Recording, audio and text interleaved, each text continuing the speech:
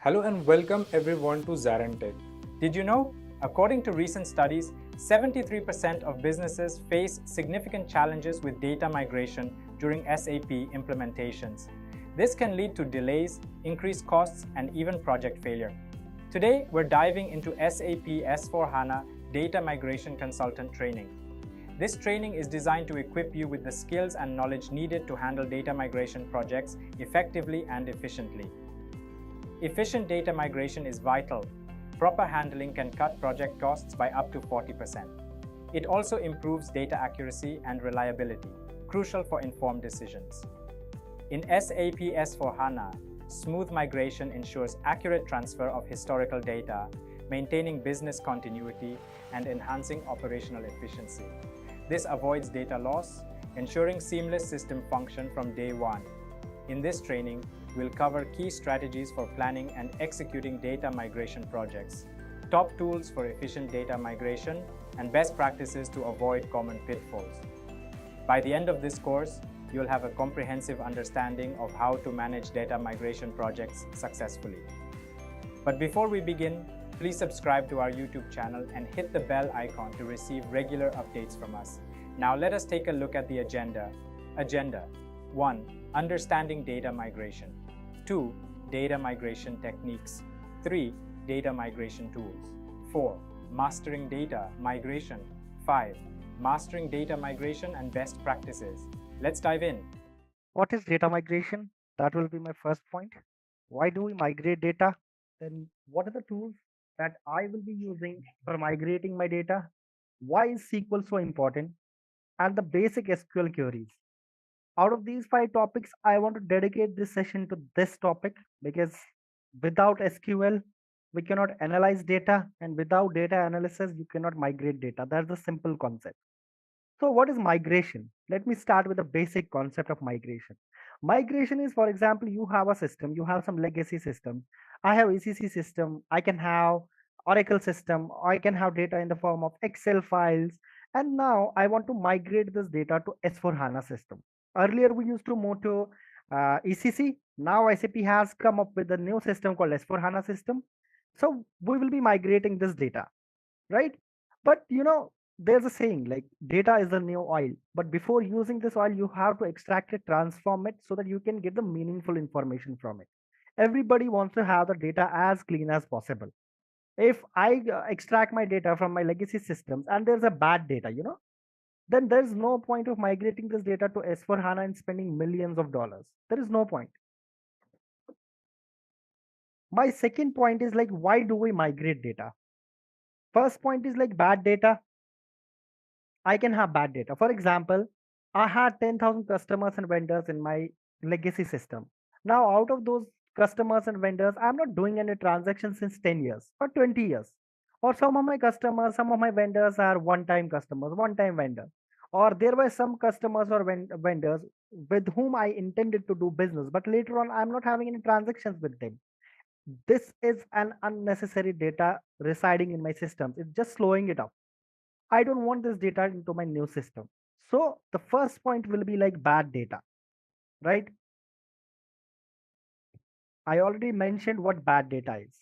Now, second thing can be like upgrades. SAP had ECC. Now SAP wants to move to S4 HANA system. So there's an upgrade, and SAP is, you can say like everybody has to move it by 2027. So there's an upgrade we have to move. In the future there can be like S5 or say Q10, something like that, and then we have to again migrate the data. So there will never be any point like when the data migration consultants will not be like relevant to SAP, because every time there will be data migration. Every time SAP has to come up with something so that it can remain in business. Second thing can be like upgrades. As I mentioned, whatever I'm mentioning, I want everyone to keep a note of this because this is going to help you in your interview processes as well.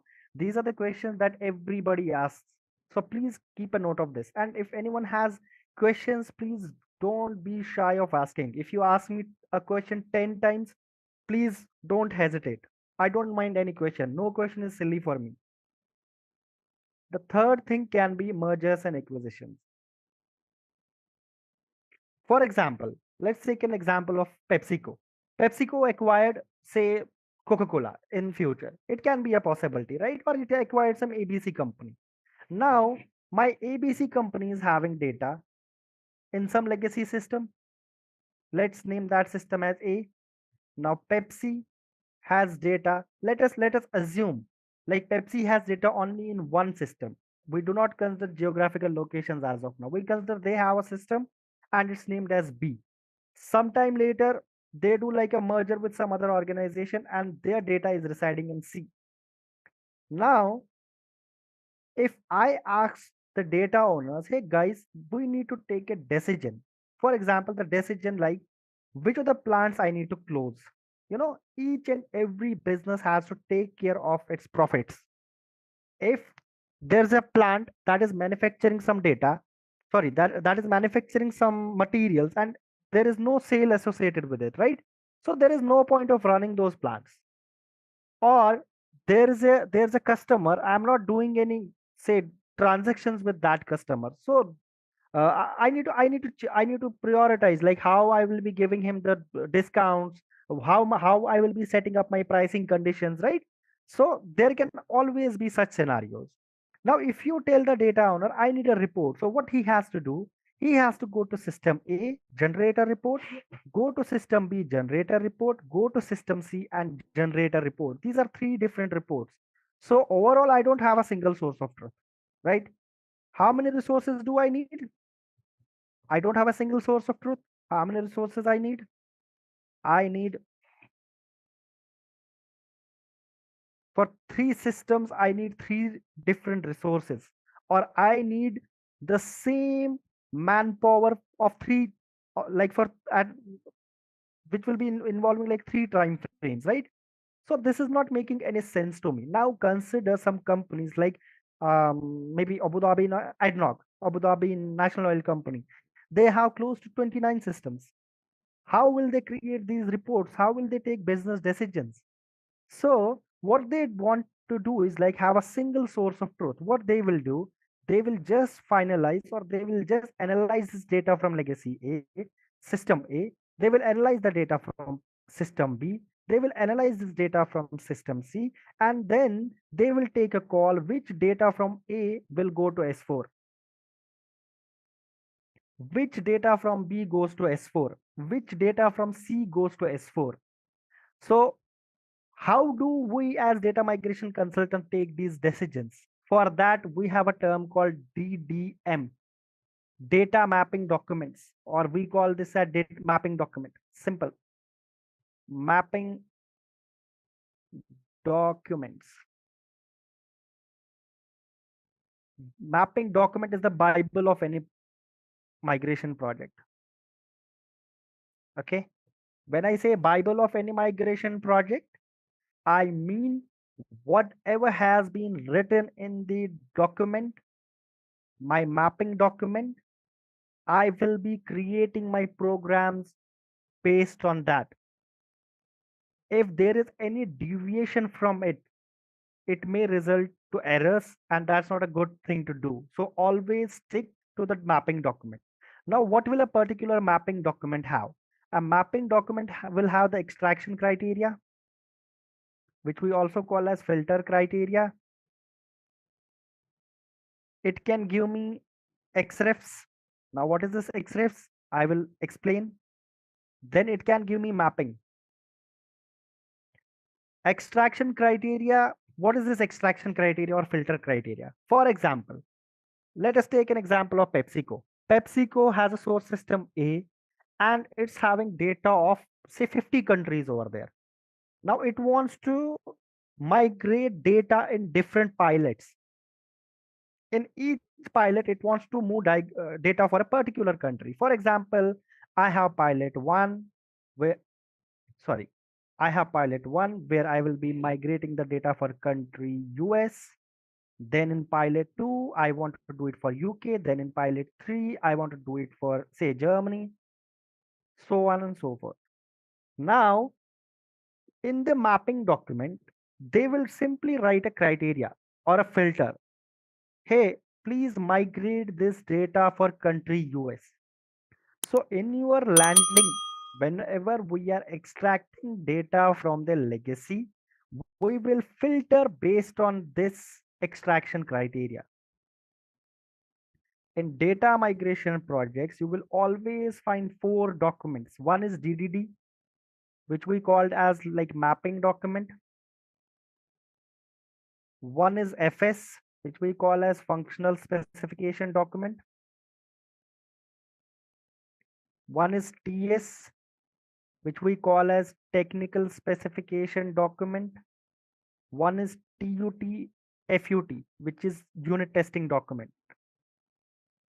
technical and functional unit test document. I want to focus here first, mapping document. Now you might be well aware now, like what is a mapping document? Mapping document will have extraction criteria or filter criteria. It's simply an Excel file where I can have multiple sheets. In one of the sheets, you can maintain like, hey, this is version 1.1. What are the different changes happening? Because we want to keep track of each and everything in the mapping document. Because if at any later point of time, usually what happens is like if company A is doing the migration, company B will always have the audits. So they want to check if resources are doing the work as per the hours they have charged to the client. So we will always have version control in the extraction or DDD document, so that everybody knows, hey, there were some 200 changes. It's not like somebody will create a DDD and we will be migrating the data in a single go. It never happens. It has to undergo through number of changes. Some, for example, maybe for material master, you can have some 2-3 changes, but for transactional objects, you can have 20-30 changes. So you will keep track of everything using version control. Then extraction criteria will tell you like from which table you will be extracting what data. For example, if I take this example, I want to migrate the data for vendors. So my extraction criteria can tell me, hey buddy, please extract the data for country. So say for country US. Now my account group can be XXXX. Now my vendors should not be marked for deletion. I do not want to migrate vendors marked for deletion. So everything has to be there in the extraction criteria. Sir, here you said mapping document, right? So is there any standard documents we are having, or we need to create, It depends. or SAP will provide? No, SAP will not provide. Each company has a set of documentation. Usually they create a template of their own. For example, if you move data for PepsiCo, they will have a specific format. If you move for say Vodafone, they will have a specific format, but each and every company will be having a specific format for these 4 documents, and this formatting will always be maintained for throughout the project. So there is nothing like SAP will provide this. This is what the business owners or the functional consultants will create, and each company has a set of templates for this. DDD means document definition, data definition documents. Am I right? Yeah, perfect. Yeah, you are. We call it DDD. This this is for version control. So what does this mean? No, version control is, for example, I have an Excel or a DDD, right? Somebody told me, hey, for material master, you have 2 tables in scope. One is Mara and one is MAKT. Now I migrated this data. Okay, this is my version 1. I will have a field like, okay, let me put it like this. I will have something like scope. Then I will have something like version. Then I will have something like date. In the first phase, they asked me move basic data.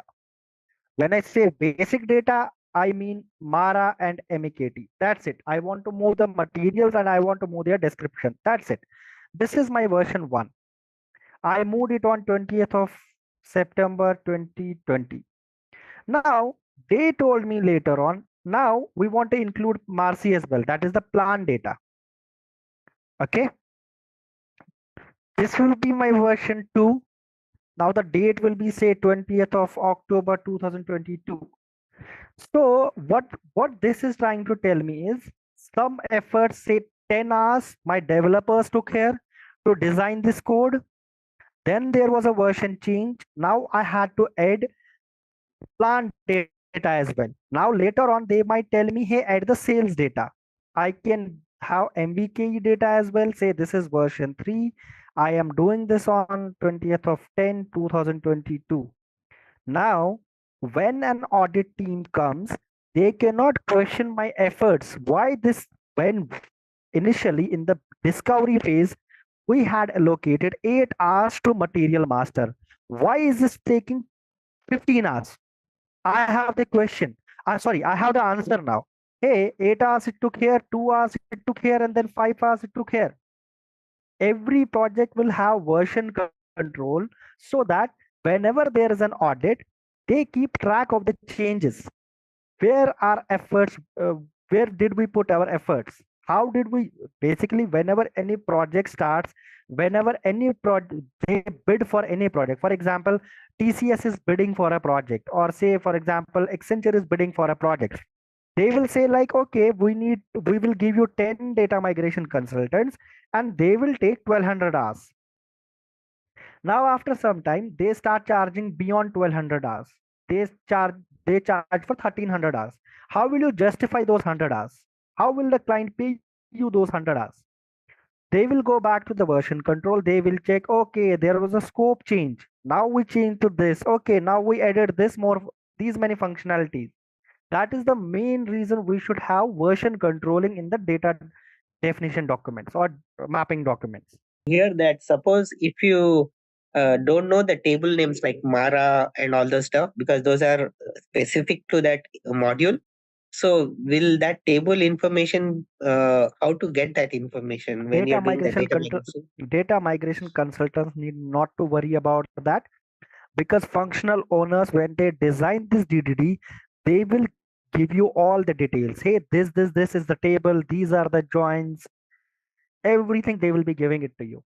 You have to just go to data services and code. Table level details, you don't need to worry. In the mapping sheet, it will already be there. That is the work of functional consultants to do. They will create these DDDs. It's not in our scope. Thanks, Brad. Should I move to XREF? Okay, let me move to cross-referencing now. I want each and every one to keep a note of this. When I show you the configuration tables or the configuration checks, I want to explain you what is the difference between cross-references and the configuration checks. Most of the people are confused over here. Okay. So please keep a note of it. Whenever we discuss config tables or validations in data services, then if I don't remember, please ask me this question. What is the difference between cross references and configuration tables? Now, what is a cross referencing? Cross referencing is you are making data relevant to SAP. Simple as it may get. In your legacy system, okay, you can have something like a country as India, or you can have Germany, or you can have United Kingdom. SAP does not understand this language, you know. SAP doesn't know what India is. SAP has some configuration tables. For example, for country, there is a configuration table. We call these config tables. Whichever table mostly starts with T, it's a config table. Mostly. We call these config tables, we call these check tables. For example, for country, I have a config table T006. Now what happens inside T006 is there will be a field land one, then there will be a description to this field. Now for IN, it will be India. Now for US, it will be United States. For UK, it will be United Kingdom. Okay. Now, if my data is coming as India, I have to make it relevant to SAP, right? So I need to create some files which we call as cross-referencing files. So what I will do, my legacy data will be having United Kingdom. I will change this to UK. My legacy data will be having United States. I will change it to US. My legacy data will be having country as India. I will change it to IN, because SAP will not understand India, United States, United Kingdom, Germany. It's not going to understand that, because in our configuration tables, that is T006, we follow the concept of normalization. What is normalization? Normalization is like, if there's a country like United States of America, it's getting used in hundreds of tables, right? It's the basic SQL concept, normalization. So what we do is like, we configure this United country somewhere, we keep the big definition somewhere, and have a code for it. Then we use this code in the tables. It's easy for SAP to store US rather than storing United States of America. That's the basic fund of normalization. Do not go into normalization. We will discuss this when we discuss SQL. I am trying to make you understand what XREF is. Now, my functional consultants will again give me these XREF sheets. They will tell me this is legacy country and this is my target country or S4 country. And they will give me this in the form of Excel sheets, and they will give me data like this. So it will be target. I'm writing the other way around. Target, and this will be legacy. This is one simple example of country. I can give you one more example for plants.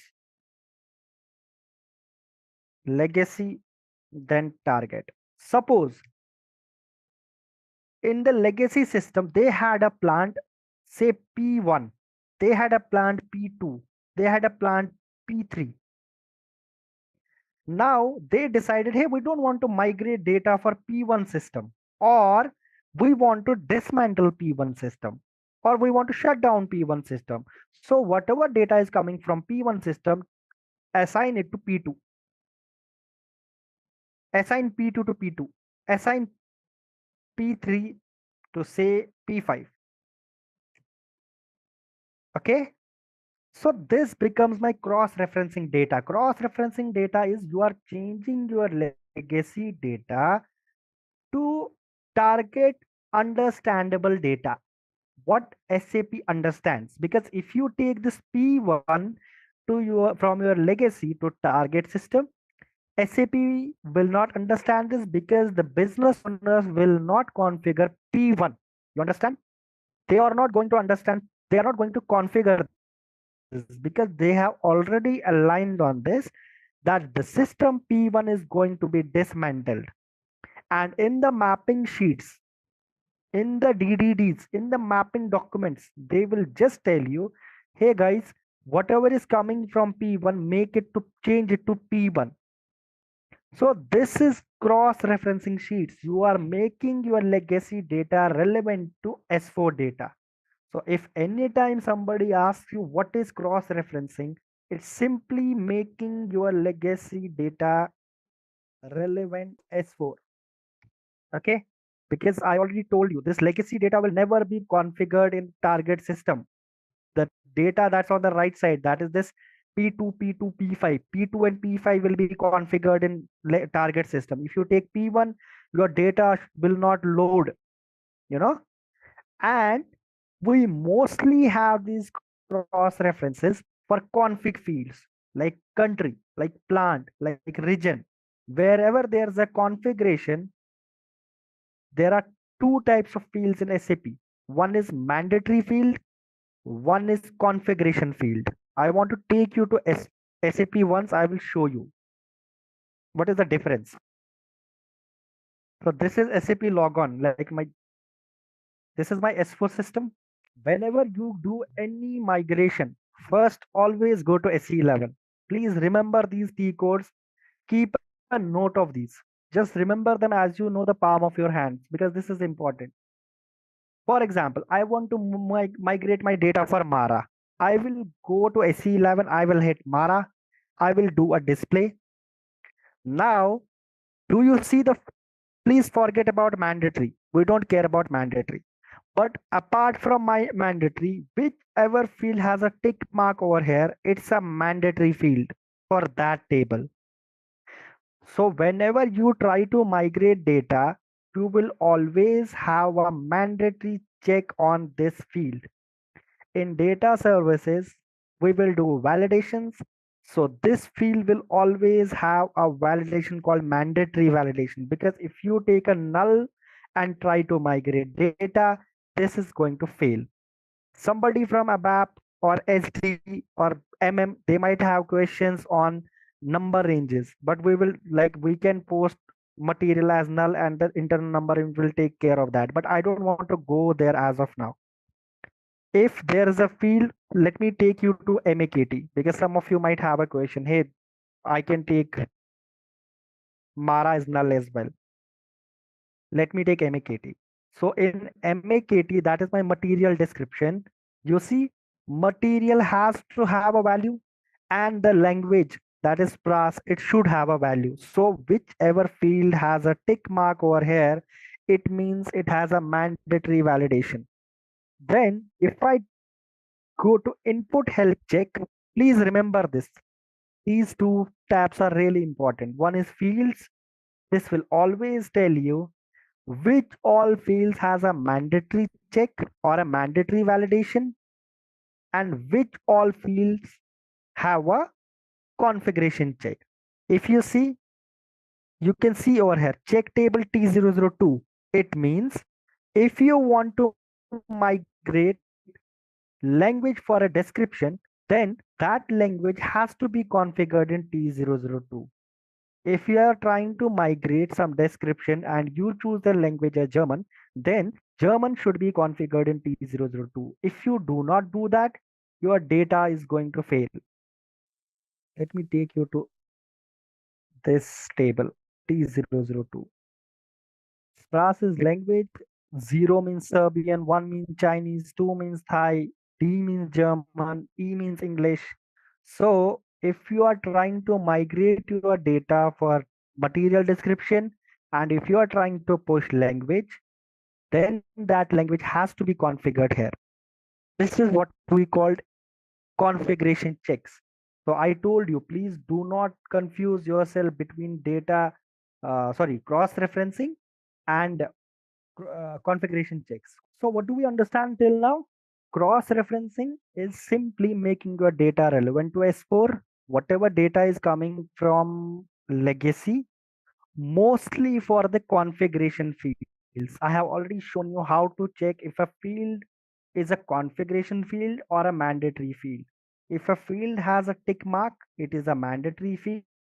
If you go to input health check in SE11, if it's having a check table over there, then it means it's a configuration field.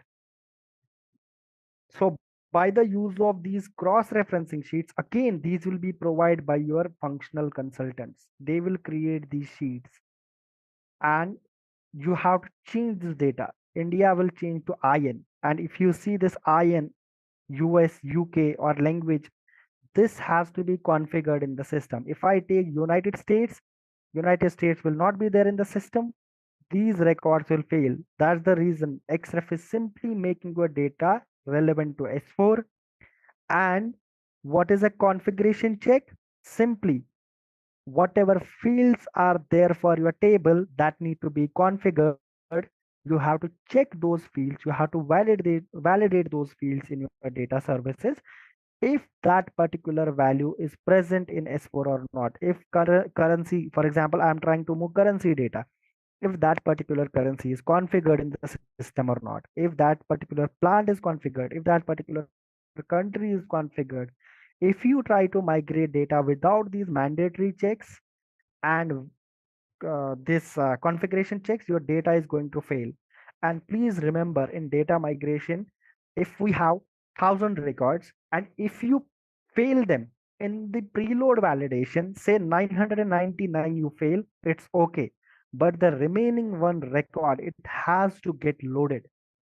if you are not able to load your data at the last moment, you are posing a risk to the overall process. Because what happens is like, if I am validating my data and sending this to my business, hey, your countries are not validated, sorry, configured, your currencies are not configured, they have the time to do it. But then I'm giving them a beautiful picture. Hey, your data looks picture perfect for me to load. And then when I go to load and it's not getting loaded, that's a risk, because you are not telling them upfront that your data is having the issues or your systems are not configured properly. Am I clear till XREFs? And am I clear like what is a cross referencing and what is a configuration check? Whenever I will pass my data through my validations will fail the data. In data services, we have a transform called validation. I want to take you there then, sir. Just give me a second. No, it's not. I will, but once I start with the data services, I will show you like how we validate this data using data validation transform, and you will get to know whenever I am passing my data through the validation transform, it will check your data against the cross references, it against the mandatory checks, against the bad data, against these configuration checks. And if a record is passing each and every validation, then and only then I call that data as load ready data or enriched data. If it's failing any of the validation, I will fail that. For example, somebody is trying to ask me, hey, please migrate the data for telephone numbers, and somebody is giving me telephone number like 8 characters, or somebody is giving me like 0000, say 11 characters. I will fail this data because I will always have a format check. I will have different checks in my bots or data services. One is mandatory check. I already spoken about it. Like, what is a mandatory check? Whatever SAP has primary keys or tick marks, that is a mandatory field. So that should not be null, right? It cannot go blank. Second thing is cross references XREF check. I will talk about this in a moment. Third is configuration check. Config check is something like you are checking your data, whatever you got after transforming your data from legacy to S4 relevant. You change your country from India to IN. Now you will check if this IN exists on T006 or not. So in your validation transform, we do this. We do a configuration check. We do a lookup on T006, and then we check if this data is there in the S4 HANA system or not. If it's not there, it will fail. Then we can also have like format checks. For example, I know like my telephone number should be 10 digits. If it's less than or greater than 10, I will fail this data. So we have all these provisions in data services. Now somebody might ask me, hey, what now if you are having a config check, then why am I even having an XREF check? I want to give you an example. For example, I am told, hey, Brad, please change this country. This is my legacy. Now, this is my country underscore target. In my mapping document, they mentioned, hey, please migrate the vendors for account group, say X001. Now, when I am getting the account group X001, I am getting the countries United States, I am getting India, I am getting Germany, I am getting Poland, for example. Now, in the this is for account group. Please consider this as account group. When I put a basic filter, they did not give me any filter on the country. They asked me, hey, please move the data for account group X001. Now for this particular account group, I am getting 4 different countries. Okay. But in the XREF sheets, they only gave me, if there is India, please change it to IN. If there is Germany, please change it to D. Now, when I try to transform my data, for US, I don't have any S4 data, right? I don't have any S4 data for United States as per their XREFs. So for United States, I will get null or blank because they have not given me any target value for United States. For India, I will get IN. For Germany, I will get DE. And for Poland, again, I will get null. So what I will do, I will have an XREF validation wherever my legacy data is not null, but my S4 data is coming out to be null. It means they have not given me the cross-referencing for that. I will go back to my business owners. I will ask them, hey buddy, you have given me account group X001. Out of that X001, I see I have 4 countries showing up in my data. You only gave me that configuration or XREF for 2 countries, India and Germany. How about United States and Poland? Then my business owner will analyze this data and he can come up with 2 answers. One, hey, sorry, mate, I forgot to give you the United States cross-referencing, and he will add cross-referencing for US here. Or he can tell me, please do not worry about US and Poland. As of now, these 2 countries are out of scope. So I will fail these 2 countries so that I don't migrate them to S4 HANA system because they are out of scope. They will not be having any configuration for US or Poland over there. So that is how we make use of XREF checks.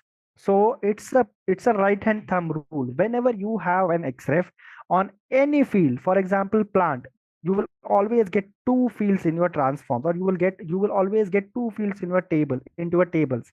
One will be legacy, one will be target. For example, country legacy, country target, plant legacy, plant target. And whenever your plant target is coming as null, it has to fail in the cross-referencing validation.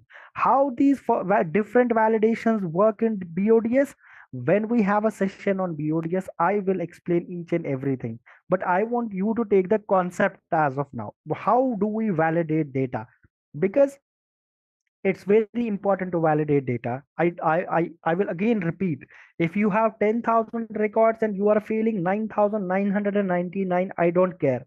But if you are passing, if you are telling me as a business owner, hey Brad, one record is load ready, you should be able to load that record. You should never do like 10,000 out of 10,000. You are not keeping the proper validation checks, and then you are telling me 9,000 are load ready, and when you try to load, you are failing 8,000. That's not a good thing to do. That's not what a good data migration consultant will do. What a good data migration consultant will do, he will always keep his validations up to the mark. Be it mandatory validations, be it configuration checks, be it format checks, be it XREF checks. Am I clear till now? I have one doubt, sir. Sir, Hello? please go ahead. Sir, can you come down slowly? In that Excel, you have shown that for the country underscore legacy, here they have provided you the data India and Germany, right? Out of 4 countries, they have provided for India and Germany, right? For X reference, I am talking about. When we try to upload the data, India and Germany will get updated. Okay, but for United States and Poland, you will get null or blank. So once you go Not to the business uploaded. owner, No. I never use the word upload. I use the term transform. There is a difference between upload. We are not even going to S4 as of now. I'm just trying to explain you what are the different validations we have in BODS. Please don't confuse yourself. We are not taking this data to S4. We are just validating this data in data services. So it's not like I will go ahead and load this data as null to the S4 HANA system. Then what's the point of creating a preload error file? You will not load it. See, I want to focus. I want you particularly to focus on this thing. We will land data. Okay, landing will happen. Then in the landing, you will have some basic extraction criteria, right? Like country is this, account group is this, basic extraction filters for here. Then you will transform your data, plus you will validate your data. The moment you transform your data and validate your data, inside the transform, what can happen? You can use XREFs. I already told you, you can change. What is transform basically? Transform is you are changing your data, right? In legacy, there is some data in from the S4 point of view. You are changing that data. You can change a country from India to IN, or you can change like customer number is starting with 10. You want to change it to and start it with 9. You can change data. That's the transform. Simple. So how can you transform a data? You can simply use Xrefs, or you can have some basic transformations like, hey, if my account group is starting with or my account group is A001, then please have the vendor name as demo, something like that, right? You can have some manual transformations, some basic transformations over there. Okay. Then you can Got have it, sir. you can have 4 different validations. Usually we have 3, but I will show you how to keep the format validation as well. Usually you will have mandatory validation, cross-referencing validation, and config validation. The moment you are validating your data, you will always have 2 reports. One is preload success, one is preload fail. And please understand the process. This is the overall data migration approach. We land the data or we extract the data from legacy. We transform the data, we validate the data. The moment you validate your data, you will always have 2 files. One is preload success, which will be load ready data. Preload fail, this is a fail data, right? Both these reports, they will go to business owner. Your business owner will validate both these files. If the preload success looks good to him, he will give you a green signal to load this data to S4. If the data does not look good to him, he will raise a ticket in Zaira. He will tell you, hey, these transformations are not looking correct to him, or this extraction criteria is not looking correct to him. Please change the data or change your transformations. Then he will look at the preload fail report or preload error report. He will check why the data is failing. Okay, this configuration is missing. Okay, for this particular plant, we are not giving him the cross references. Then he will tell you, okay, let's keep this as out of scope. As of now, let's proceed with the preload success file. Then, based on the green signal from business, you will load your data. At this moment of time, you will hit your S4. After you hit your S4, you will again create a report which we call as reconciliation report. What is a reconciliation report? You try to move vendors, you try to move a vendor name, say PepsiCo. You try to move its 50 fields. How does the business know whatever you intended to load is exactly getting reflected in S4? What if you try to move a vendor description PepsiCo, but the system can only accommodate 5 characters? So it will be like Pepsi, right? The business needs to know whatever you have loaded, is it getting reflected or not? So we will touch this recon report once we are into DODS or data services when we start that. But inside this in core, when I take the core out of it, is simply a report where you will be matching your legacy data and S4 data, and each and every field should match. Once each and every field matches, your business owner will give you a green light. Okay, my data is looking good in my S4 now. It's matching with the legacy data. So this completes the circle. You understand? It's not like we will go ahead and just load this data. Have there any challenges or issue related to managing cross-reference, and how have they been addressed? And what are the some best practices for creating and using cross-reference effectively? These cross-reference files, these will be shared with the data migration team along with mapping document by the functional team. Functional owner is responsible for creating these cross-referencing fields. That is point 1. Now, when we receive these cross-referencing files, what we do is we dump this data into some table. Say I name it as PL underscore plant underscore xref, and I keep it in my HANA studio. Then I will make use of this table in order to manipulate my data. I already touched upon it. When we validate our data, if there is an X-ray failure, we go back to the functional owner or the business owner. We tell him, hey, this validation is there and you have not provided me the cross-referencing for these many records. He will tell me whether these records are out of scope for that particular pilot or he needs to update the crossref. If he updates the crossref, then you have to update that data into a table.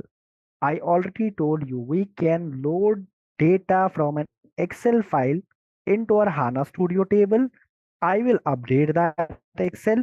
The moment I run my job, that data in my TBL underscore country underscore xref will get updated and I am good to go.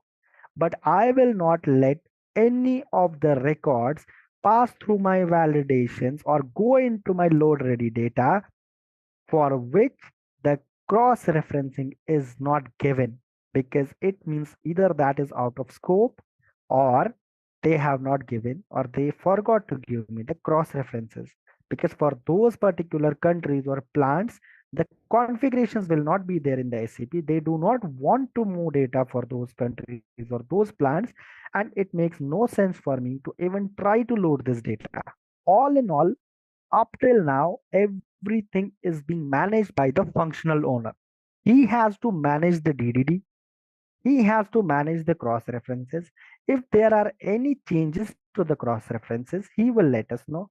If there are any changes to the DDD, he will let us know and he will maintain it in the version control.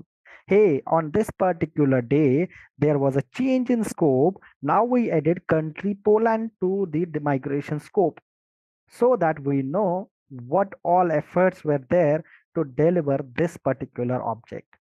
Yes, yes. Thank you.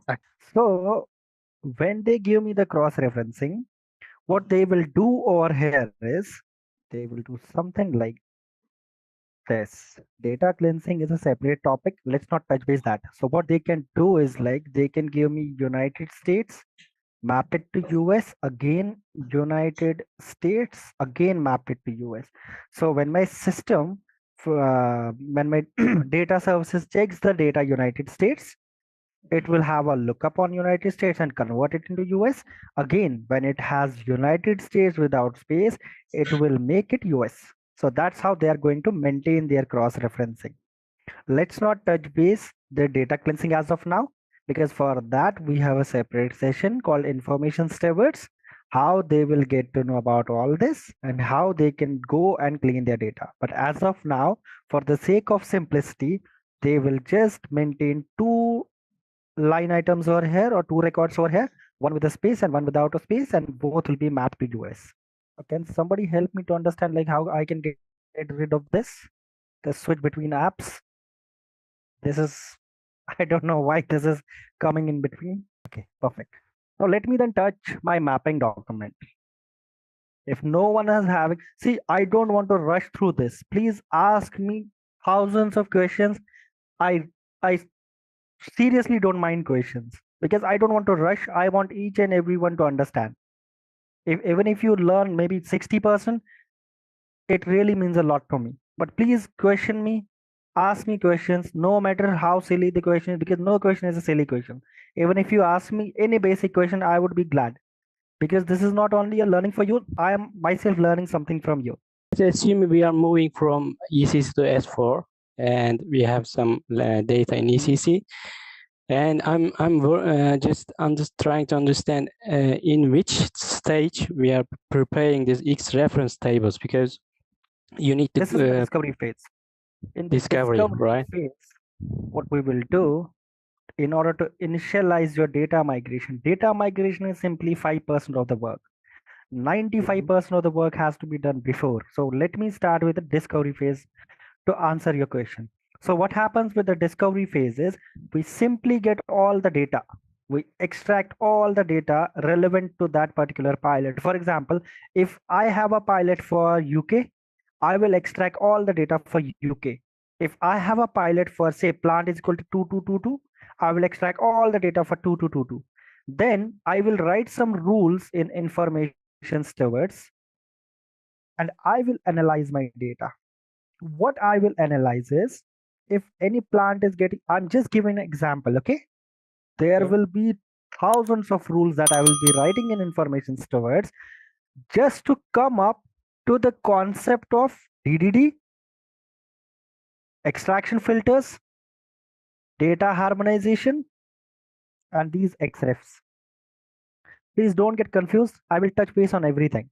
So what I do is, like, I will extract all the data. I will write some rules in my information stewards. I will analyze that data. Then I will come to know what what my DDD will actually look like. For example, I analyzed my data and I found out from my plant 2000, nothing is getting manufactured from the last 2 years. Then what decision will the business owners take? They will come up with a plan. Okay, let's dismantle this. Now, what if I'll be having some 2000 materials that were created 6 years before? They are still tagged to this plant 2000. So what they will tell me, okay, from the first point, if I analyze my materials, I found out for plant, please try to understand this concept. How I come up to this DDD, extraction criterias, data harmonizations, cross-referencing. First, I will go into my discovery phase. I will try to discover how, in the discovery phase, data owners have to take a call whether they will go ahead with the data migration or they have to first clean up their data. They set different parameters for it. For example, some business owners decide, okay, if our data is 60% clean, we will go ahead with mock 1. Then for mock 2, we will do the cleansing and we will reach up to 70, 80%. And then when we are going for the actual cutover, our data should be 100% clean. So they set different timelines for that. Suppose in my discovery phase, I found out, okay, my data is 60% clean. I will go with the data migration. So what they will do, they will, first of all, they will analyze their data. Suppose they analyze for plant 1001, no data is being manufactured from past 5 years. But when I go to their legacy system and check, I see 1000 materials still have the plant 1001. Now they took a decision. Okay, we don't want this plant 1001 in target system. I tell them by my reports, okay, if you are not going to have this configured in your target system because you are dismantling this, what will happen to these 1000 materials? Then they decide, okay, let's create a cross-referencing. What they do in the cross-referencing is they will say, okay, whatever material is for plant 1001, change it to 2002. So this forms the basis of cross-referencing, or this we call it in a broader term, data harmonization. How do we harmonize data?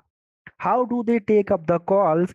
If I have some 200 plants, which plant to set up in my S4? Which plants will get dismantled?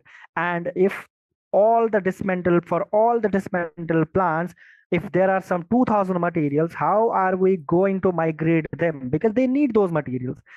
You can even ask me a question. Okay, they thought like, okay, 1001 plant is not going to have, configured in S4 HANA system. Let's not migrate these 1000 materials. Let's make them out of scope, or let's mark them as marked for deletion in legacy system and just ignore these 1000 records.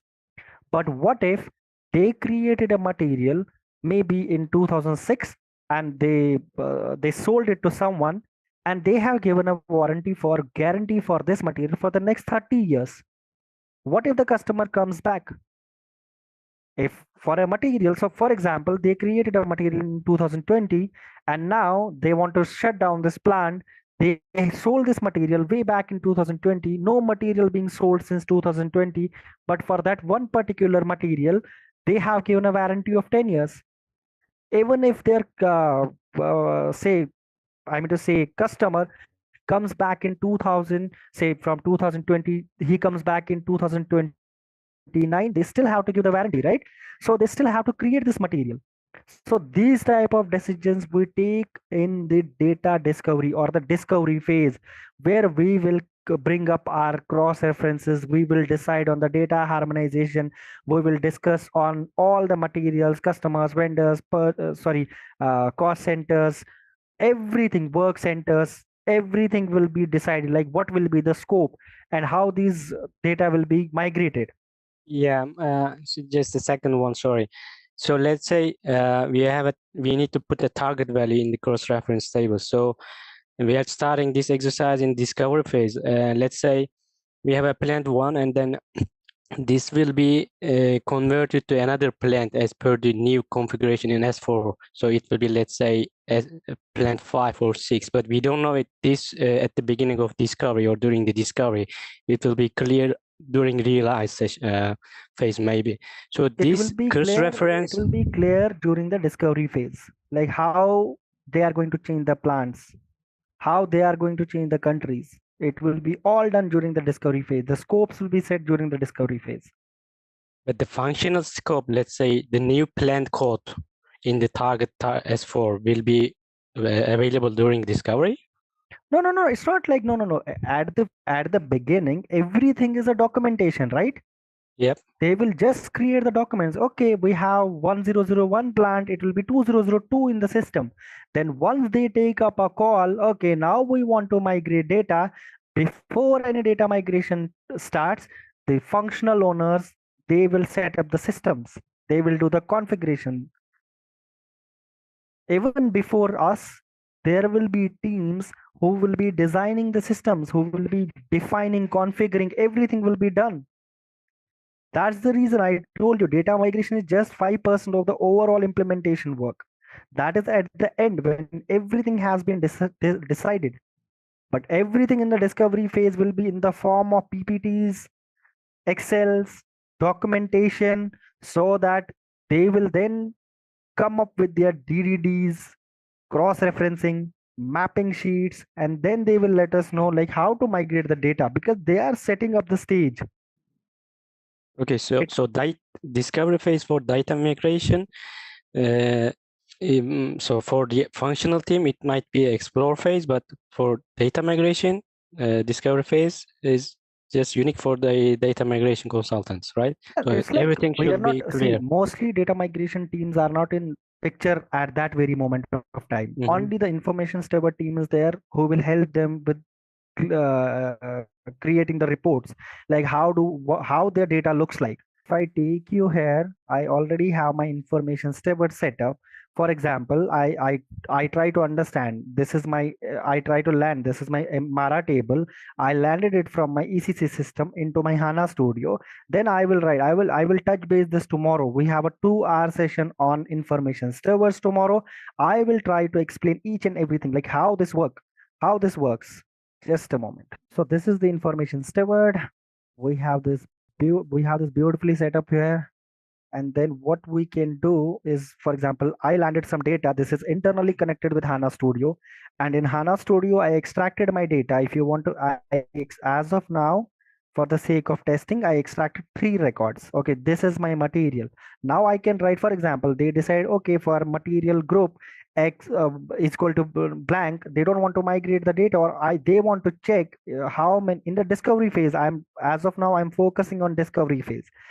In the discovery phase, they want to check how many materials have a material group that is marked as blank. Then we will write some rules inside information stewards, and once we write the rules, we pass the data through information steward rules. It gives me a score, so this is the score.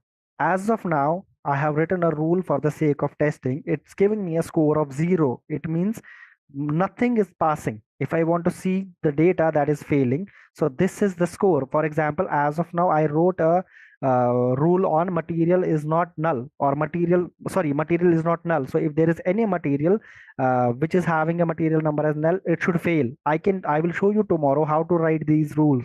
I will tomorrow write a rule on material group. If material group is not a value, it's blank or it's null, those many records should fail. Then based on those rules, I will get a score. The more it will be based off 10. If I get a score of 6, it means 60% of my data is failing. As of now, I'm only showing you data for one table, that is Mara. trust me, we are going to have in real data migration project, there will be 1000 2000 tables, there will be 1000 2000 reports, and on top of these reports we set up a scorecard. And then for each object, the moment we set up a scorecard, it will tell me, okay, this is the data conformity, this is the data accuracy. We set up all those things inside the information stewards, and it helps the business owners to take a decision, okay, whether we should go ahead with the data migration or we should focus on data cleansing. Okay, if these many materials are failing because of this rule, then how do we clean the data? We will even tell them, hey, this is the data that is failing as of now, please go to your legacy systems and do the cleansing. So they will clean this data based on our suggested rules, or the rules that we have written in the information stewards. Everything is going to happen in the discovery phase. As of now, data migration teams are not even in scope. They are just, I mean to say, they will be coming, but later at some point of time. As of now, the data migration will not be there. It will be all we are all preparing for the in the discovery phase for to in order to create these DDDs, XREFs, to take the calls, how to clean the data, what type of cleansing is needed. Everything will be decided in the data discovery phase. Please go ahead. So if apart from S4HANA, if the company is implementing anything else like MDG or any other upgrades, so how will it affect as a migration consultant? So what is something that will come into our plate or anything that we should look into? MDG is simply, it's like a packaging, ultimately the same SAP system, but we are only moving master data to MDG system. Why should we move master data to MDG system? Just to make sure we don't make the data bad again. If I give access to 100 customers or 100 users, they might make my data bad again. They might change the phone number to 000. They might change the email IDs to 123@gmail.com, something like that. So what happens is, like, SAP recommends using MDG system so that we can move customers, vendors, materials to MDG system. Then internally, what happens with the use of interfaces, we replicate this data from MDG system to S4HANA system, and then we migrate transactional data to S4HANA system. So S4HANA system, when the master data is usually stable, it seldom changes, right? But transaction data can change. So we give the access to S4HANA system to all the users, but whosoever is a data owner, for example, each region has a data owner, he will only have the access to use or change MDG data. So by doing this, what SAP wants to do is, like, it wants to eliminate bad data. If I am spending millions of dollars to migrate my data, to clean my data, then somebody again is going to make it bad. And a new consultant may come in, he might write some transactions and he might again damage my master data, right? The best way to do that is keep that in an MDG system and then do the replication and do the transaction data loads into the S4HANA system. It's just a way of saving data. Otherwise, when you look at the infra, it's everything, it's just two systems. We call one as MDG, we call one as S4HANA. From the data migration point of view, same thing. IDOCs, BAPIs, we use and load it. Okay. But they have a different tool, I believe, consolidation. I believe for MDG, there is a different tool for, or is it something similar to whatever we use for migration, like LTMC and LTMC? See, you can even use BAPIs and IDOCs to migrate data to S4HANA, MDG system. But usually we have a different teams for MDG and they take care of that data. It's again, only data migration consultants will be doing that, but they have some specific MDG tools what SAP has designed, and they take use of those tools to expedite all the processes. So MDG is a different world altogether. Yeah. So as migration consultant, we cannot be part of that team, right? Unless we know the MDG tools stuff. I don't think it that should be a concern. If you want to be in any team, sky is the limit. If you're open to learning, who can stop you? If you give me tomorrow, I don't know ABAP. If you tell me tomorrow to learn ABAP, I think I will take a week or maybe 2 weeks or maybe 3 weeks, but at least I will learn something, right? I can start working.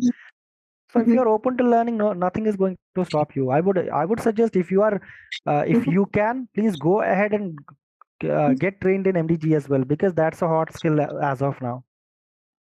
Okay, sure, Brad. Thanks. Okay, thank you. Should I touch on mapping documents, or anyone has any questions till now? Okay, finally I am there. Thank you. So what is a mapping document? A mapping document is like, I have a table, say Mara, it has 170 different fields.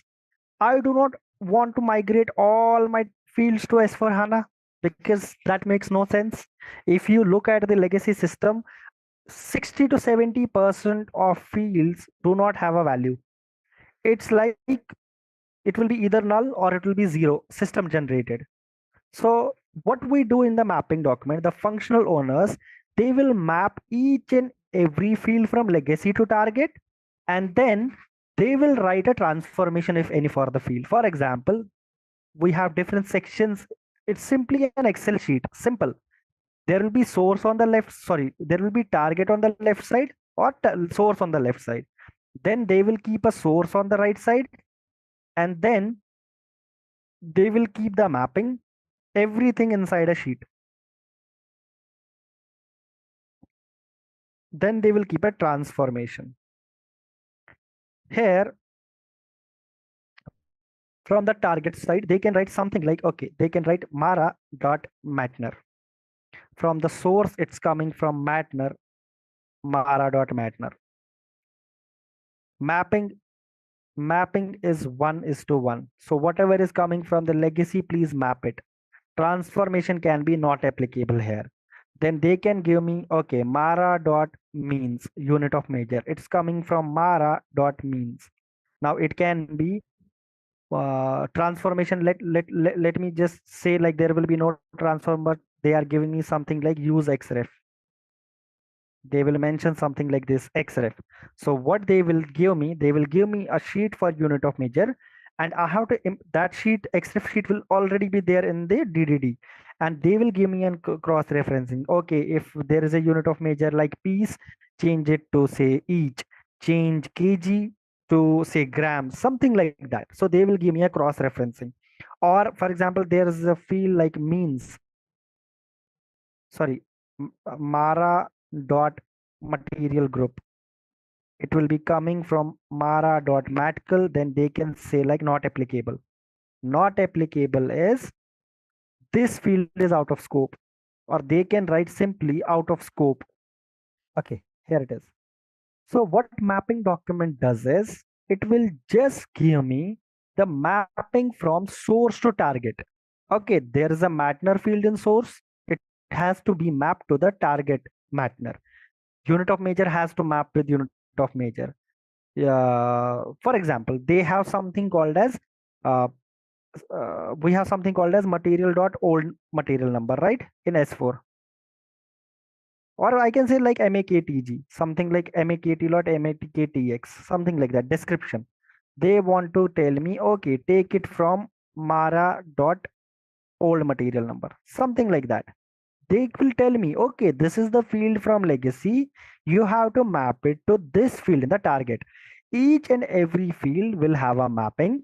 If it's in scope, it can either have 1:1, or it can have any transformation, it can have any cross referencing. But if there are some fields that are not in scope for migration, they will simply write it as not applicable. So when you create your jobs in data services, you will not worry about these fields. You will not migrate them. You will not configure them in your iDocs. You will not validate them. As of now, I'm giving you an example for Matcal, but there can be 50-60 fields for each table, for example, for vendor there might be maybe 180 190 fields, so each and every field will not be migrated. Now now the question can be, how do they decide whether this field will be in scope or not? Again, they will go back to the discovery phase. You know what usually these business owners do? They take a dump of the data, and then they analyze each and every field. If there is a field where 100% of the data is blank, they will simply make it out of scope. If there is a field, for example, telephone number, 90% of the records is having a telephone number, but 10% of the records are blank. So they will go back and they will ask their data owners, hey, please correct the data.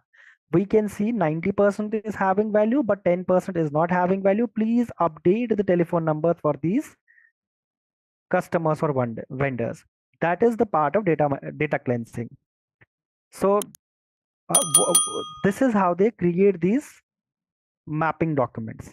Mapping document is nothing, simply how do we map legacy table field to the target table field, and whether there is any transformation involved, whether there is any cross-referencing involved, or whether it's out of scope or in scope. Usually, how do they come up with this? They take the dump of data from ECC systems, or they can ask us to take the dump of these data from these tables, and then they can ask us to create the reports. What we do is like we analyze based on each field. If any field, for example, Mara means unit of measure, 100% of the records are null, we tell them, we cannot tell them, or we just suggest them, you can mark this as out of scope because there is no data in your legacy system maintained for this. If the data is like 80% of the fields or 60% of the fields, if for a field 80% of the records have a data, we then suggest them, please have some data cleansing in your legacy so that we can migrate the correct data. Now, when it comes to data cleansing, I want to touch base on two things. Usually what business owners do is, from the data cleansing point of view, they can tell you, okay, we can do the data cleansing, but as of now, we try to migrate the data, we try to clean the data. They will commit to you, okay, by 1st of July, we will be cleaning 100% of the data. But when we reached 1st of July, they find out they could only clean 90% of the data. Now there's a tight schedule, they cannot stop data from migrating. So what they usually do is like, if they've cleansed 100% of the data, we are good. But what if they cleansed only 90% of the data? They could not clean the maybe descriptions, they could not clean the telephone numbers. So what will they do? Then they will get these reports, okay, these many vendors, these many customers, we could not clean the data. Then they will do something like they will go to S4 later on and they can clean the data over there. But ultimately the first priority of each and every data owner should be like they need to have the clean picture perfect data in their S4 HANA system. Mostly 99% of the client, they will clean the data and then go ahead with the production loads. But sometimes once in a blue moon, 10% of the client, they cannot complete this data cleansing because of tight schedule. Then they go to S4 HANA systems and they update these descriptions, they update these telephone numbers, and that can also be a way forward. Am I clear on mapping documents, mapping template? How does it work? Sometimes I have seen in like for pricing, okay, I can give you an example. For pricing, we have different tables, A620, say A621, A728. Now it might happen like you take some of the fields from A62 in the source and you migrate it to A621. Then what will happen? From the target system, you will have the mappings for like A621 dot this partner, A621 dot sales org, A621 dot something. But from the source point of view, they will write A728, A728. What does this mean? This means from the source system, you have to extract A728, and then these many fields, you have to dump it into S4 HANA system, or you have to load S4 HANA system A620 table. So what I'm precisely trying to explain here is, for example, in case of pricing, it might happen like they can tell you, okay, A620.matner in the target, it should come from A728.matner. What means is, from the source point of view, you will extract this and ultimately you will load this data into A620 table. So mapping document is like a Bible for us. Whatever has been committed in the mapping document, your code, your reports, your loads, everything should be in accordance to the mapping document. If there is any deviation from it, always have a habit. If there is any deviation, please get the DDDs updated or get these things on your emails. Otherwise, what the function owners might do at later point of time, they told you to do like this change, They forgot to do it in the mapping document, and when there are production loads, everybody says like, hey, how come this field has been loaded null, or how come this field is having value like X, because it was verbally communicated. So what, never do that, because it's going to fire back on you. Whatever is in the DDD, do that. And if there are any deviations from the DDD, ask your functional owners to document it in DDD, and then have the version controlling. All right, let's test your knowledge. Here's a question for you. Which of the following is not a standard approach for data migration to S4HANA? Option A, greenfield. Option B, brownfield. Option C, blue field. Option D, red field. Take a moment to think, and when you're ready, choose the correct option. Remember, each choice holds a key to unlocking the answer. Good luck. Type the correct answer in the comment section. Hey there! Ready to master SAP S4HANA Data Migration Consulting? Our course is perfect for you. Learn at your own pace with us. In this training, dive deep into SAP S4HANA Data Migration Consulting. It's your toolkit for seamless data transitions, ensuring everything lands where it needs to be. We cover it all, from fundamentals to advanced techniques, crafted by seasoned experts. Our instructors are industry veterans, dedicated to your learning journey and here to support you every step. Join countless satisfied learners who have found our course invaluable. And the best part? It's budget-friendly, offering top-notch learning without the hefty price tag. Become a SAP S4HANA Data Migration Consultant Pro today. Enroll now on our site. For more details, visit ZaranTech's website. Tell them like, hey, this is the work I was doing on this object, blah, blah. Did I complete this mapping document? Quick question. So it sounds like, is there any out-of-box, any tool from SAP? Like I can imagine like fetching all these data, deciding which fields are mandatory, which fields needs to be filled up before passing on to S4. All these activity, it looks like it's doing it on Excel sounds like a nightmare. Like, is there any tool for that? No, it's not like Excel. I'm saying when you go to information stewards, I was just giving an example for Excel, but usually it will be done in information stewards.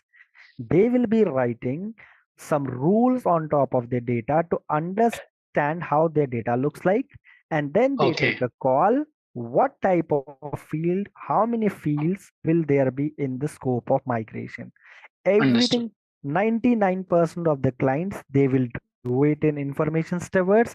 But if there are budget constraints, they may ask their functional resources or somebody to do it in Excel. I have seen some organizations, some big organizations doing this activity in Excel because the client is not ready to pay them.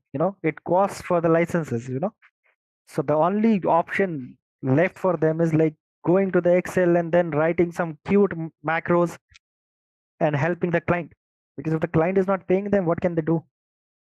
And SAP Information Steward comes as a part of which? Is it part of BTP? Like if I'm a customer, will I get it as a out-of-box service or with the cloud, or I need to buy it? I think I don't think, buddy, I'm the right person to answer this question. I really don't know. I think, yeah, but it's usually like whenever there's any client, they will acquire the licenses from SAP. If they don't have the licenses, if they are going to SAP for the first time, then they choose these big like service partners. SAP has used a term called service partner or partners, SAP partners. Then these SAP partners already have these licenses. They can just do your work, but ultimately they will be getting all the licenses used, SAP BODS licenses, then MDG licenses, information steward licenses. They will get it for you. The only thing that the client has to do is like pay. That's it. Everything will be taken care of by these service partners. In the document, if there are any transformation rules like the date will be, in the sending system will be DDMMYY, but the receiving system will be MMDDYY. So that rules, do we need to put it in the DDD document? Everything. If you are trying to tell me change capital P to small p, you have to mention that in the DDD. If you are trying to tell me change plant P001 to P002, it might sound a small change to you, but from the migration point of view, whatever is in the DDD, I will personally only do that, because I have seen some people verbally committing, hey, do this, and then at the very last moment, when we migrate our data to the production system, it impacted down the line downstream objects, and then there was nobody who could take it up. Hey, nobody is like, I told him to do it, because nobody will take a blame. The best way for any data migration consultant is stick to DDD. Whatever is in DDD, if it's wrong, you know it's wrong, have a word with your functional consultants, have a word with the data owners. Hey, I would suggest you doing this rather than doing that. But do not go over the DD, because if it's going to impact downstream objects, it's definitely badly going to impact you.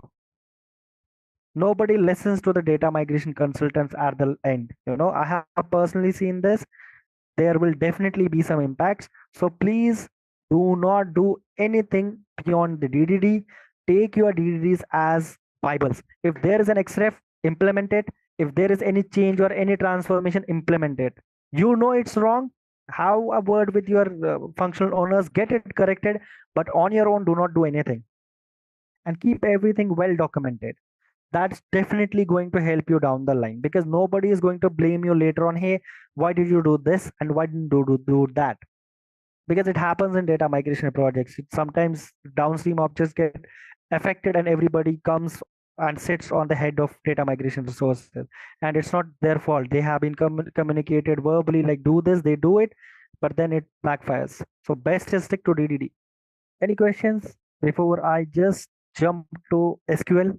Suppose we are migrating data from ECC to S4 HANA. So in S4 HANA, there are some new tables. So at that time, how we can do the mapping? For example, price underscore element is that this is not there in the ECC. I got it. For example, no. First thing is, if these fields are not in ECC, how can you have the data for these fields? If they are in S4, then I don't care. But the other way around can be true. You have some Z fields or custom fields in your legacy. Now these fields are not there in standard SAP tables, S4 tables. Then that can be a scenario, not the other way around. You don't have data for some tables, even if it's present in S4, I don't care. But you have some Z fields in your legacy, you don't have those custom fields, Z fields in your target. Then what we do is, like, if you are using a BAPI, we ask the functional owners or ABAPers to get a wrapper created, and they create a wrapper using the standard BAPI. They implement some code changes, they map these new fields, and they create these new fields. ABAPers create these new fields in the S4HANA system, and then you can migrate the data. If there is an IDOC, again the ABAPers come and they do some enhancements to the IDOC. You can use the same IDOC, and then based on those enhancements, you will just push in the data for those custom fields, Z fields, and it will get loaded. That's that's in the scope of ABAPers. We don't do that. If even if you see, like, hey, I'm using a BAPI and it's not having some fields, particularly Z fields, then ABAPers come into picture. Same thing goes for LTMC. Yes, if you have some fields, you don't see that in the template, you usually some people say, like, okay, as a data migration consultant, I will go to LTMOM or some other transactions in SAP Fiori, I will do that. But I would say, go to your ABAPers, they will do it. It's not in our scope. Like enhancements, wrappers, or moving the document. Sometimes there might be a case like they have some documents in their legacy system and they want you to move those documents. We can link a document, but we don't migrate the document. That's not in our scope. So we don't need to worry about these things. Just one query. Do we have any standard documents provided by SAP regarding this DDD, like instead of? No, it's not like SAP will not be providing any documentation. I mean, most of the tables in ECC and S4 will be the same. So, kind of mapping documents which are provided. Like, we will have different mapping document based on the methodology we use, right? Like, if it is IDOC, the structure and all will be different. So, there will be a difference. I got your question, sir. Yeah. But the simple answer is no. because each and every organization, they have a documentation of their own. And say for example, I need to migrate data for Pepsi. They will approve one documentation, but Coca-Cola might not like that. They like red color, and PepsiCo likes blue color, and SAP doesn't want to fall into that. What each and every client will have is like they will have a separate template for different templates, so what each and every organization do, they have these documentations in their systems. They use those. For example, I'm working in a project A. Now when I move to project B, we have a repository, where we have all these templates stored up, the templates. Then we take use of those templates. Each company has its template. Accenture can have a set of templates. SAP doesn't provide this, and as a data migration consultant, we don't need to care about that. It's all for the functionals. They do it. It's a simple Excel file having 4 different sheets, one version control, one XREF, one DDD, and some extraction filter criteria. I will get this document. Second query is regarding the best practices. Like if the source system or the legacy system is ECC, then that's fine. Like if the legacy system is some third-party vendor where they don't have SAP in place, they might have some other means, like they have some other tool or something. In that case, are there any best practices that we need to follow for this DTD? Or is it good? Buddy, Yeah. SAP in itself is the best practice. What SAP does is, the best thing about SAP is like they have Mara table. If you are PepsiCo or Coca-Cola, it's Mara table. You have to bring your data in accordance to SAP. Now you can have some like Z fields, that's a different question. But it's not like if there is a legacy partner, there's a partner who's coming up, or there's a client who is coming up, he has legacy system as Oracle, then he has to map this data based on SAP, because SAP does not deviate from its standard procedure. If they have their legacies, say they have some 3000 fields in their table, because if somebody is maintaining his data in Excel, he can have n number of fields, but he has to just when creating the DDDs, when creating the mapping document, he has to map according to SAP. Whenever you go to SAP, for example, I want to migrate the data, I will always go to SE11. If I have to move my data for materials, I will go to Mara, because this Mara, MAKT, MARC, everything will be written in the DDT. Not our job, functional owners will do it. The moment you see these tables, I go here and then I see which fields have a tick mark. Whatever field has a tick mark, it's a valid mandatory field. So without this, you cannot migrate your data. If you go to input help check, whichever field has a check table here. For example, you are trying to move a material type FERT. FERT means finished good. That FERT should be configured in T134. So whenever you pass your data through the validations, you have a configuration check over there, and that configuration should be present in T134. That is the standard SAP procedure.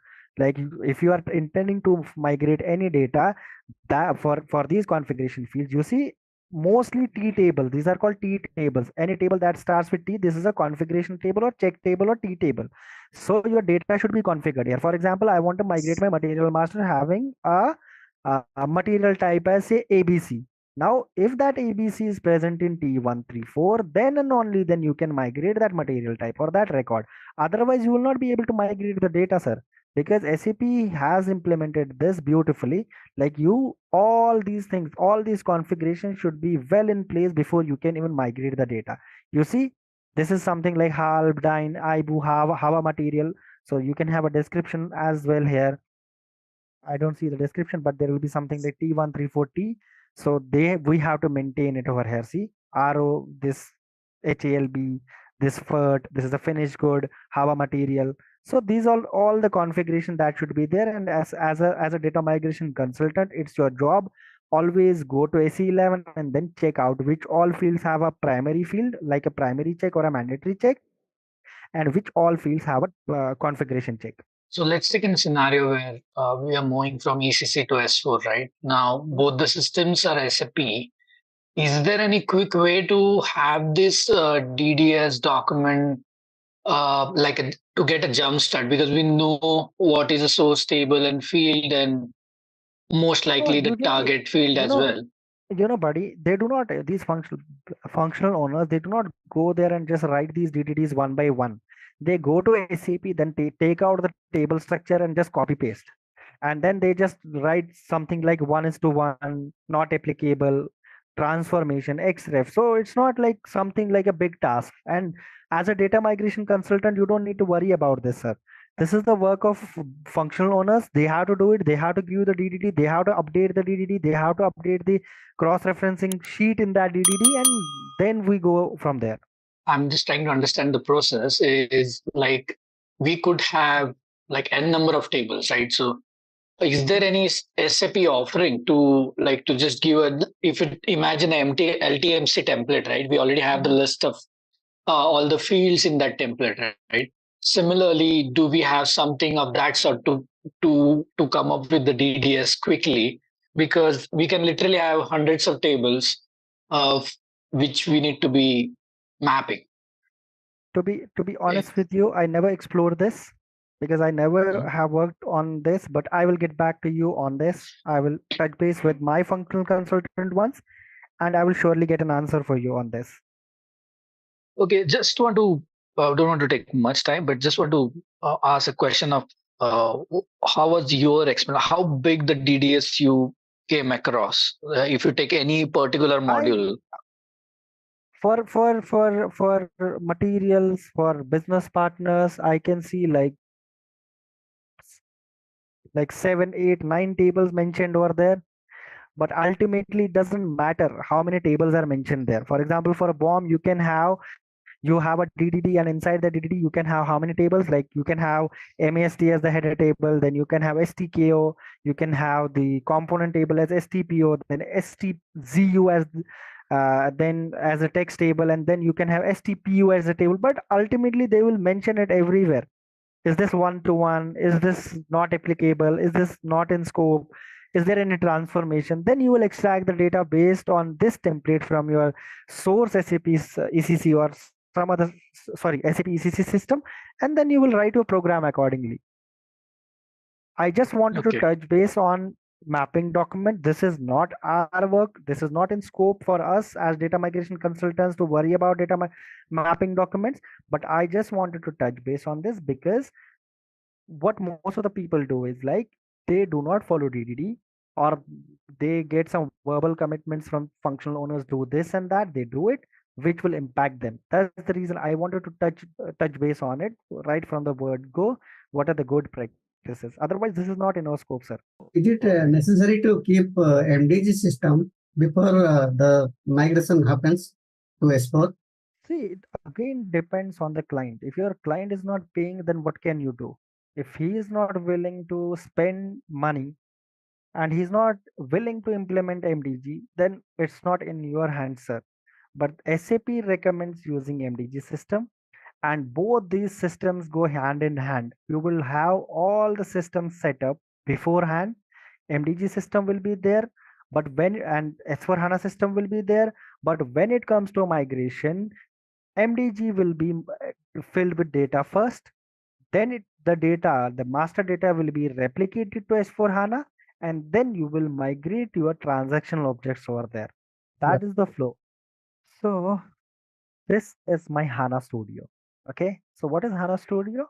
Simple SQL that has been made for the S4 HANA system by SAP. It has been earlier, what they used to do is like they used to use the third-party tools like SQL they used to use, or SQL Anywhere they used to use, but it used to make the processes a little slow, I can say. Then what SAP did is like they brought a new system altogether called HANA Studio, which is again a packaging. Internally, it's similar to SQL. If anyone knows SQL, he should be able to work on HANA Studio. I want to show you like how I am getting the data over here. Just give me a second, sir. So this is my data services. So let me log into data services. Then we can take it up from there. How do I get the data? How are these systems, everything interconnected? If you remember in the first webinar, what we discussed is like, if anyone asks me how difficult it is to learn BOTS, I ask him, it's just like MS Paint.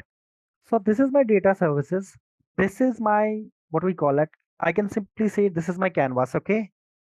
This is where I will be doing my work. This is where I will be creating my projects. This is my local object library. Please note it down. In SAP BODS, you can have two types of repositories. One is a central repo. Mostly you can have three, but I will touch base on two because we don't use the profiler repository. So we can have two types of repositories. One is local, one is central. In the local repository, I will log in and I will do my work, and then it will be local to each and every user. For example, in my project there are 10 resources. I will create 10 different repositories for them, and they can create their jobs, projects, tasks they will do locally. But now I want to have a master copy of all the code. For that, I have a central repository. So what I do is, like, while creating the repositories, I create one repo as my central repo. Then just like the check-in and check-out optionality, we can just get the master code inside the central repo. So when, for example, I and Junad, we are working, or I and somebody else is working, I create some code. Now at the each of every pilot, or at the end of each week, what we do is, like, we push our local code to this central repository, so that if I am going out of the project, or maybe I resign from the company, we should have a master code somewhere, so that if new persons come in, they can just get the latest code from central and they are good to go. That's the concept of local repositories and central repositories. Local is local to you, where you will be doing your work. Central repository is where I will be having the master code. So in order to facilitate multi-user environment, SAP BODS has the concept of central repositories. Somebody might ask me a question: what happens with BODS or data services is, you can save the project in the form of ATL files. Okay, there's a file .atl, and what some of the guys do is, like, they keep on sharing these ATLs. For example, I can do something like this. If I want to save this project, I do a right click, I do something like export, and the moment I export, it will create .atl file wherever I intend to create. I will create an ATL file on the server. Then I can give maybe Mike, I can give it to Mike, or I can give it to Alok. He will simply go to his SAP BODS, he will import this ATL file back, and then he's good to go. Okay, he can work from there. But what usually used to happen is, like, we used to lose the track of changes that we did. What if I did some change, you are also working on the same project, you did some change, now we need to sync up. If I am doing this by using these ATL files, there is 100% chance or 90% chances there I might lose the code, I might corrupt the repos, or I can do something in that matter. So the best approach is, I have my central repo. Every local user or every user has his or her local repo. She or he works in that local repo, and when she or he is done with his object or her object, then we push the code to central repo. How do I see the central repo? Here I have an option called central object library. If I click here, I can see the central repository. As of now, I don't have anything on my central repo. So you don't see any projects, jobs, anything. So this is my central repo that has been set up for this session. Now, how do I activate these central repos? I go to my tools. Then here we have something called central repositories. Then I just hit it, I activate it. As of now, it's activated. That's the reason you can see a deactivate option. Or the moment you want to activate it, you have to activate it from here. Now I have my code here. I create a project. For example, I need to create a project. I will do something like this. I hit this and I do something like a project, and I can create a project. Say I need to create a project. I do something like test_proj. The moment I do this, a project will be created. If I want to create a job, I do right click, new batch job. We will always have batch jobs in data migration. What is a batch job? Batch job is on demand job. Whenever you need some operations to perform, you execute it. We do not create real-time jobs. What is a real-time job? That's out of scope for data migration, but for the sake of learning, it depends on a packet of data. For example, if there is any transaction happening on the server, or with any SAP system, a packet of data comes in and then it executes or it triggers that job. It's just like that. But we will not be using these real-time jobs. We will always use batch jobs. A batch job is an on-demand job. Whenever you want to execute, you can do it. Say I do something like job underscore ext underscore I want to extract Mara. This is my job. Now, the moment I create a job, I have a canvas over here. Okay. This is something like these are the most widely used. One is a workflow. What is a workflow? I will cover this tomorrow. What is a data flow? I will cover these things tomorrow. But as of now, I want to show you like how can I extract the data from legacy? How can I dump it to my HANA Studio? And then I want to touch base on different SQL queries that I can use in my HANA Studio so that I can create report, check my data, because in any data migration project, SQL is very important. So this is a data flow. Let me write something as df underscore extract underscore Mara. Now I go inside this data flow. See, here you can have projects. Here you can have jobs.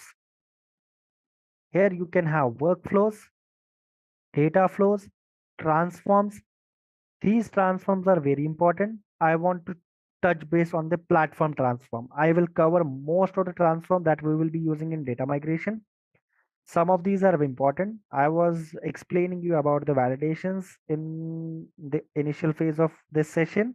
This is a validation transform we use in data services, and it will take care of all the validation. We have to write some code inside and we are good to go. Then this is my data store. Now please do not confuse yourself between data store and a database. Database is something where we have data in the form of tables, right? Data store is simply a connection to that database. This is an important interview question. Sometimes you may be asked, what is the difference between a data store and a database? Database, I will again repeat, this is important. Database is where my data resides in the form of tables.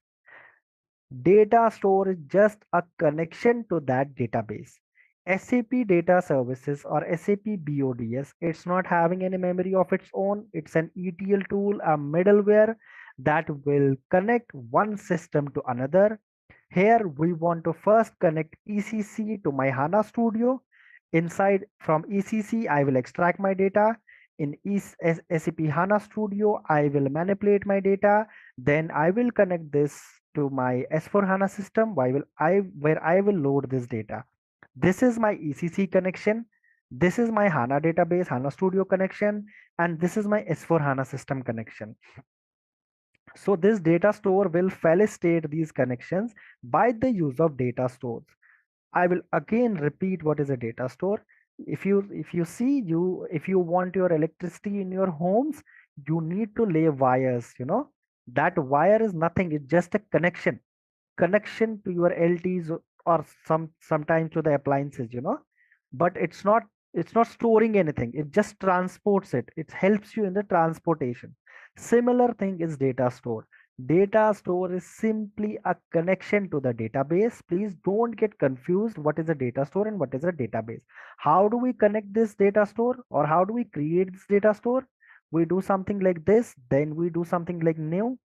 if it's if it's a HANA, see here I can have multiple options. If I select a database, then I can select a database type. SAP BODS can connect these many types of databases. If your data is coming from SQL, it's coming from HANA, it's coming from SQL anywhere, any type of data, or you want to configure your, say, like as of now, we are having HANA Studio as my intermediate database. Please remember, I I have three types of databases over here, right? One is this is my source. Please remember this. This is my source. This is my intermediate database where I will be manipulating my data. And then this is my S4 HANA connection where I will be posting data. ECC to HANA DB, HANA DB to S4 HANA. Now, if I go here, I do something like properties. Oh, no, sorry. I need to do edit. you can see all the server details over here, you see. So as of now, this is connected. This is the application server. This is the client number I'm connected to. Then I give some details over here. You don't need to worry. Basis team will be doing all this. Everything will be ready for you. We as data migration consultants, we will not be setting up these systems. All these connections will be done by the SAP basis team. So if, for example, you are doing mock 1, you are doing something like from 800 client, but for mock 2, you need to extract data from 700 client. Then you will just change this 800 to 700. You are good to go. You want to change to 100 client, you can just change to 100 client. You are good to go. Same case with S4HANA. If I go to S4HANA, I edit. I want to load data to my 100 client today. But for mock 2, I want to load it to 200. So you will just change the configuration. You can have multiple configurations over here. You see, the moment I can duplicate this configuration and I can create one more configuration. As of now, it's pointing to 100. You can create one more configuration which will be pointing to 200. Okay. How you can change these configurations is like going to the edit and then you can use these things. Now HANA DB, simply this is the SQL, basic SQL. I want to show you like how can I manipulate data, but for that I want to show you how I will be extracting the data. Now, as the name suggests, I want to extract Mara. So how will you get the Mara into this? I told you this is just a connection. This is not a database. It's not having anything of its own. I will do a right click. I will do import by name. The moment I do import by name, a dialog box will appear where I will give the table name. Now I want to get this data from ECC and dump this data into my HANA Studio. You can import a table, you can import a function, you can import an IDOC, or you can import ODP object or hierarchy, but we will be mostly using table, function, or a BAPI or an IDOC. So let me take an Mara table as of now. The moment I do import, if the table is present, it will get imported. If the table is not present, then it will give you an error. For example, if I try to import, say MAR3, since it's not present, so it will give you an error. Cannot import the metadata. You see? So this connection is just holding the metadata.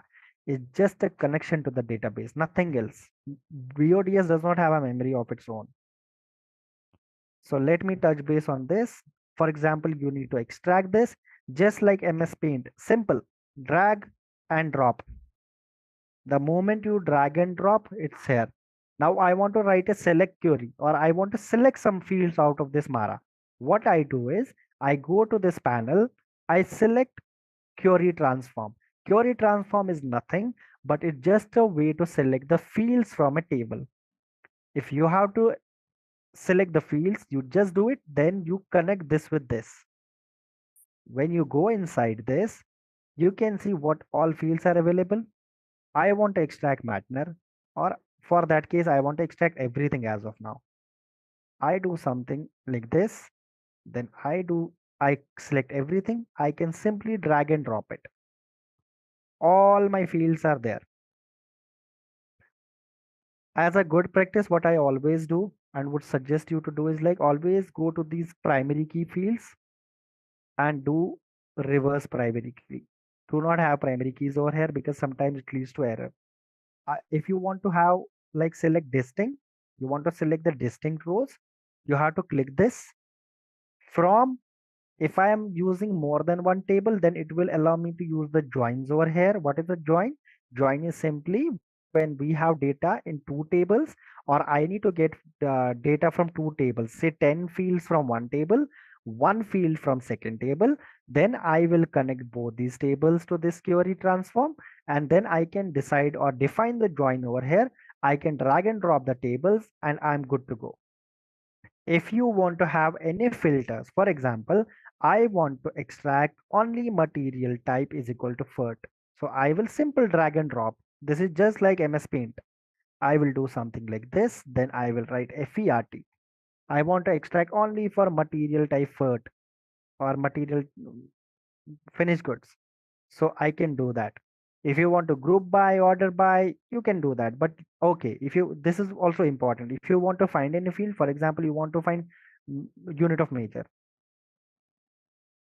I hit it, then it will tell me, okay, here it is. This is the from the target point of view. This is from the source point of view. Any field you want to find, you can find it over here. Now I have my source ready. I have my select statement ready. This is just for the sake of selecting, filtering, sorting. I can use a query transform. Now there is something called a template here, which is called a temporary table. In BODS, 99% of the times we will be using temporary tables. What is the difference between a temporary table and a permanent table? I will explain in the next session when we go and take a deep dive into data services.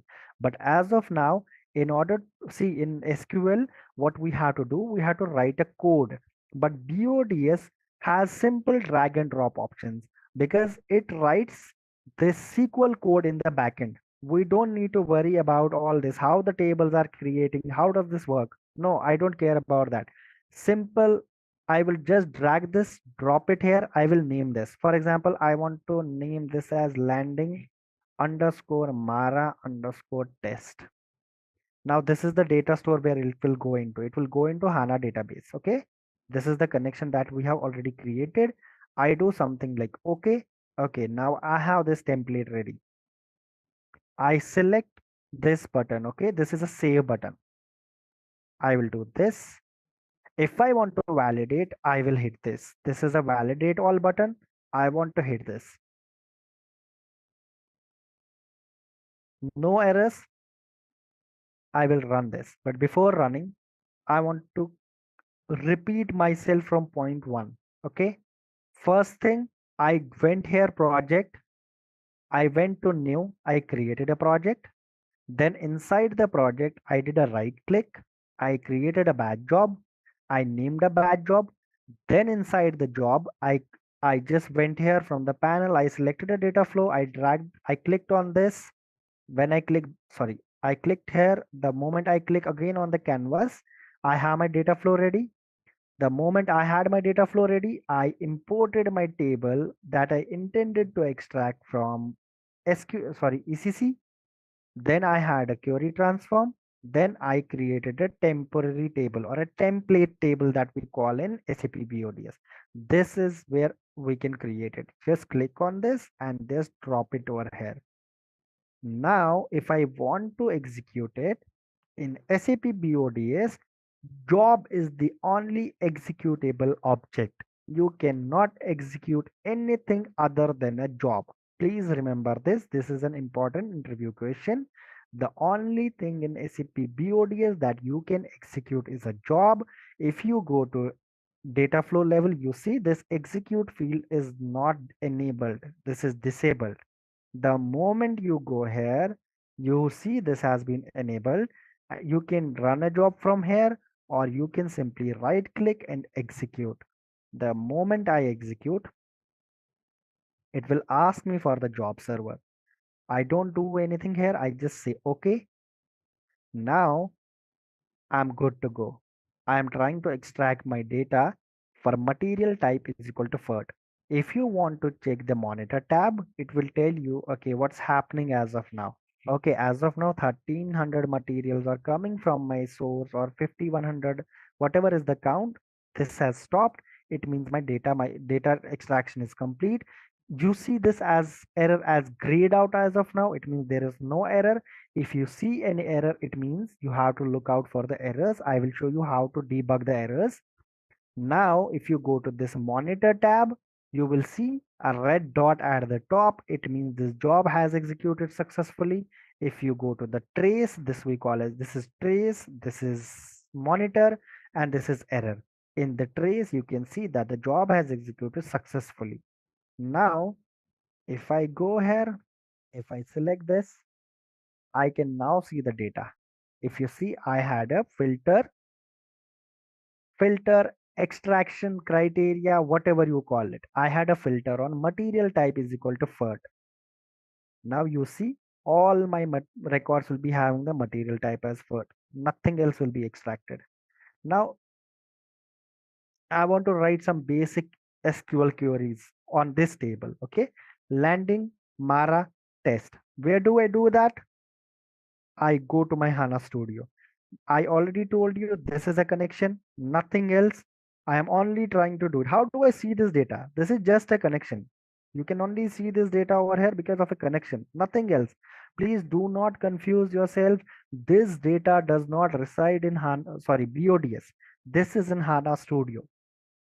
Landing Mara test. Now let me go to this. This is my HANA DB setup.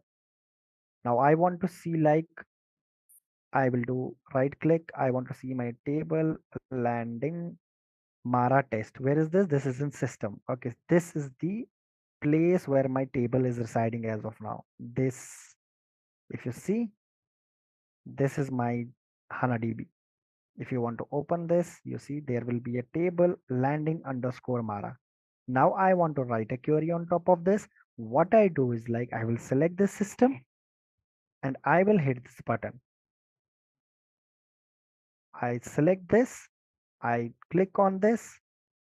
I have a beautiful console over here, you know. I will write a basic query. Select star from, what is the table name? I can even drag it. That is the table name. System. System is like my schema. And then this is my table. Landing Mara. If I want to remove this, I can. No issues. The moment I want to run this, I will do something like this.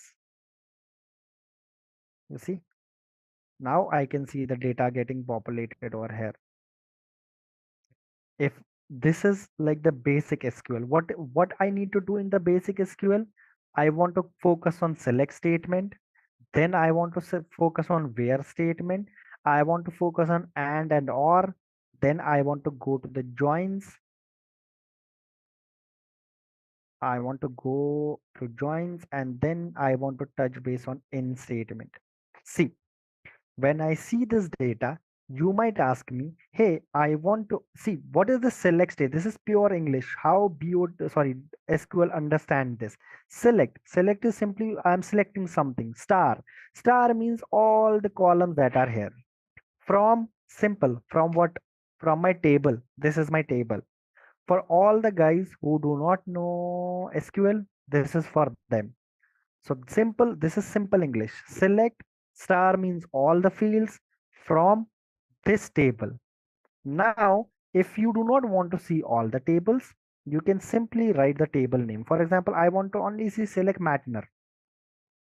Okay, I can do something like this. I get only the materials.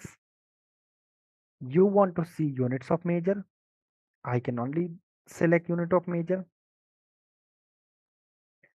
Now you want to see like combination of material and unit of measure. I write Matner, comma means, comma n number of fields you can write. Whatever you want to see, comma, comma, comma, you can see it. The moment I highlight this, I run it, I see this. Now, what if, see, select I have covered. Select is simply you are selecting some fields from this table.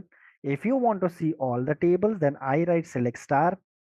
If you are precise, you want to see some specific fields, then you write those fields. Now, if you tell me, hey, I just want to see for this material type, what is the distinct unit of measure? So I write distinct means. What it will give me?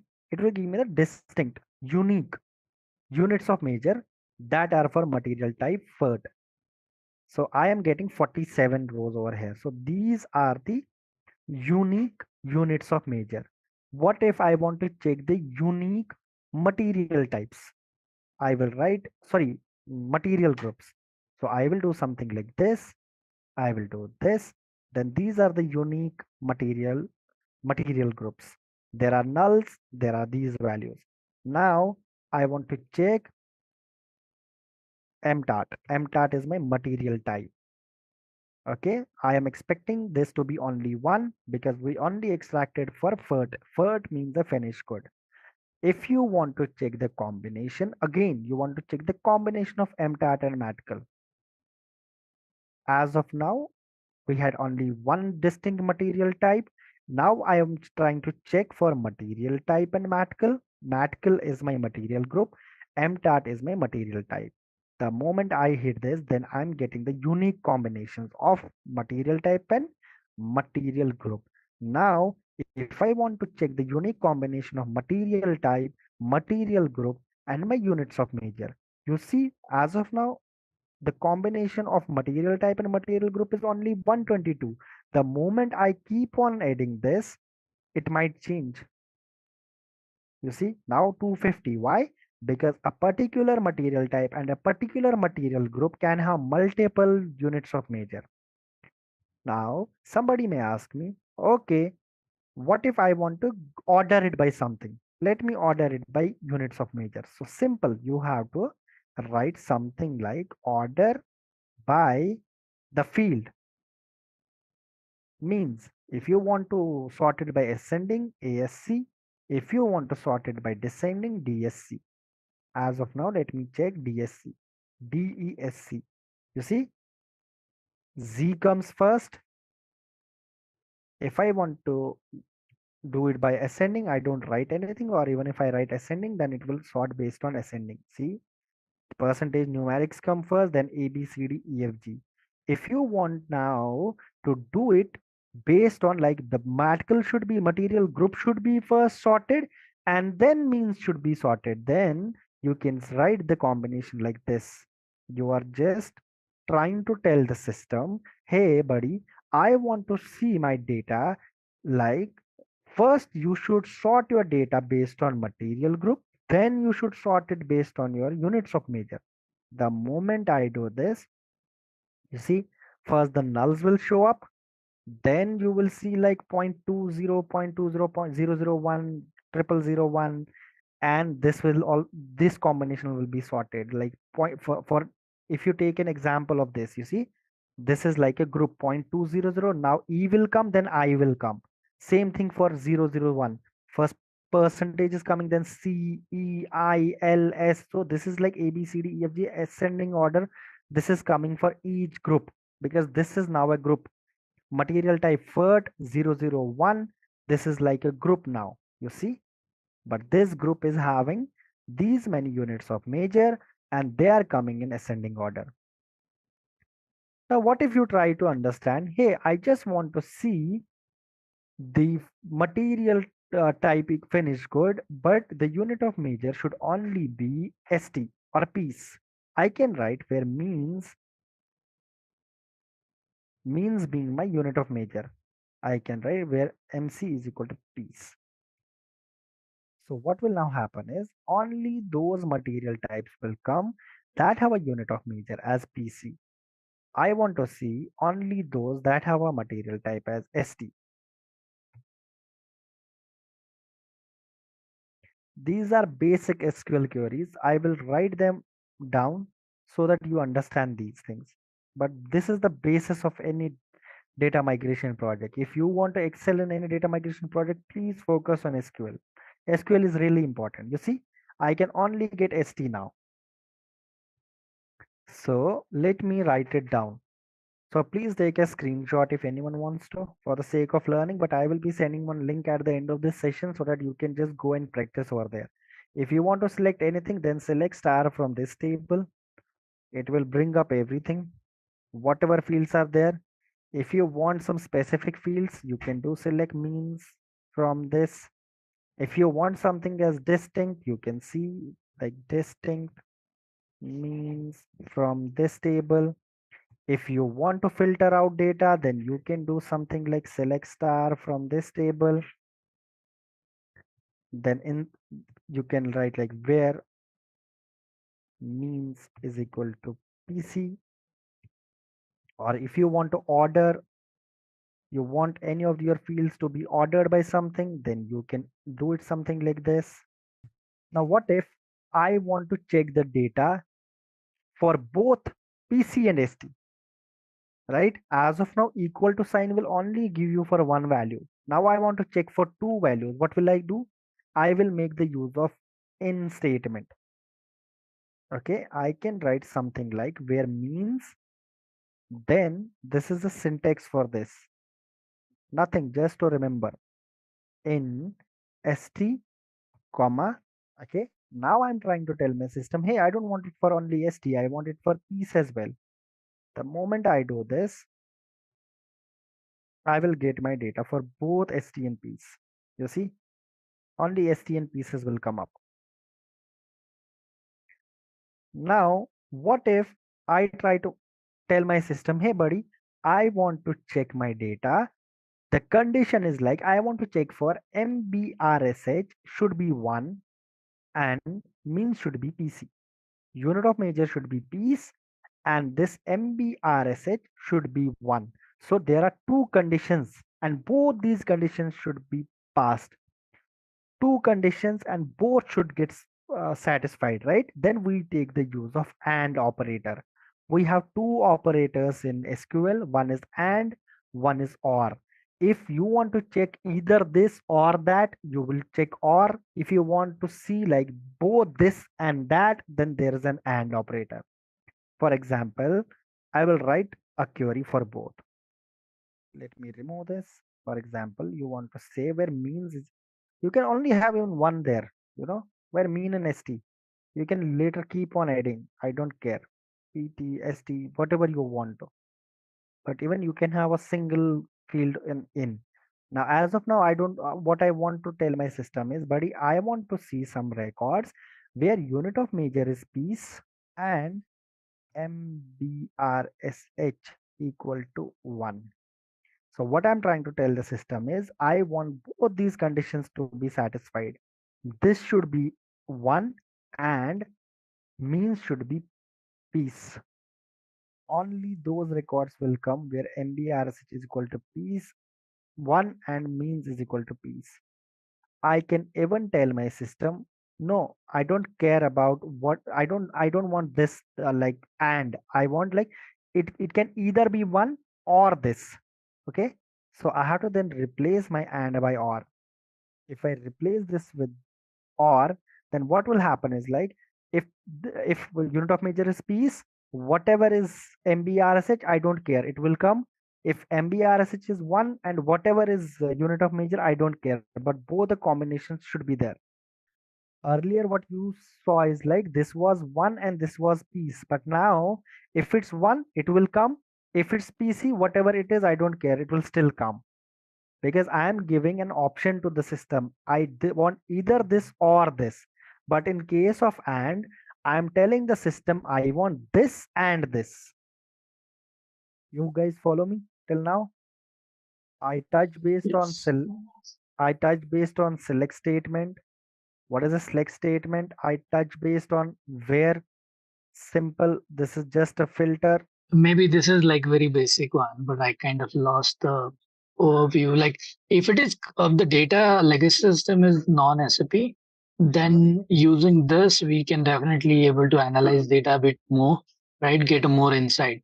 But if it is coming from SAP, what exactly we are we'll be doing here? Like we'll be able to manipulate data, or we just want to have insight into data? I will not. No, sir. I will not manipulate data here. I will not do that here. I will do each and everything in my SAP data services. Here, I'm just trying to analyze. What if somebody is asking you, hey, buddy, can you give me the count of materials which have unit of measure as piece? So what you will do, you will come to SQL, you will write a query, and you can create some great reports here, right? This is just to analyze data. We will not manipulate anything in HANA Studio. I'm just trying to touch base because these are the operators. These are basic operators that we should know, because whenever I create a preload report or a postload report or preload error report, I want you guys to just go through those reports, because what if somebody tells you, hey, ABC, you are telling me 10,000 records are failing. Can you give me the different errors for that? So what will I do? I will do select distinct error from error table. So they can just get a touch base. Okay, my data is failing because of this reason. For that, SQL is very important. If anyone has to work in BODS, he should be knowing basics of SQL. I touch based on in and or I touch based on this what in operator as well. In operator is used when you want to see for more than one values in that particular field. I wanted to see for ST and PC, so I used an in operator, right? Then comes the joins. In case of joins, you will mostly be using two types of joins. One is an inner join, one is a left outer join. Suppose I have a table 1, I have a table 2.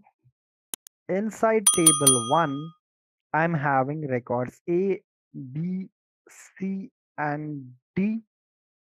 Now, inside table 2, I have my records as A, then I have my records as D. Now, I have my record as E, and then I can have my record as Z. Okay, this is my table 1, this is my table 2. What inner join will do is it will check for the record that are common to both. A and A is there, so this record will show up. B is not there, C is not there, D is there. So at the end of writing my query, I will get A and D. Why? Because A is common to both table 1 and table 2. You follow me? I want to repeat it because there are some mates who are new to SQL. Please speak up if you do not understand even one item or even anything. I can continue this session with you understanding this SQL. Please stay on the call after we complete this session. I won't mind even if it takes me more half an hour because this is important. I don't want to run through. I want you guys to learn. That's the motive. Now what will happen? Table 1 and table 2, whatever is common will come by inner join. Okay. Now if I write an inner join, my end product will be A and D. That's it, because A and D is common. If I write a left outer join, what I am telling to the system is get all my data from left table. Here table 1 is left. Whatever is matching from the right table, get it. Whatever is not matching from the right table, just get a null for it. But the core is I want all my left table data. So if I write a join for table 1 and table 2 for left outer join, how the data will look like? A, B, C, D. It will 100% come because on the left hand side of data, I want all these records to be there.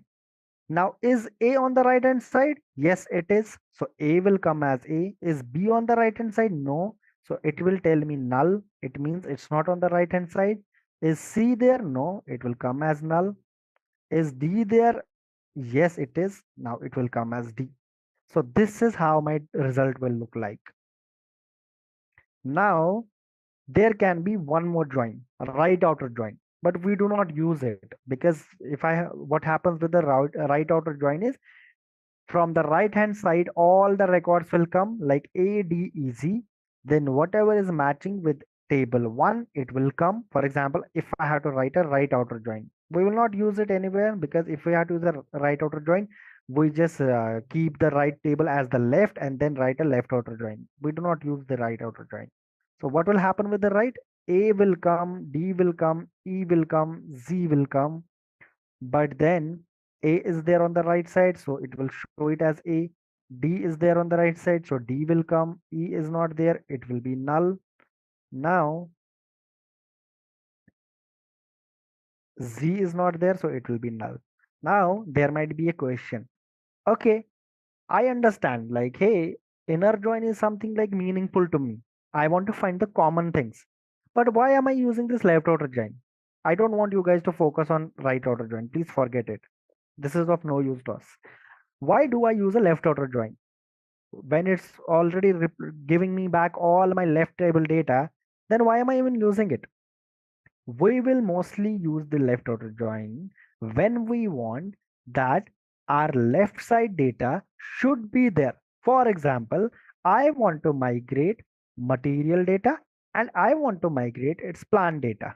Now, there can be a scenario a material is not extended to the plant, right?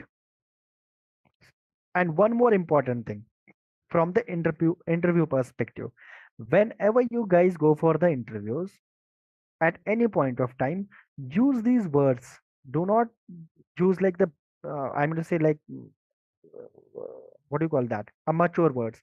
For example, if I have to talk about materials and plant, I use the terms like extension. I use the terms like, for example, material basic data. For plant, for customers, I use the term like general data. So whenever you talk like that in front of an interviewer, he comes to know, he knows what he is doing. If you tell me, hey, I will have a plant data for a material, it does, I can understand like, okay, but it's not having a weightage. When you tell me, hey, there's a material one and it is being extended to plant 202, it sounds more confident to me. So let me give you an example. I have a material master, I have to migrate material master. Now there can be a scenario, a material is not extended to a plant. Okay, I have to migrate the material data and the plant data. If I use an inner join, whichever material is not having a plant extension, it means it cannot get migrated, but I wanted to migrate it. So in that case, I will use a left outer join. So when it on the left hand side, I will keep Mara. On the right hand side, I will keep Marcy. Whichever general data will be coming, all the general data will be coming, and then whichever material has a plant extension, it will get extended. So I will not lose any data. How do we write these joins in SQL? I will do that. If anyone has any questions till now, please speak up. If anyone needs any guidance on this SQL, please speak up. I would be happy to extend this session for them. I'm in no hurry to close this. So for any kind of migration or upgradations, we need SQL. It is must. SQL is must. Perfect. Not Okay, sir. SQL is must, but being a data migration consultant, you should know the basics of SQL. That will help you in million ways. Anything which you have suggested, inner join, I would select suggest go. Okay. There's a website called W3 Schools. W3 Schools. If you go to this website, the basic SQL is covered over there. If anyone has any questions, please come back to me. I would be glad to help. But this covers all the basic SQL. I don't want you to go and just go through aggregate functions and all. That's not going to help us. What I want you guys to do is select statements like these statements. I already written it down. Like select statements, select distinct statements. If you want the combinations, how do we do it? If you want to order by, how do we do it? If you want to filter out the data, how do we do it? How do we use the in and operator? How do we use or operator? I will also touch base on joins tomorrow. Like how do we write these join statements? And then I want to also touch base on something called as subqueries. So I will do that tomorrow. I don't want to bombard you with the information. It's very difficult to then memorize all these things. Just a moment. I can show you. W3 schools SQL. If you go, you can just have some basic intros. What is SQL? How do we write these select? You can even practice it over here. You can do that. Select statement, select distinct. How do we use where operator, order by, and or not? That's it. If you just go till here, I would be glad. And then I will show you tomorrow like how can we use these counts. Counts is important. Then this wildcard is important. In is important. I already shown you. Then the joins is important. Group by is important. Union, we don't care about this. But please go through this website. If you have any questions, please ask. But this is going to be important if you want to, I mean to say, go to the full potential of data migration. Please go through SQL. It's really important. All right, let's test your knowledge. Here's a question for you. What is the purpose of the SAP Readiness Check tool in S/4HANA migration? Option A, to check hardware compatibility. Option B, to assess the readiness of the current SAP system for migration. Option C, to verify user access rights.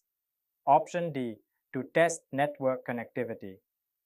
Take a moment to think, and when you're ready, choose the correct option. Remember, each choice holds a key to unlocking the answer. Good luck. Type the correct answer in the comment section. Hey there! Ready to master SAP S/4HANA Data Migration Consulting? Our course is perfect for you. Learn at your own pace with us. In this training, dive deep into SAP S/4HANA Data Migration Consulting. It's your toolkit for seamless data transitions, ensuring everything lands where it needs to be. We cover it all, from fundamentals to advanced techniques, crafted by seasoned experts. Our instructors are industry veterans, dedicated to your learning journey and here to support you every step. Join countless satisfied learners who have found our course invaluable. And the best part? It's budget-friendly, offering top-notch learning without the hefty price tag. Become a SAP S/4HANA Data Migration Consultant Pro today. Enroll now on our site. For more details, visit ZaranTech's website. So what I'm going to discuss today is phases of any project. So when it comes to the phases of any project, usually, please note this is an important interview question. How do we do the data migration, or what are the different phases of data migration? I would say phases of data migration. Okay. So the first phase would be, obviously, you will be consulting your DDDs. Then the first step is extraction of data. Somebody has to mute his mic or her mic. There is some noise coming up. Okay, perfect. Thank you so much. So the first phase would be the extraction of data from the legacy system. Now it depends on project to project. Usually what happens is, like, you will be connected to a live system, and the business will not allow you to extract the data every now and then because it slows down their system. So what they do is, like, they will ask you to extract this data after the business hours. Okay. The first thing would be to extract the data from legacy. What we call this? We call this as landing of data. Please note down these terms. Landing of data, simply you are dumping the data from ECC and you are pushing this data into your HANA DB. We discussed this in yesterday's call, like how do we extract data? We did it with the use of some filters, but for landing, we do not use any filter. We do not take out any column. Whatever is there, we will dump it. Now, there might be some specific, I mean to say, certain situations might be there. For example, in case of my BKPF or BSEC, or in case of my MVK, where the data is in the volume of, like billions or millions. Say there are 20 million records. Now, if I try to extract each and every field, it will make my programs, or it will make my extraction programs really slow. If I'm intending to do something in 2 hours, it might take me 18 hours or 9 hours or 10 hours. And the business does not want to do this. You know why? Because if I have, for example, I have MVK and I'm not using all the 60 or 70 fields, right? So there is no point of extracting all the fields. I will only extract the fields that I need for my project. Here, I will not be doing any manipulation. I will not be doing any changes, nothing. Just dump the data from your ECC into your HANA Studio. Always remember, these are three systems. One is ECC, that is the source. One is HANA Studio, which is my intermediate system. And the third one is S4 HANA system, where data has to eventually go. Okay. Now, what is the extraction of data from legacy? We call it landing of data. I will just dump my data from legacy to HANA Studio. And as a naming convention, I start these names with LND underscore table underscore something. It depends on the project. If you ask me, hey, please extract the or land the table Mara, I will do something like LND underscore Mara underscore ext. We always have the nomenclatures or naming conventions for each and every project because we want everybody to follow the same thing. I don't want someone to name it as LND and someone to name it as LAND or someone to name it as LANDING. I don't want to do that. So we have the naming conventions so that if I have a look at my tables, I straight away understand. Hey, LND means I'm just extracting this table from my legacy system. Or if there's a new guy coming in, if the moment we give him the documentation, he should be able to understand what this LND means. Okay, what is the first step? The first step for any data migration, I mean to say, or I can say there are different phases of data migration. The first phase is I will be extracting my data from my legacy system and I will be dumping this into HANA Studio. We call this process as landing of data. And what we do here is we simply dump the data. And I told you, sometimes the client, they will not allow you to extract data from the legacy anytime because it will slow down the system. So sometimes we do it on the maybe after the business hours, or sometimes we keep the jobs running maybe on the Friday evening, so that once we are back on Monday, we have the tables beautifully landed up into our HANA Studio. This is my landing. So I have something called LND table now. Okay, this is naming convention. This is not something like hard and fast rule everybody will be using LND Mara ext. No, somebody can use LAND, somebody can use LANDING, but it depends on a project. And we will always make sure that the naming convention is followed, because every time you do anything in BODS or data migration or in any project, there are always audits. What they do in the audits is they check if you are following the naming conventions that have been set up by, that have been, I'm going to say, discussed and agreed upon. The moment I will land my data, I will manipulate it now, right? What do I mean by manipulation? I mean I will transform this data. There will be some value for the legacy field, but once I am taking it to S4, I mean, I will name it as target. There will be some other value. For example, I want to change the account group for a vendor from A001 to X001. So basically, I'm manipulating this data, right? So all the manipulations will happen in HANA Studio. This data will reside in HANA Studio, right? This LND Mara, where will it reside? Inside HANA Studio. The moment I extract my data, I have my data in HANA Studio. Now, no matter how many times I run my jobs, I'm not dependent on the client's source or legacy system. I'm not hitting that now. Okay, the moment, okay, after this landing of data, I am manipulating the data. So what will happen with the manipulation of data? I have something, I name these tables usually as stg underscore Mara. Then I can name it as transform, right? Transformed is a table where some of the fields, not all, some of the legacy fields, they might be changed. For example, I might change the country India to IN, Germany to G. But please make sure whatever field is getting changed from legacy to S4, we always have two fields for that, two columns for that.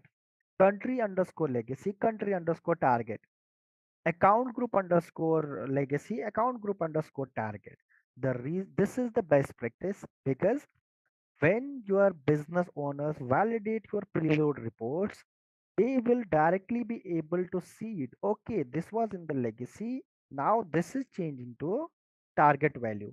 and they can confirm if the validation is if the transformation is looking good to them. Otherwise, they have to then refer to their XREFs, refer to their functional documents, and it becomes a burden for them. So the best approach is, whenever you are changing any field, please create one more field for that. If you are changing country, always have two fields now: country underscore legacy, country underscore target, account group underscore legacy, account group underscore target. The moment I transform my data, the next step is validation of data. Validation of transformed data. What is validation of data? Validation of data is you are checking your transformed data now if this is relevant to S4. If I am changing my country from India to IN, is this IN acceptable to S4? I will check the configurations. If I have some 200 fields coming up from my source, I will check all the mandatory columns if they have the value, because S4 expects primary keys to have value. So I will have all sorts of validations to make sure my data is S4 ready. What are the different validations I will use? I will use a mandatory validation check. I will use a lookup check. Lookup is simple lookup, or I can say config check. Then I can have something like xref check. I told you yesterday, if business is giving me an xref file for country India and Germany, they want me to change this country India to IN, Germany to GE. Now when I see my data, I don't have the cross referencing for United Kingdom. So United Kingdom, from the legacy, for the legacy field it will be United Kingdom, but for the target field it will be null. So I will fail all those records because I don't have the xref defined for that. Then I will go back to the business owner and I will ask them, is it in scope? Is this country, United Kingdom, in scope? Yes or no? No, it's not in scope. I'm good to go. I will fail those records. Yes, they are in scope. Then, sir, please give me the cross referencing for United Kingdom. I can also have some format checks. What is the format check? For example, you are asking me like, hey, you want to migrate the telephone numbers.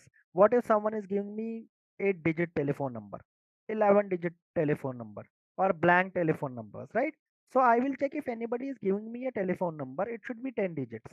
Or if somebody is giving me, say, like email ID, it's not like 111.com.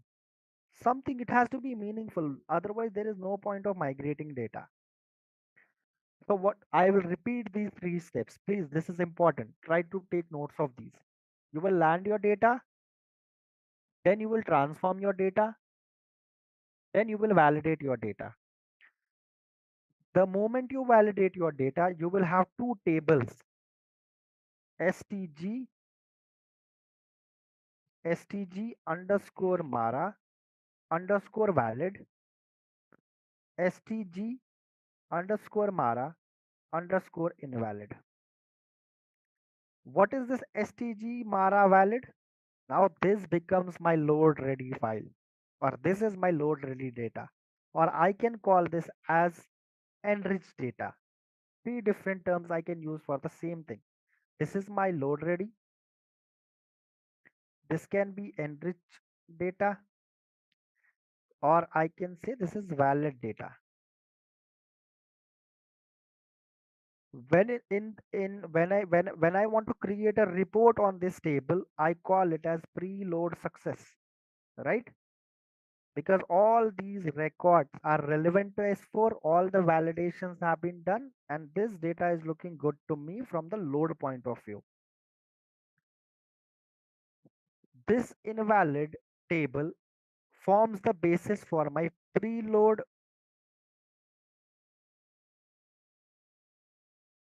error file. I will send both these files to my business and I will get these validated. If the preload success file looks good to them, they will ask me, okay, buddy, please go ahead and load. If the preload success file does not look good to them, They can raise a ticket, they can create a defect, and they will ask me to change my jobs or programs. The load ready data should match the expectations of the data owner. Now, what happens with the preload error file? They will analyze this data, they will analyze this data, and then they will try to figure out why this data is failing. If there is a configuration error happening, then they will go to their SAP systems and they will set up the configurations. If there is a bad data, they will go and they will create a defect for the source team, and they will ask them to do the cleansing. If there is a there can be format errors, again they have to go back and they have to do the cleansing in source system. If there is an xref error, they have to provide me the xref for that particular value, or they have to write it in their DDD, hey country, this is out of scope, and when I am extracting my data, I will apply a filter like country is not equal to this country. You know, each and everything will be having an action. If there is a mandatory error, cleansing is needed. Format error, cleansing is needed. Xref, they have to give me the Xref for update the DDD. Configuration error, they have to set up their S4 HANA system. This file, this table, I can again, for the sake of naming, I just dump this data into something called stg underscore mara underscore enr. This table will be having the same data as this table, but for the sake of naming conventions or for the sake of segregating this databases, you know, we will always have this enriched table at the end. This is the table that will go to S4. Now let us assume you got the green signal. You will pick up the data from this table and this will go to my S4 system. Maybe by idocs, maybe by BAPIs, maybe by LTMC or anything. Suppose we loaded the data, we had 100 records. Out of 100 records, 90 were pass, 10 were fail. For these 10 failed records, we will create a post-load error and we will mention the reasons of failure.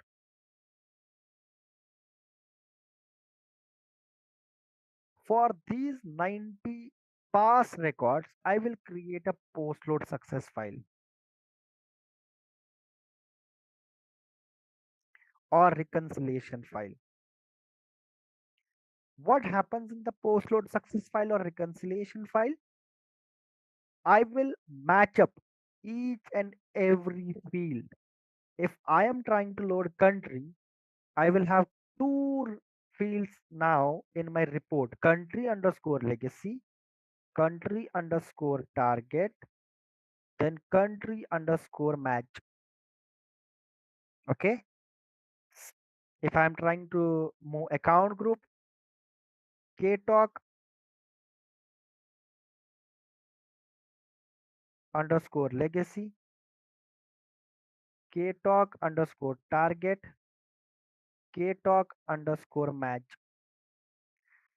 What happens inside this is, if I'm trying to load country IN,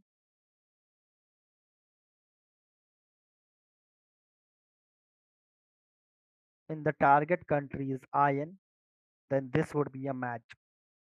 If I'm trying to move ktalk A001, it's getting moved as A001 in the S4 HANA system. This is a match. If again, if I'm trying to move something like description, legacy,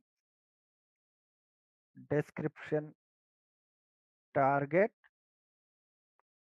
description, match.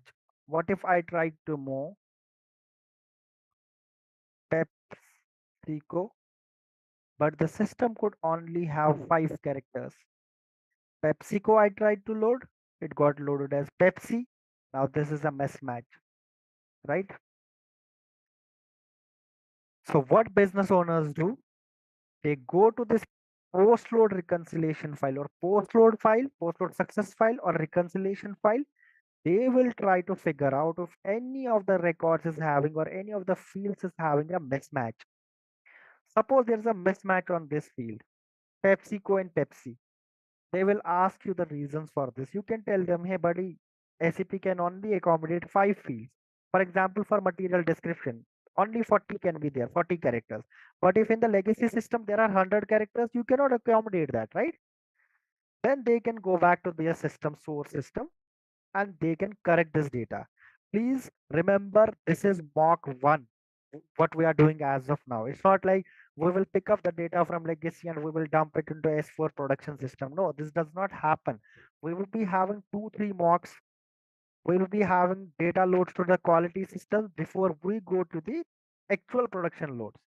So when you go for the production loads, everything should be picture perfect. You cannot intend to load PepsiCo and load Pepsi there. No, we have to figure out all these things in the mock loads. So what can happen here is they can go back to their legacy system and they can clean their data. They can do data cleansing and they can change this PepsiCo to Pepsi. Now I am sorted. In the next run, this will become a match for me. The moment business owners check these post-load reports, if data looks correct to them, they can give you a green signal that the data is looking good from the source and target point of view. If the data is not looking good to them, they will create a defect and you have to resolve those defects. Now, this defect, like if there are only 5 characters in the target but you are giving me 7 characters, this defect will be assigned to the data owner of that particular region. Hey, please do the data cleansing. Now if because of some configurations, I'm trying to load, say I'm trying to load a plant as 101 but it's getting loaded as null, it can happen. Then they will assign this defect to the functional owner. Say, please set up the correct configurations correctly. Or they find out, right? We try to move some 10 fields because there we had to load one more field so that the data could be loaded into the target system correctly. Then they will ask us, okay, include that particular field in scope. For example, if I try to move bombs and I try to move bombs for my usage 1. Okay, I can migrate my bombs without the use of there's a field called referral which we call as sales indicator. But if I try to move the same bomb for usage 5, it will not move because it will ask me, hey, I am expecting a field referral, that is sales indicator. Then what the business owner will do, he will just introduce this one more column in the DDD. He will make this in scope. Now let us assume that everything is looking good to them. Like normally this defects when like if it is not matching, the client will raise a defect. So Yes. now normally this defect is raised in any like Zaira, system like service now or Zaira, or Solomon, okay. any tool, any reporting tool. If they have a defect, they already have the tool set up. Some of the clients use Zaira, some of the clients use Solomon, some can create an Excel, some can maintain it. It depends on client to client, but there will be defects and we have to resolve them completely before the next mock. Because the moment we reach production loads, there should be null defects, no defect at all. Whatever is in the legacy system, it has to completely match with the target system. I once tried to move some data and they had when they validated the data, there was a difference of 0.008 cents. You know, we had to load 58 cents. Somehow it got loaded at 58.008.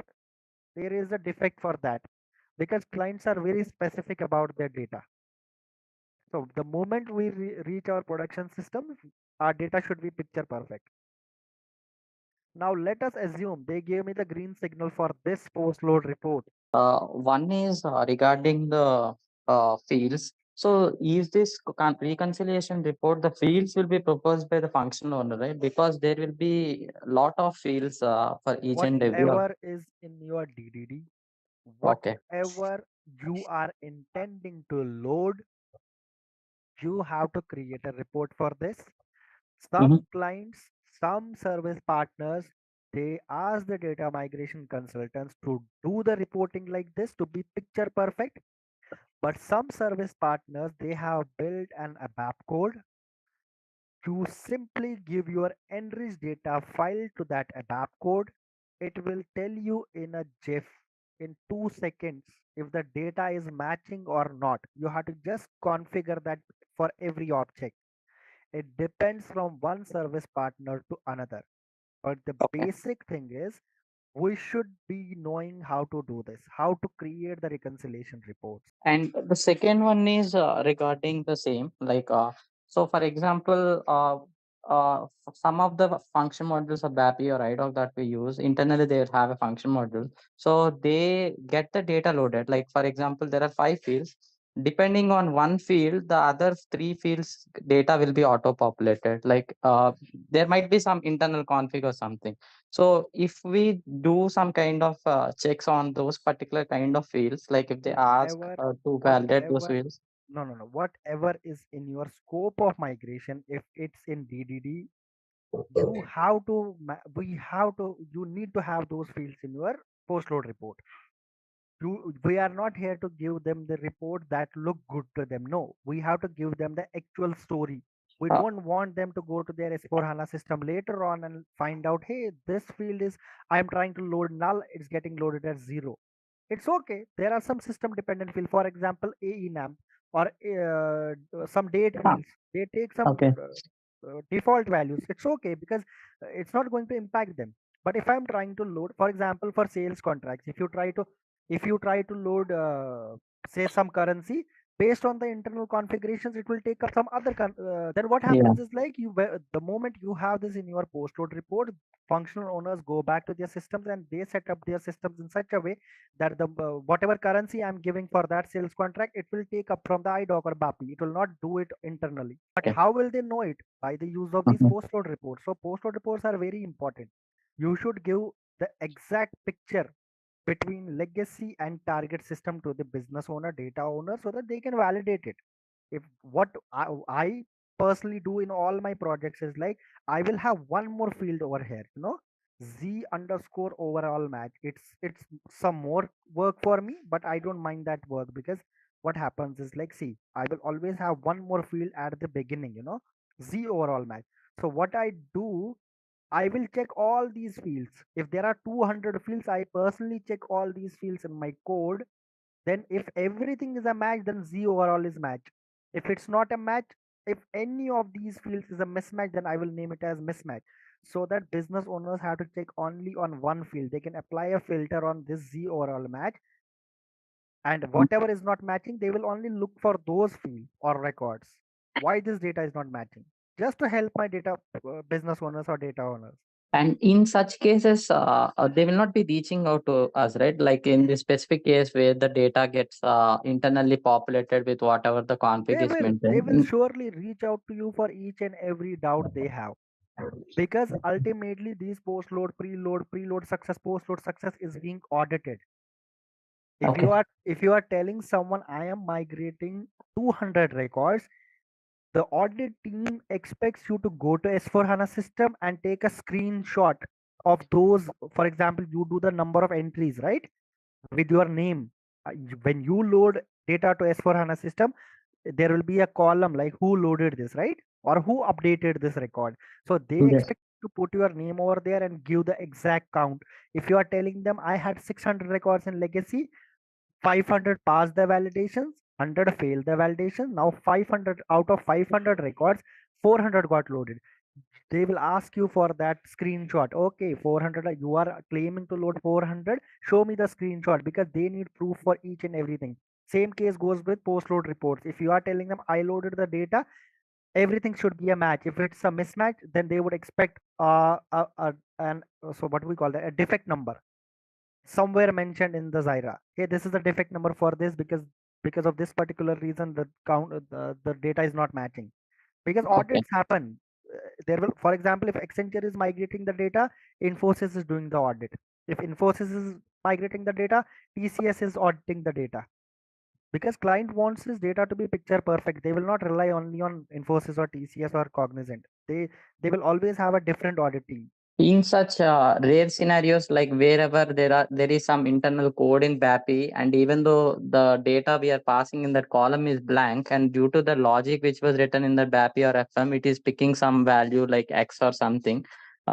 In such cases, I mean, how we are going to justify? We need to ask the ABAP No, we team to will not, look at it. sir. We are not here to justify. We are not here to justify. What we do is like we tell them, hey, we try to load this. We give them a proof. Hey, look at the IDOC. I am sending this value to this field, but in the S4 HANA system, this is getting loaded. What they Okay. can do is like they can default that configuration, or if they are unable to do that, if the system is by default picking up some values, you can definitely ask them, okay, then remove this field from the DDD, make this as Okay. out of scope for me, then I will remove this field from my preload report, preload success, preload error, and my postload success as well, because I don't want to keep any record, sorry, any field over here that's not in scope for me, because if I am not migrating data for that field, why should I keep it here? Back to the step one where landing of data, right? Hmm? Where we extract it from legacy and then pass it on to HANA Studio. Hmm. And the subsequent steps happen in HANA Studio of manipulation, validation, right? So I was wondering, like, is it has to be a HANA Studio, or can we do that in LTMC as well? Because I know, like, in LTMC you can See, quick data. no. See, if you want to migrate data using LTMC, then there is no point of using HANA Studio, because you will be having your data in the form of files, right? Right. Then there is no point. The client can give you data in the form of Excel files and you can load it. You can do the mappings internally, validations internally using LTMC. Then the client do not expect you to use HANA Studios and all. But mostly for big clients, they don't expect you to use those files and all, because they have their data in the S4 HANA, sorry, ECC systems or Oracle system. They will not create an Excel file for 20 million records or 30,000 records. It's very difficult to manage LTMC templates. And what most of the clients do is like they use LTMC and they use the input method as transfer from table. Even for that, it expects your HANA Studio. And one more query, like since we are discussing about LTMC, there is a new method as well. Instead of tables and the files, we also have direct transfer with ECC system. So in that method, like directly we can connect all our configuration with whatever is the ECC system and directly move the data via LTMC. So is the question like, yeah, so ECC? in No, such please. cases, do we need this extraction and all, because it will directly point out to ECC? So the question is, you have some data in your ECC, you directly want to migrate it to S4 HANA, right? Yes. So it can happen for small clients. What if the client had data in two source systems? Who will take care of data deduplications then? Okay. If for small clients, they have the record in the volumes of hundreds, thousands, it's okay, and they don't want to, they don't care about their data quality. What they do is like they simply want to migrate data from ECC to S4 HANA. They don't care about the quality, they are just worried about the deadline. Okay. But downstream it will impact. I mean, mostly like for master data objects like cost center, profit center, we can directly utilize that mechanism, right? Like You if can, you can definitely, but when it comes to what if the cost center is not in use anymore? What if there is there is some bad data associated with the cost center? Mostly clients will never do this, like migrating the data from ECC to S4 HANA directly. They will ask you to manipulate data. They will ask you to create the reports, because nobody wants to migrate bad data. And there can never be a system which is not having bad data, right? No system is 100% correct. I mean, how many phases are there in a data migration project? Like first is extraction, manipulation, validation. right? Yeah, yeah, sir. What? I'm just trying to explain you the complete process of data migration, Right, right. because this is one of the most important questions being asked in the interviews. I could have directly gone to information stewards and taught you how to do it, but no, I don't want to do that. I want to clear your interview questions as well. Let me cover this. I want to Yeah, focus on these two first, then I sure. will write a simple step doing this. Right? Please give me Yeah, some okay. 5 minutes Thank more. you. Okay. Brand, a question here. Yeah, Like please go suppose ahead, when sir. we are talking about data validation, like before we send, we have to send the report to the client after whether data passed or failed. So does it need any advanced level of Excel knowledge or? Nothing, sir. Nothing. You don't need Excel knowledge advanced. If you know Excel, good. But from the data services is so powerful. It does everything on its own. You can have some complex logics over there, and you will just dump this data into the table, HANA Studio table. Meanwhile, you can also create a report. We have the provision to do that in data services, and you will send those reports to your business or data owner. No some rocket science knowledge needed in Excel. If you can just copy data from something and paste it in Excel, that's the only skill I want you to have in Excel. That's the basic skill. Now what happens to these 10 records?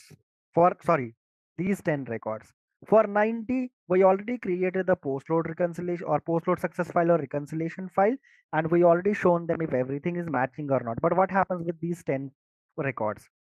The business will go and business will check this report. When you try to load your idocs or bapis, bapi will give you a return function, right? In the return function, it will give you the reason of error. For idocs we need to go to two tables. One is edidc, one is edids. I will cover that when we go into data migration, okay? But as of now, please remember these two tables. One is edidc, one is edids. Inside edidc, you have the IDOC number, and inside edids, I have the complete explanation like why this record is failing. I will use these two tables. I will create a report on top of that. I will send this to business. I will tell them, hey buddies, these 10 records are failing because of this reason. Now, what if they corrected those defects? Suppose there was one configuration missing and they corrected it, right? They asked you to load these 10 records. Now when you go for the load, you will not definitely load these 100 records again, right? Because 90 have already been loaded. I do not want to load 100 again. That will create, if there are certain objects where the number range has been set as internal, you will create out. I was intending to create 100 records in total. You might end up creating 190. Some 90 records will be duplicate, right? So please always use the concept of delta loads in your programs. Whenever you have your programs for load, we will always have delta loads. How do we do it in BODS? That's a separate thing. I will cover this in detail, but try to understand the delta loads. What is a delta load now? I was trying to load 100. I loaded 90. Now I am remaining with 10. If I run my jobs again, I should not be loading these 100. I should be only loading these 10. Okay. So that's what I do with these post load error records, and that's where the delta loads become handy, because we will not be migrating. For example, there is an external number range for a material. I hope you guys know what is internal number range and what is external number range. For the freshers, internal number is generated by the SAP S4 system on its own, based on some different configurations. For example, now you might ask me what configuration. For example, for material types, for a material type finished good, they can set up the number range in such a way. If the material type is finished good or FERT, please allocate a number between 0 to 1 lakh. If the material type is half A, allocate a number between 1 lakh to 2 lakh. The moment any data owner sees this material number in S4 HANA system, he can quickly figure out whether this is a finished good, whether this is a semi-finished good, this is a raw material, this is a service, whatever it is. So they set up the number ranges. For internal number range, if you try to load 100 again, you will create 90 duplicate records. If the number range has been set as external, what is external number range? External number range, whatever you are passing into the IDOC, it will be an external to the S4HANA system. For example, you are only having one legacy system. Okay, you are having only one legacy system. There are 1 million materials. The client wants to have the same material number in S4HANA. So what you can do in the configurations, you can set the number range as external. So whatever data, whatever material number you send to the SAP system, S4 will create exactly the same material number over there. But if it's more than one legacy system, then we take care of data deduplications and all, then we mostly set up the internal number range. Now, if I have the internal number range, you will definitely create 90 duplicates. If you have the external number range, then the system will tell you this material number already exists. But let's be prepared for the worst. The worst is if we are using internal number range and you try to push in more 100 records, we will be creating duplicate records, and this is not recommended. So that's how we take use of delta loads. So what is the overall process now? I extract data. This will be from ECC to HANA Studio, or I can write DB, my local DB. It can be HANA Studio, it can be SQL, SQL anywhere, anything it can be. What is the second point? I will transform my data. What is the third point? I will validate my data. The moment I validate my data, two files will come up. One will be preload success. One will be preload error. What we do with these two files? We send both these files to my business owner or data owner, get these validated. If he gives me a green signal, I load my data. Once I load my data, I will create my post-load files. Okay, post-load files can have two types. One is post-load error. One is post-load success, and this we also call as reconciliation report.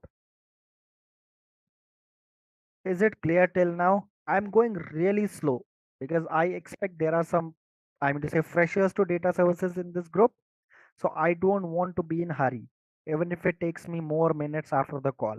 So if anyone has any questions till now, please speak up, ask me 200 questions. I don't mind, please. Delta load is something that is done. So whatever is remaining, the 10 fail loads, which is corrected, and then we load it. So that is a delta load.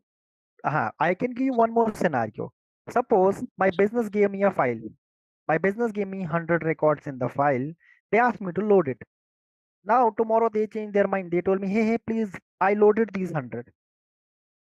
Or I loaded maybe 90. Tomorrow they changed their mind. They told me, hey, sorry, we gave you the wrong file. Now we have 150 records.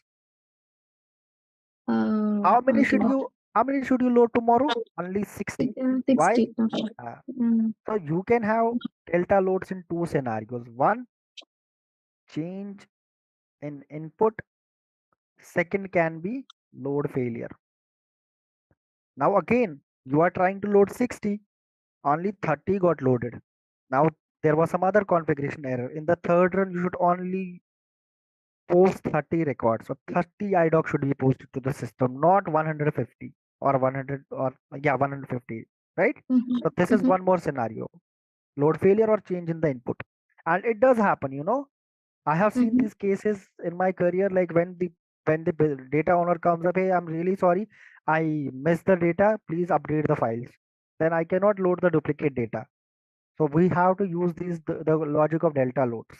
So delta loads, when we do, are we going to do it to the parent structure, or should we also include the child structure as well? No, like no, for example, whenever you try to load an IDOC or a BAPI, if there is an error at the line item, it will not even create the header, right?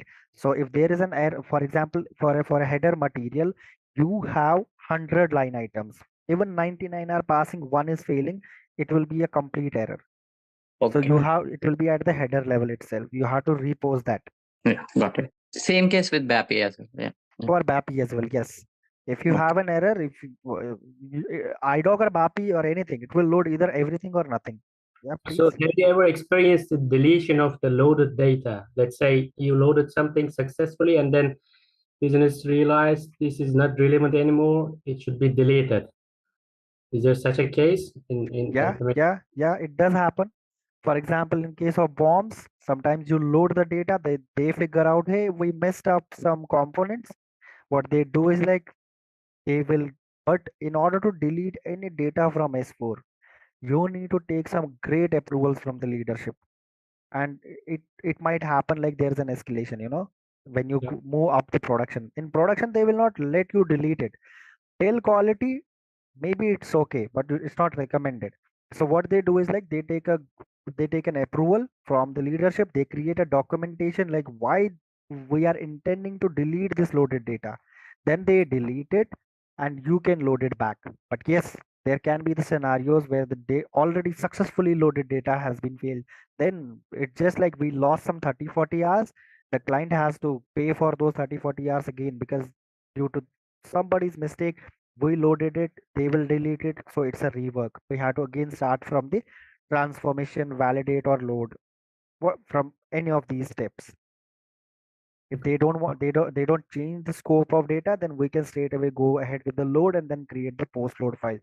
If they change the scope, now they found out, hey, we had to migrate 600 records, we could only migrate 200. There was some issue with this extraction criteria, then we have to do all the steps again. We have to send back the transformed valid preload succession, preload error.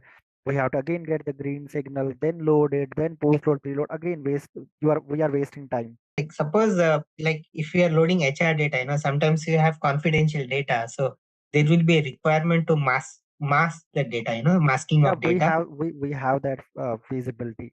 If there is a telephone number, if there is like email address, then inside BODS we have something called data mask. What it does is like it will just have the first 2-3 characters and then it will do star star star. So in data source it does that. You see, is data mask. Yeah, here the preloaded error. Who will address this preload error while validating the data?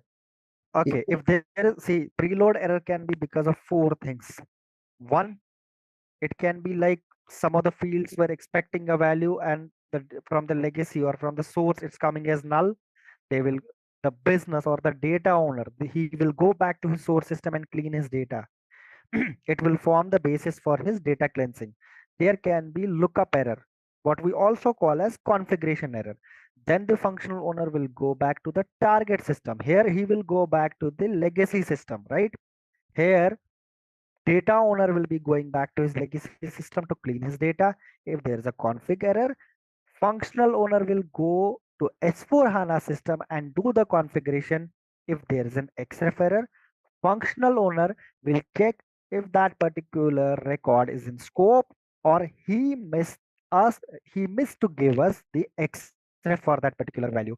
If he is giving me the XREF for India and Germany, like India should get changed to IN, Germany to GE, but he forgot to give me for United Kingdom, then he will tell me, hey buddy, I'm sorry, I messed it up. He will update his XREF file and then I will run my preloads again. But if he tells me no, United Kingdom is out of scope, then I'm okay, I'm good to go. I will not load those records, I will make them as out of scope and I can tell him later on, buddy, for mock 2, please go ahead and mark country equal to United Kingdom from source as out of scope so that I can filter out this data even from the extraction. I don't want this data because you are not intending to load it. If there is a format error, if for example the country for example the telephone number in the legacy system is 11111, 5-digit number, but I know telephone number should be 10, right? So I can ask the data owner, please go back to your legacy system and do the cleansing. So this will be cleansing, this will be like readdressing if those records are in scope or not. This will be like going to the S4 HANA system and doing the configurations, and this will be like data cleansing. It's like this is the data owner, this is the functional owner. Only the data owners, functional owners, don't confuse yourself between data owner, functional owner. He can be the same person. Okay. But someone has to do it. Usually what happens, the client will never give you the access to ECC system. You can give them a report and they will do it on their own. They will not let you manipulate their legacy data. So they will go back to their system. They will keep track of all the changes. So after rectifying this, then they will do the data load, delta load. No. If they are not good with the preload success file, they find out, hey, we missed to set up some configurations, we missed to give some xref. They might ask you to rerun the preloads. If it's mock one, there is, see, for different mocks, they have the expectations. Like, hey, for mock one, if 60% of data is passing, we can go ahead with the load. But if it's 10% of the data is passing the validation, then it makes no sense for them to load it. What can they test with 10% of data? So they will address these concerns and they will ask you to rerun the preload. For usually for mock one, they have something like 50%. For mock two, they have something like 70%. For quality runs, QAT runs, they have something around 90% is the expectation, and ultimately for production, 100% is the expectation. This is how they set up their expectation for different mocks. If somebody is not, if sometimes it might also happen that the data owner or the business owner, he is not happy with the mocks. He can tell you, no, I want mock 3 as well for this particular object. It can happen. There is an increase in the scope, again increase in cost, increase in budgeting, everything increases. Master or transaction object, I am talking about these things in general, whether this is transactional, whether this is master data. For me, it's data, and these all steps we have to pass through. Normally these data loads, will it be part of the sprints also? Like suppose if the client has agile methodology, so they may expect us to do mock 0 in sprint 1, Yes. mock. No, buddy, it's not like mock 0 and mock 2 in sprints. No, it's not like that. So what they do is like they design their sprints. For example, they have usually each object will be having 100 to 150 objects, right? They can tell you, okay, for sprint 1, we want to test these 10 objects. For sprint 2, we want to have these 40 objects. For sprint 3, we want to have these 70 objects. But mock 1, mock 2, mock 3, or QAT loads, each and every object has to pass through that. Now I want to move to my second point, that is my cleansing needs. Or I discussed about this, what is the discovery phase? When it comes to the discovery phase, clients want to take a decision if they are ready, or is their legacy data ready for the migration. How do they know it? They know it by the use of information stewards. What they do is like they give us different reports. Hey, we have these many reports. Sorry, they have different rules, and they tell us to create reports based on those rules. And they, once we pass our data through those rules, they come to a conclusion if they want to migrate their data or not. For example, my client is giving me, say, 50 rules, okay, for a particular object. Say, let me take an example of material master. My client is giving me some 550 rules. He is asking me to create these rules and information stewards, and then he wants to analyze his data based on these rules. Now each rule will be having a score, and it will be out of 10. Some clients have an expectation, okay, if my data is like having 5% overall score, then I'll be going ahead with the data migration. If not, then I will put this pilot on hold. What is a pilot? Pilot is simply like we might have our data migration project will be divided into different pilots. It depends on the data owners how they want to divide it. For example, they want to divide the pilots based on this material type, or based on some sales organization, or based on some plant. In case of customers and vendors, they might ask me, okay, for this particular pilot, we want to migrate the data for US. Then in the next pilot, we want to migrate the data for UK. Then in the third pilot, we want to migrate the data for India. Now, if they ask me to have a check on country US, right, or plant 1020, they want me to have a check on this. So I will write my rules, or I will create a code in information stewards, and I will give them the real-time reports. Once they check these reports, they will then take a call. For example, they tried to get the reports for country India. Now they figured out, okay, we have 60% of data is looking good to them. They will give me the green light. They will just have maybe the discussions. Okay, let's make country India as the pilot, and then let's start with the data migration. But if they want to check for US, and they found out like, hey, only the score is 1 out of 10. So it means that their 10% data is ready for migration. So they might not go ahead. They will just make sure like they clean the data first, and then they go ahead with the data migration. I take this as no, then I will move ahead. Okay. What is the basic need for me to take a call, whether I will be migrating my data or not? Data, right? So data cleansing or data profiling, we call it. We call basically, sorry, I'm sorry for using the word data cleansing. I should use the term data profiling. Profiling is done on the source data. Just some basic filters. For example, for pilot one, they want to check the data for let's say like customers. Let me take an example of vendors now. Enough of materials. Let us take an example for vendors. For pilot one, they want to analyze the data for country US, and they want to take a call if they will go ahead and migrate the data for country US. Okay. So what I will do first, I will extract this data for country equal to US for all the relevant tables. For vendor, my relevant tables would be LFA1, LFB1, LFBK, LFM1, LFM2, or WYT3 as well. There are many tables for vendor. But as of now, let me take an example. I want to focus on vendor general data, that is LFA1, and I want to have a look on LFB1 as well. That is my company code data. So what I will do first is I will extract the data for these two particular tables. Then I will show you, I will filter out the data for country equal to US, and then I will go to my information stewards. I will show you how I have to write the rules and how the score is generated, how the scorecards are set up, and ultimately I will get a consolidated score for maybe vendors, and then the business can take a call if they want to go ahead with the migration of vendors for pilot equal to US. Does that make sense? So the first point to start with would be the extraction of data. Let me create a project here. Let me name it, say,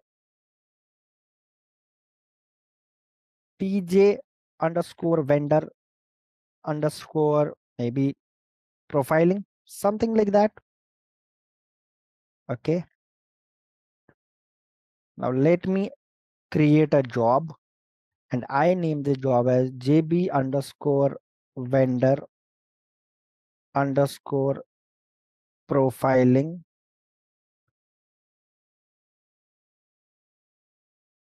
underscore US.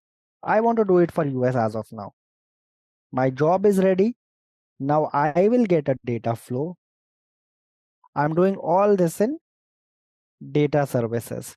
Let me do something like df underscore maybe vendor underscore profiling underscore say LFA1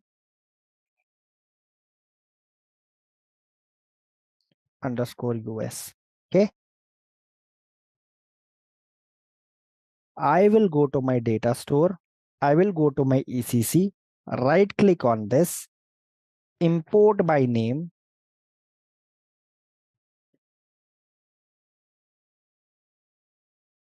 Here I will write LFA1, hit enter. LFA1 should be here now. I want LFA1, then I want LFB1 as well.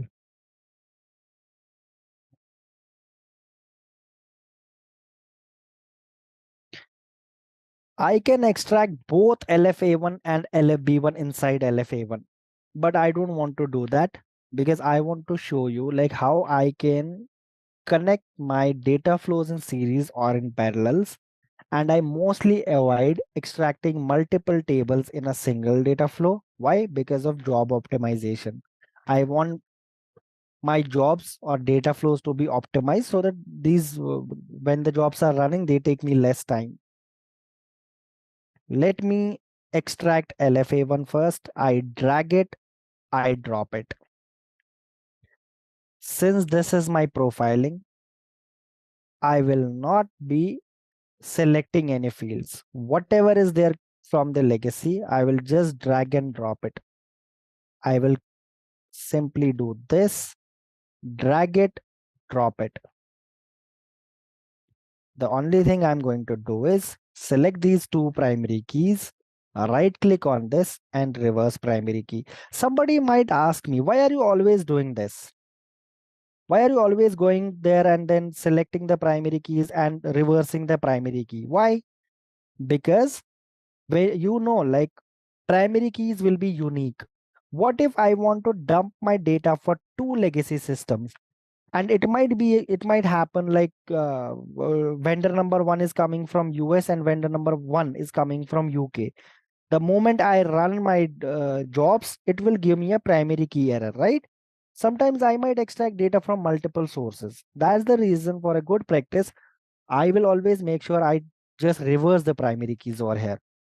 Now, what I want to do is like I want to select US, right? Let me analyze the data first, like how they are maintaining it for US. Is US even present here or there is some other country? I will just check the data for LFA1 and I will go to, where is land 1? Okay, this is land 1, right? If you want to check how many land 1s are there, I will right click on this. I will do profile. Okay. So as of now, US is having 1022 records. For Germany, 967. For India, 327. Let me take US. I go inside. I do something like go to the where clause. I just drag, sorry, I have to drag land 1. I will do something like this equal to US. I'm keeping a space here because this is how they have maintained the data in SAP. Now, I will have this template table from here and I will drag and drop it. I will name it as maybe LND underscore LFA1 underscore profiling as of now. I don't want to name, or I can name it as EXT.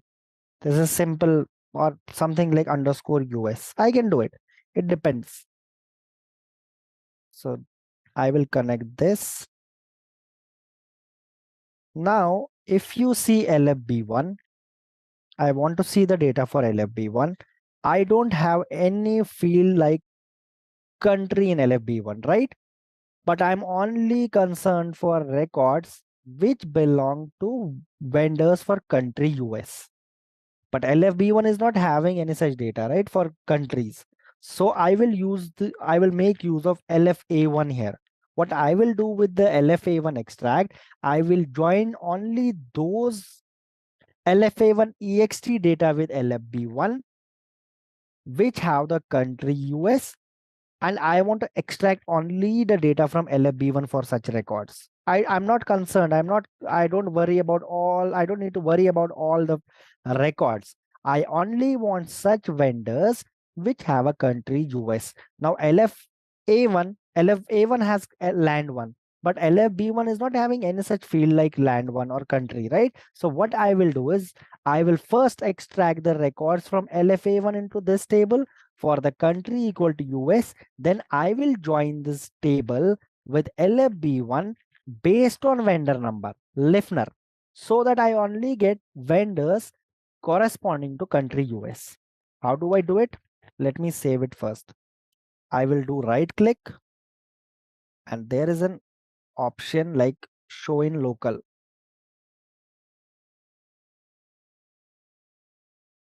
Yeah, this is the option show in local. The moment I do show in local, this is the table here. Now I will create a data flow for my LFB1.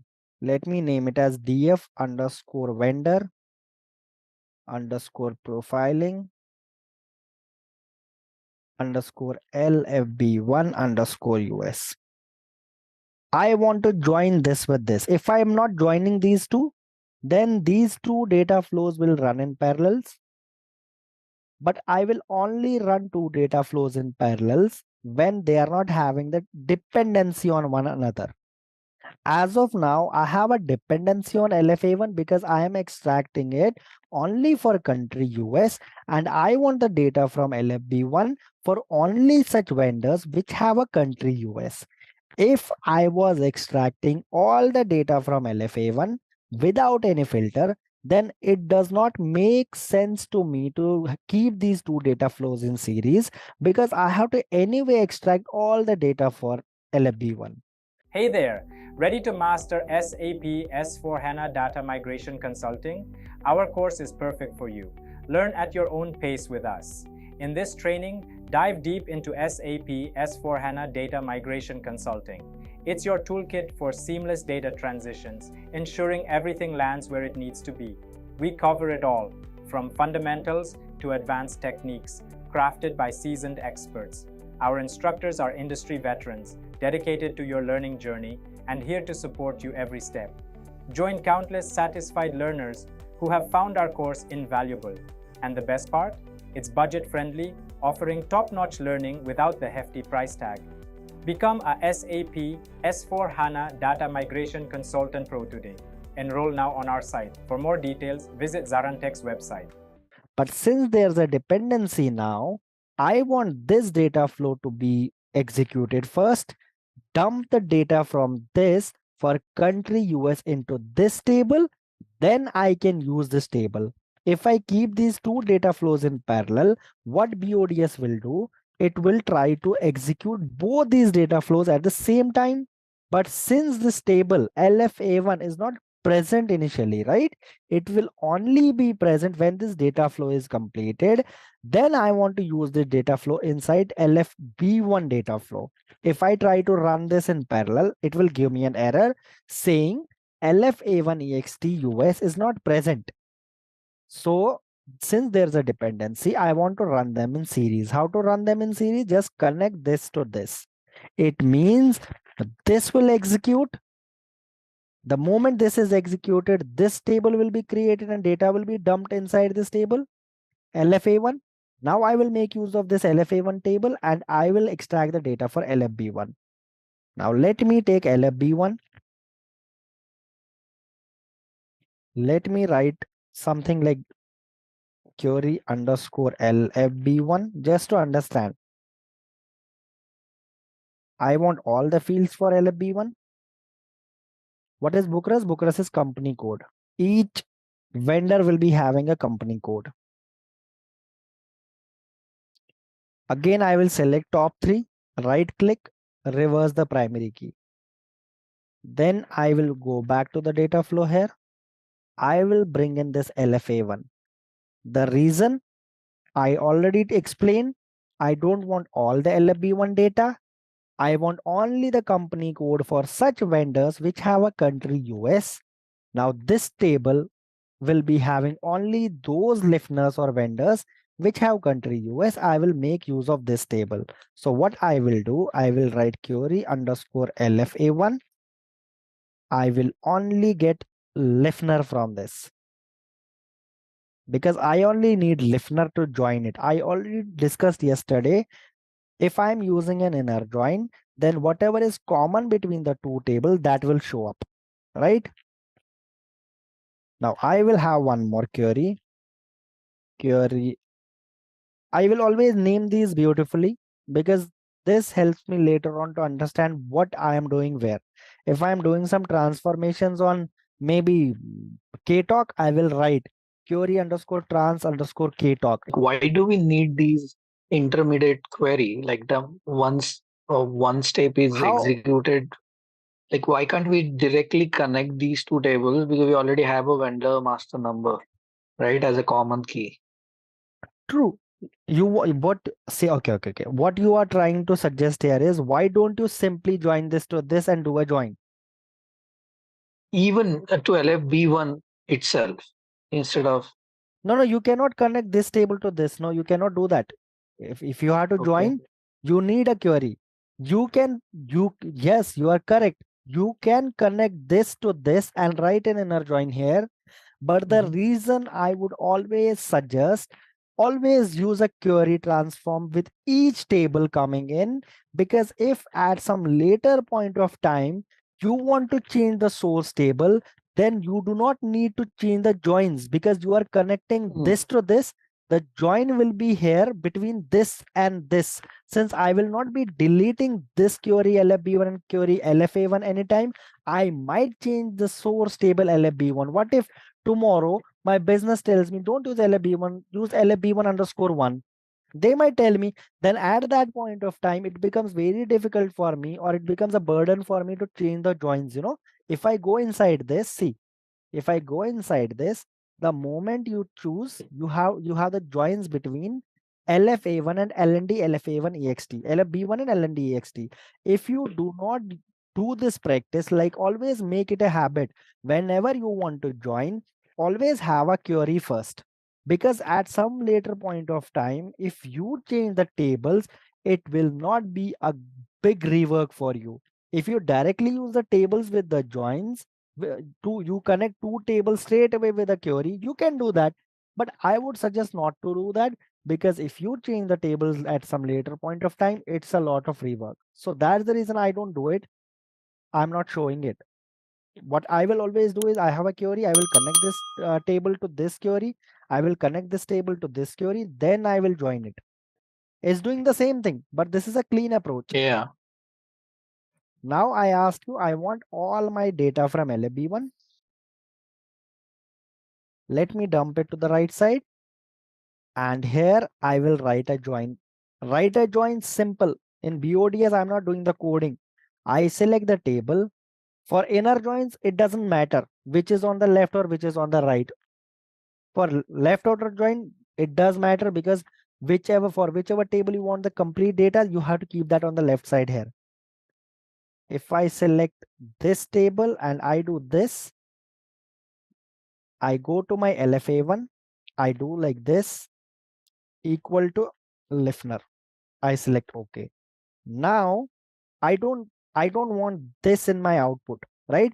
Because I was only intending to bring this LFA1 listener so that I can get only such records from LFB1 which are having a country US. Since LFB1 is not having any field for country, so I will make use of this table by the means of join. Again, I will go back to this and I will dump this data into LND underscore LFB1 underscore ext underscore US. I select OK. I dump this into, I connect these dots. I save. I will go back to my project. Sorry, this level. What do we call this? Job level. I will hit this button. I will validate everything. No error found. I will run this data. Sorry, I will run this job. Right click on the job and execute. If you go here, you see, I will take you to the monitor tab. First, LFA1 is getting executed. Now there is some error. What is the error? Okay, MOCD2XT.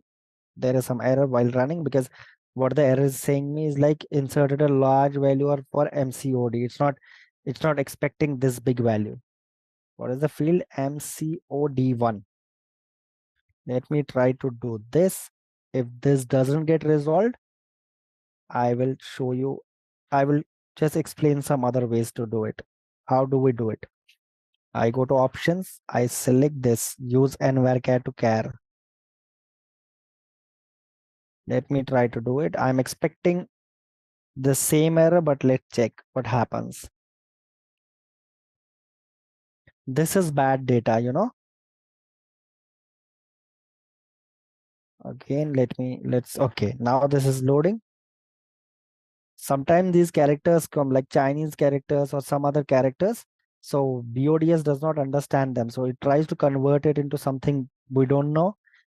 That's the reason I always insist on going to this table and inside this options, change this nvarchar to varchar. It will make sure you don't get such type of errors. Now let me analyze the data here. I will cross this. I want to analyze my data for LFA1. I want to only have my data for country US. Okay, I have US. If I do right click, I do profile. I have 1022 records as expected. If you want to do the profiling for some other field, you can also do it like here. I want to check maybe, let me check ORT1, that is maybe city.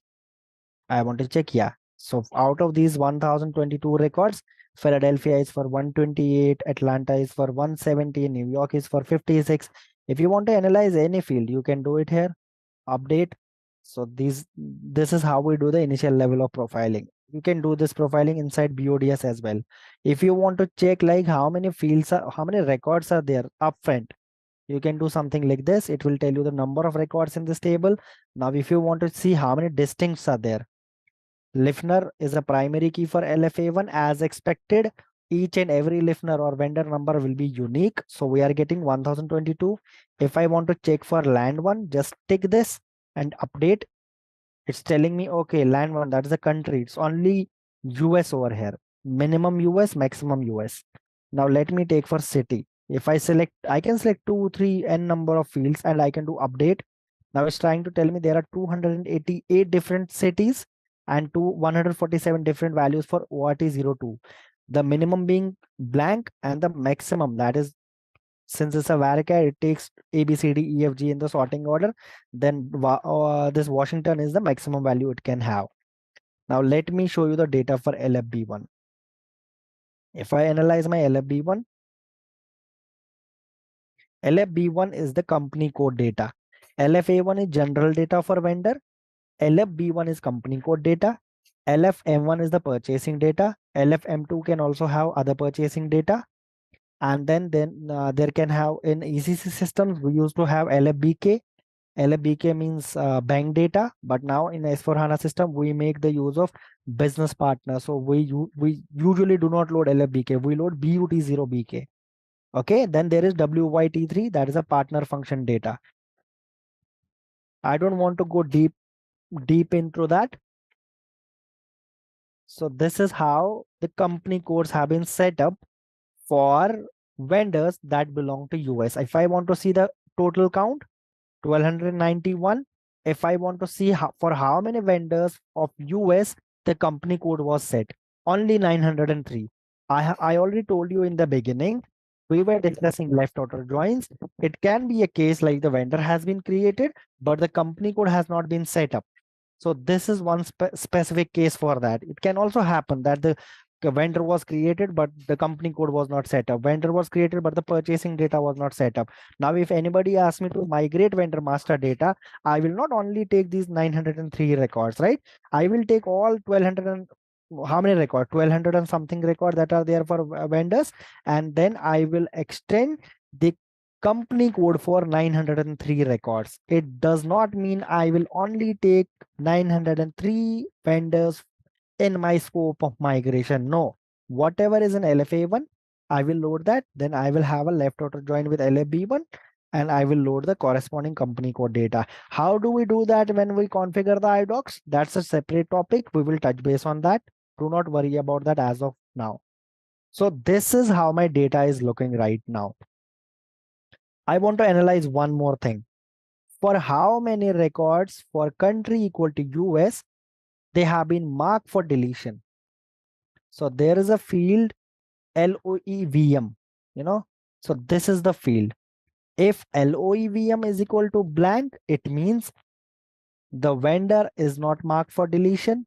If LOEVM is equal to X, it means vendor has been marked for deletion.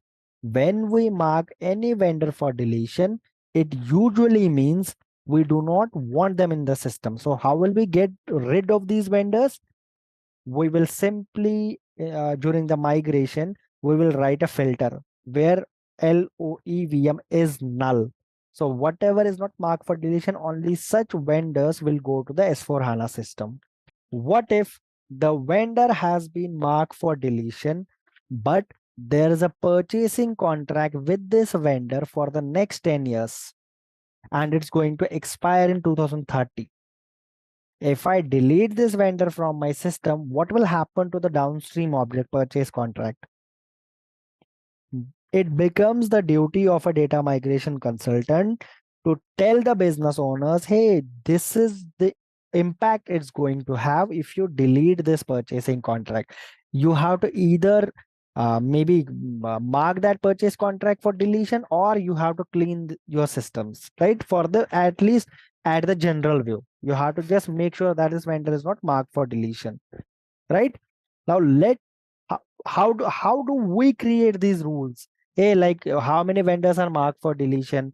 How, some other rule, for example, I want to check for how many vendors the account group is 0001 for US, for country equal to US. So I will write some specific rules inside information stewards, right? I want to touch this on that. I want you guys to know how do we write the rules inside information stewards. Is this, can we say it's just a validation of data, or we are just still I cannot analyzing? say this is the validation of data. I can rather say I am trying to figure out what will be my scope. How many vendors will there be in scope? We are still in the discovery phase. My Yeah. client wants to know, okay, he wants to migrate data for country US, but he wants to know how many of these vendors are marked for deletion. What if out of 1200 vendors, 1100 have been marked for deletion? Then it makes no sense for them to create those 100 remaining vendors, right? Either they have to clean the system, or they will analyze the downstream objects. We are still in the discovery phase. We are still not there. Like, we don't have a DDD. We don't have an XREF. This particular task forms the basis for creating those DDDs, cross references, those rules, those extraction criteria. This forms the basis. We are still in the discovery phase. So please now don't go into the data migration part. Let's be in the discovery phase. How do we come to the conclusion? What will be migrated? We are now in a position, we want to understand our scope. As of now, my client told me, hey buddy, I want to migrate data for US. Can you help me to understand what will be in the scope?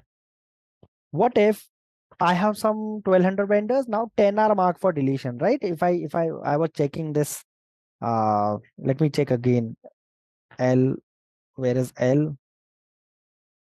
L, I cannot find it. Just give me a second. I want to go. Okay, this is LOEVM, right? Okay, if I see for out of how many records, say 1022 records, only 18 have been marked for deletion. So it means less than maybe 2-3%. So it will not bother my client, 1-2% of data does not bother him. He is still good with 98%. What if 1004 were marked for deletion? It might be a case. Then he will analyze his data. He will not even go ahead with the migration of vendor master, because he has to analyze his data. He will then ask me, okay, can you please go ahead and check for my LFM1 table? Can you please go ahead and then check for the purchasing contracts table? Can you profile the data for me so that I take a call? What if I have to migrate the purchasing order data? My client will tell me, okay, you go to the purchasing contract tables and you try to figure out, if I have a purchasing contract with 100 vendors, how many of those vendors are marked for deletion? How will he come to know? With the use of profiling. So we usually do these tasks inside information stewards. How do we use this information stewards? The basic for using the information stewards is we need some data. And the profiling is always done on the pure legacy extracted data.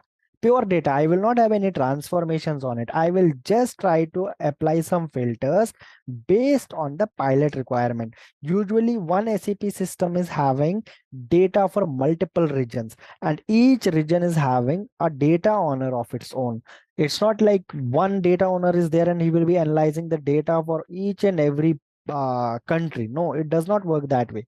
Country US will be having a data owner and he wants to analyze data for himself. If he can go ahead with the migration, we are just trying to help him. Let's name him Bob.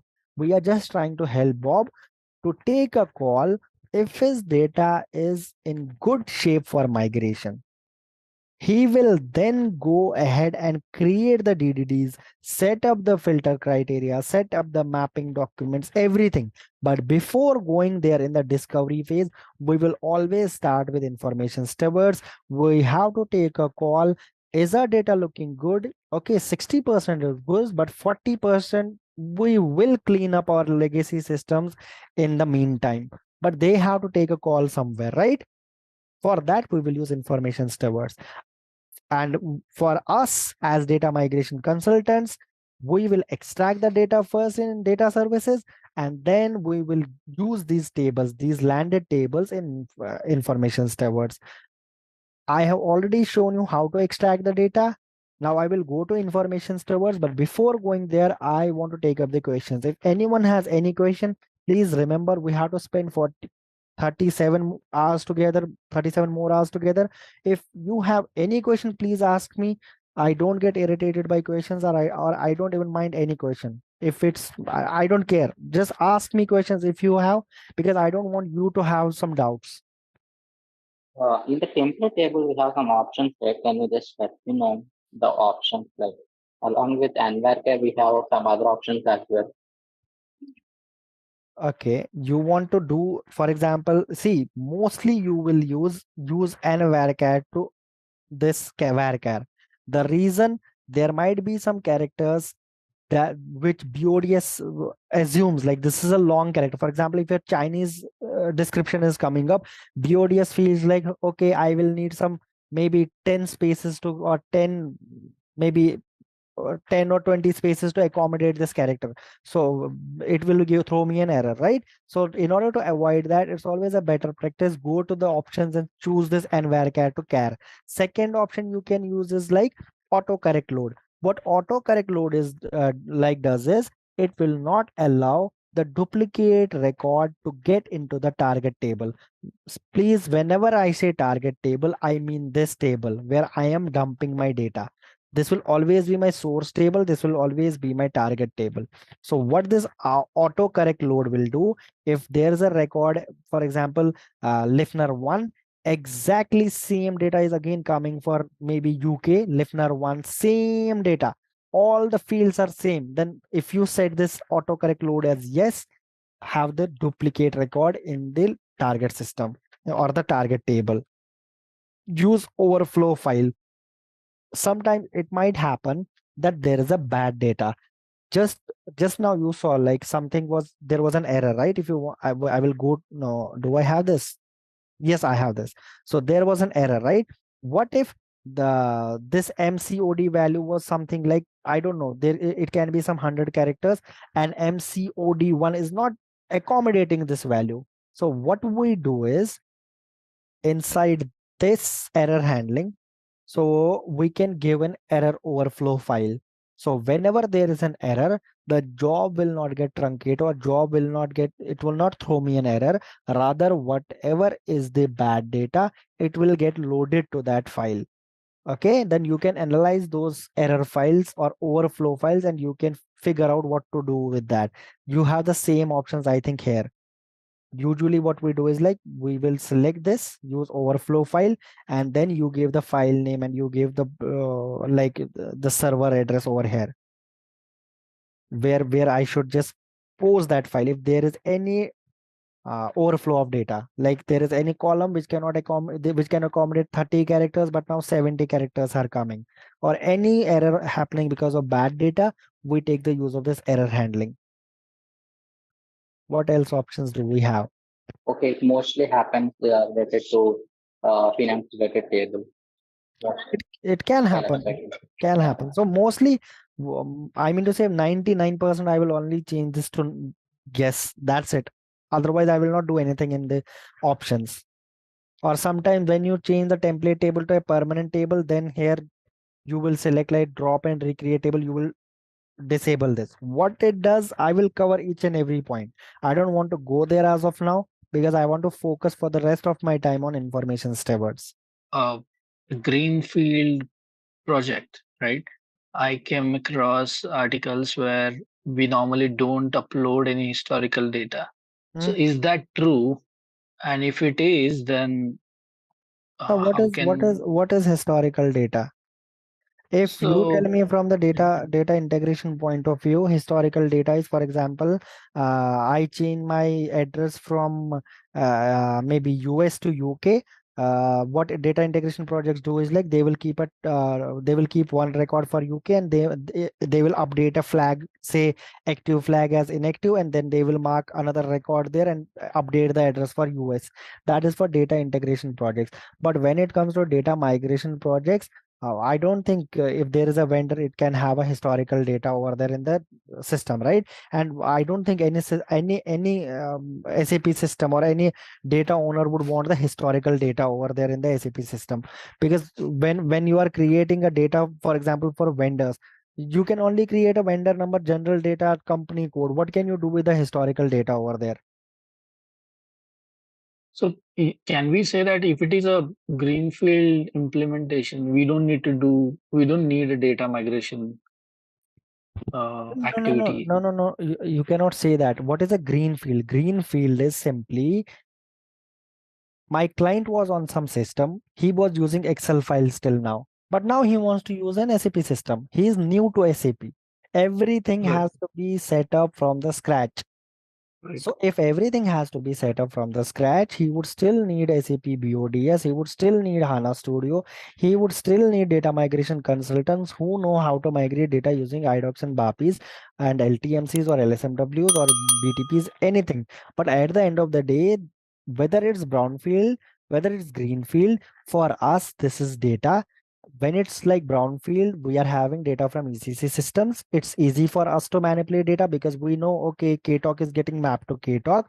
But for greenfield implementations, we are not sure how they have set up their tables. Then they need to define this explicitly in the provided templates in the DDDs. They have to tell us, okay, they had a field alpha. They want to map it to KTOC in SAP now. So they have to take the calls. As data migration experts, we don't care how how their legacy data is set up. For us, it's the work of functional owners and data owners to come to the conclusion how the data will be there in S4, because SAP will always be a standard, right? It cannot have LFA1 structure for one client and LFA1 different structure for different second client. It's a standard. Everyone has to follow that template. LFA1 is having these many fields. If you are having the data in some alpha beta fields, I don't care. You have to give me the mapping as per SAP. So whether this is greenfield or brownfield, it doesn't matter to us. Ultimately, what we are doing is we are migrating data, and we are migrating data based on their mapping documents, DDD. So they have to design that perfectly. Anyone has any doubts? So recently I attended one interview. They asked me what are the tools available for data migration. So can you please little bit elaborate how we can answer this question? What are the tools? Yeah, what are the tools or what Okay. procedure you follow to for data migration? They asked me. For the procedure, I already have given the complete description in the starting of this session. What are the Yes. tools? If you ask me as a standard practice, I will first in the discovery phase ask my client to set up the information stewards. I will Okay. ask him to give me SAP BODS or data services. I will ask Okay. him to give me HANA Studio. I would ask him to give me the access to his ECC system. What I would do is like I would always recommend my client to go for data cleansing needs, because I want to analyze his data, and in order to analyze data, I would need the help of information stewards. So you will extract your data in using BODS into HANA Studio. Your HANA Studio is connected to both BODS and information stewards. You will write some business rules over there, and you will analyze the data. Your client will then take a call whether he will go ahead with the data migration or he will defer it to some later point of time and do the cleansing first. And once the client is satisfied, okay, he is good to go with the this data migration, then BODS comes into picture. And the overall approach I already discussed in this beginning of this session, like how we extract the data and based on the DDDs, based on Okay. the mappings, everything I have discussed. Are there any prerequisites that we as a data migration consultant have to know? Like, for example, for BODS, we are maintaining data store. So there might be some configuration which we might need to do. And also for information steward. For bots, for data services, you don't need to worry about any configurations, anything. The repos, the information steward, the servers, everything, repositories, central repositories, everything is done by the basis team. Your job starts when they give you the DDD, you go there and you start analyzing the DDD. You then figure out how you will load the data. If you have a DDD, you go, for example, somebody gives me a DDD for material master. I know by my experience I'll be using an IDOC mat mass. What if they are giving me some fields over there that are not present in the IDOC, right? Mat mass IDOC. Then I will try to figure out the BAPI for this, like material underscore save. Right, then I will try to figure out if there is these fields are there. If I still don't find it, then what I do is like I will tell my client, hey buddy, you have given me these fields, these are not present in the IDOC or BAPI. What should we do? Are they really needed in the target system? He can tell me yes or no. If he is like, no, I need these, then I will just check like in the transactions, if there is any manual transactions by which I can update these fields, then I will create an LSMW. If nothing works, then I will again go back to my like DDD owner. I will ask him, hey buddy, we need the help of an ABAPer to create a wrapper or to create a function module for this.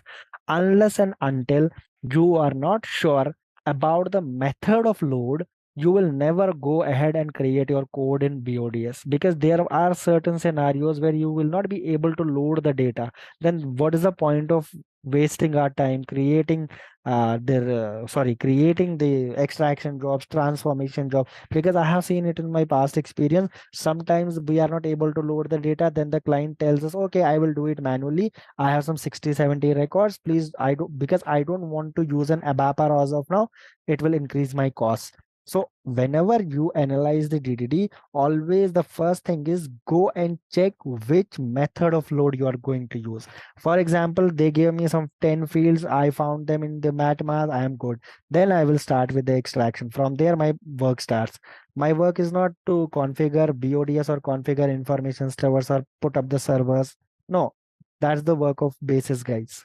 The second query is like when will we execute the jobs? Like we have faced these errors. Right? Like when I try from my side, I face some weird errors. So those are not related to the job. So in such cases, also we need to contact and reach out to basis team regarding the help, like disk space error, some kind of spacing issues or something we had. Like in our project that we are dealing, we used to have that issue, and we used to frequently reach out to the the concerned basis team, and what they used to do is they used to remove some space or something. It is related to some RDP or something, and they used to do. So in such scenarios where we have errors related to jobs which are not related to our activity, like when we validate the job, everything is fine, and when we execute it, instead of this and worker correction or something which are related to other aspects. So in such scenarios, we need to reach out to basis team, right? They are the right person. Whenever you are getting memory dump issues, sometimes you might get the memory dump issue.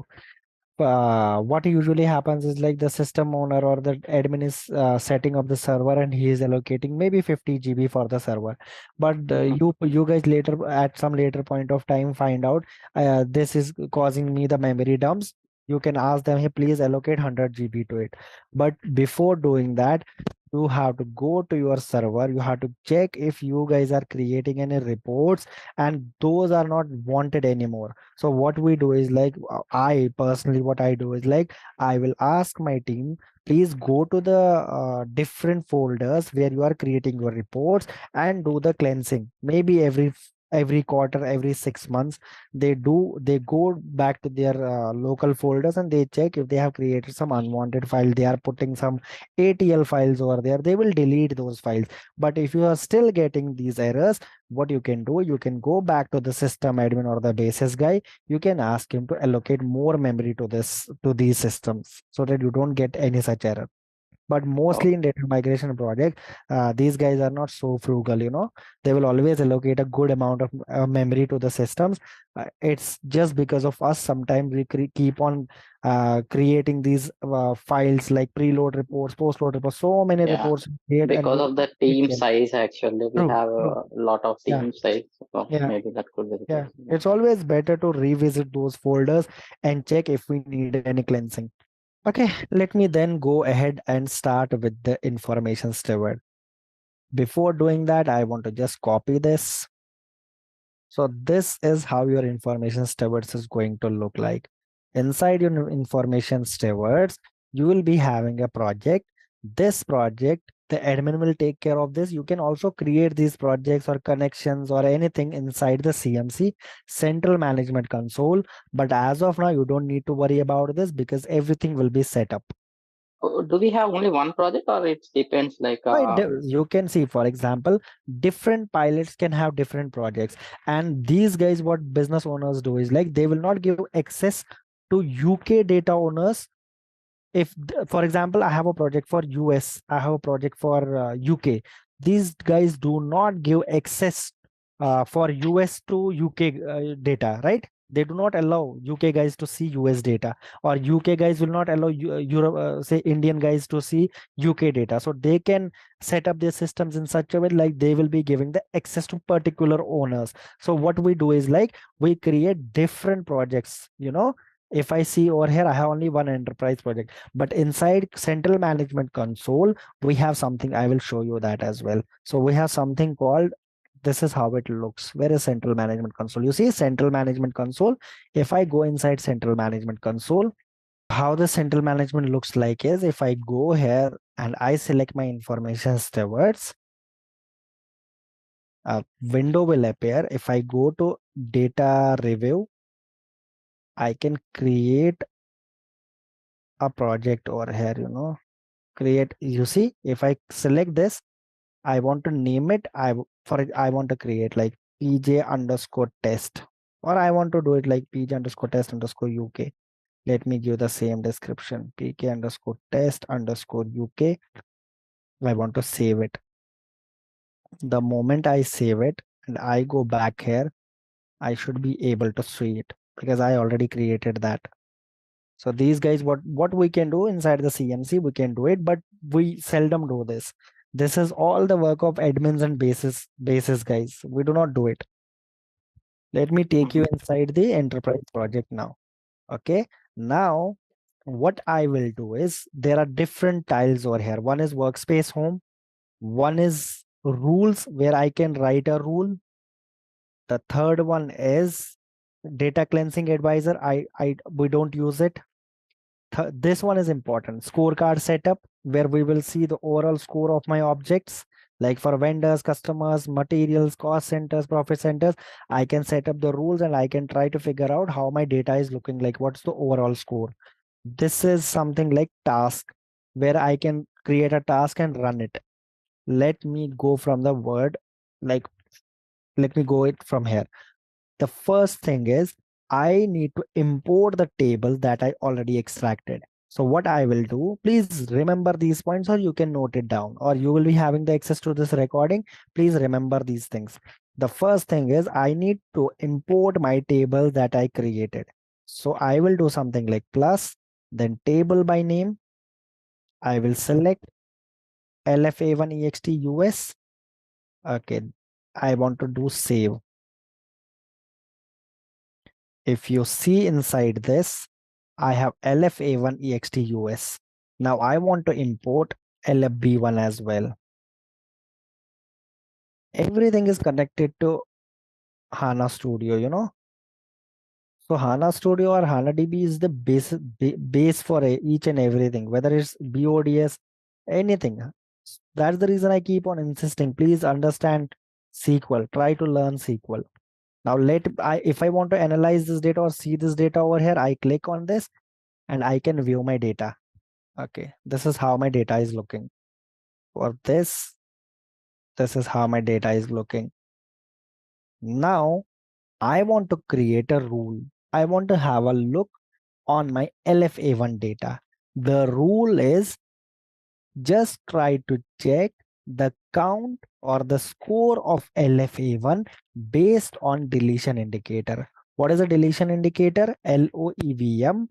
If deletion indicator is marked for X, or it's if a vendor is marked for deletion, then LOEVM will be equal to X.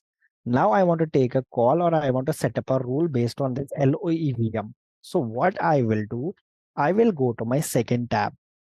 This is the rule. I will create a rule. Let me take the rule as rule underscore LFA1 underscore US. I can do some description here like check, or I can maintain a field as well, because LFA1 can have multiple rules. LOEVM underscore US. So what this rule means, I'm checking my LFA1. I'm checking on deletion indicator for country US. So what I can do is check deletion indicator for vendor US. In the approver, I can set it as administrators. Then here I can have the options, quality dimension, whether I'm checking the accuracy, completeness, conformity, consistency, integrity. Let me put this in integrity. Whether to put it in integrity, conformity, anything, we will be given the sheet, the information rules sheet by the business owners, and they will mention each and every point in that sheet. Hey, you need to create a rule for LFA1 for country US, and the quality dimension should be integrity. They will mention it over there. Now, the first thing is you have to name a rule. Second thing is you have to give a description. Third step is you have to keep the approver as administrators. Fourth thing is you have to select the dimension. You can select the dimension based on the input or based on the profiling sheet. Then you will add a parameter. As of now, I want to do the profiling based on LOEVM. So I will create a parameter LOEVM. After creating a parameter, I will hit this add expression. The moment I hit add expression, please remember, in case of expressions in information stewards, you have to think that what should be the value of that particular field to pass the data. Please remember, you have to remember this thing. We have to pass the data. How will we get the failed data? We will only, in information stewards, whatever is the rule, we have to do the inverse of that. See, why are we intending to write this rule? We want to get all those vendors that have been marked for deletion. So I should do something like here, where LOEVM is equal to X, right? But we don't do this in information steward. We always do the opposite, so that we get the failed records. I need the records which have LOEVM equal to X. Information stewards has been designed in such a way that we have to write the opposite of whatever we are intending. I am intending to get the records for LOEVM equal to X. I know LOEVM can only have two values, either X or null, either X or blank. So I know X I need, right? So I will write not equal to X. I will again repeat this. This is very important. Whenever you are writing a rule in information stewards, you always have to think in the opposite direction, because you want to get the failed records. In order to get the failed records, you will pass the data. Here I am writing a rule which passes the data. What is my pass data? That is not marked for deletion. So I am passing the data here, because when you are passing the data, it will give you then the pass score. Okay, 999 records are not marked for deletion. They are passing this rule. They are passing the data here. Then my score will be 9.99. Otherwise, if you write exactly what it's written in the profiling sheet, you will mess up with the reports. As of now, I want I want to have a rule on LOEVM which is marked for deletion. I know if I have to pass this data from the information steward's point of view. So I will write not equal to X. I will validate, I will save this. And then I will click this button. Here's a drop down. And I will approve this rule. Click OK. And just close this.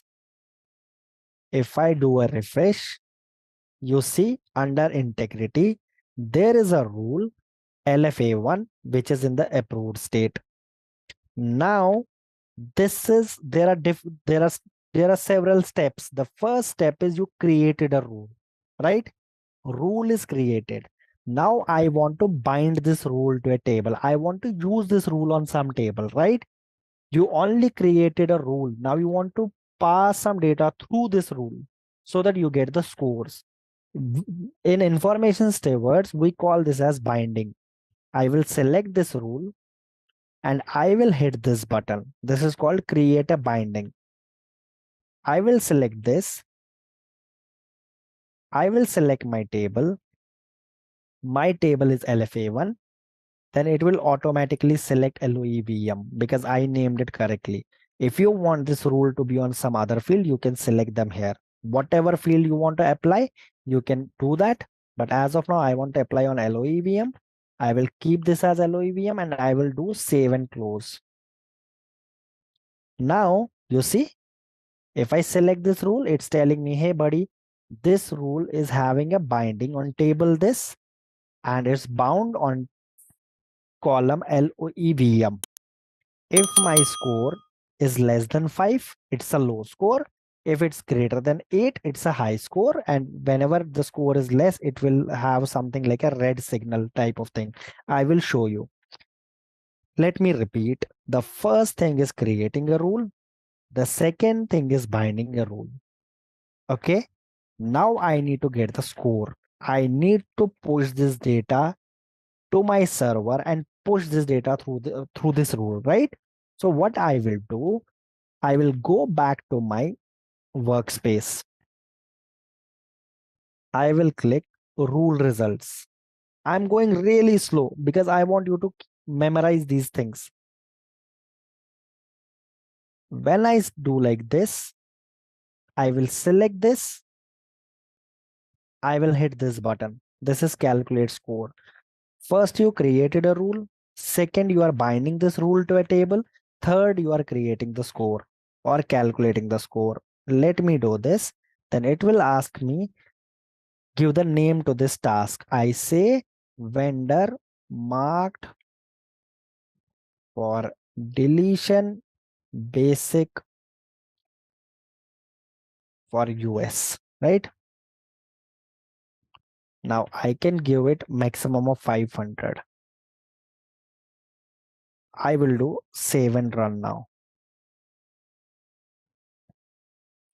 The moment you do save and run now, you can come to the task and you can check if your rule is running or it's completed or it's failed. Let it run. Completed.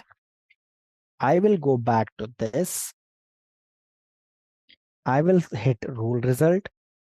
I will select this. I will refresh my results and then select this. You see, my score as of now is 9.82. That is 98.2% of my records are passing this rule. How many records are failing? 18. If I click on this, it will give me the failed records. You see, for all these records, LOEVM should be equal to X. Where is LOEVM now? This is LOEVM. If you see these records, for everything LOEVM is X. Then what they do is, like business owner, they go and they export the results so that they can analyze these. So this is how we will create a rule, bind a rule, and then calculate the scores. Now for my basic or my general data for my vendor, score is 9.82.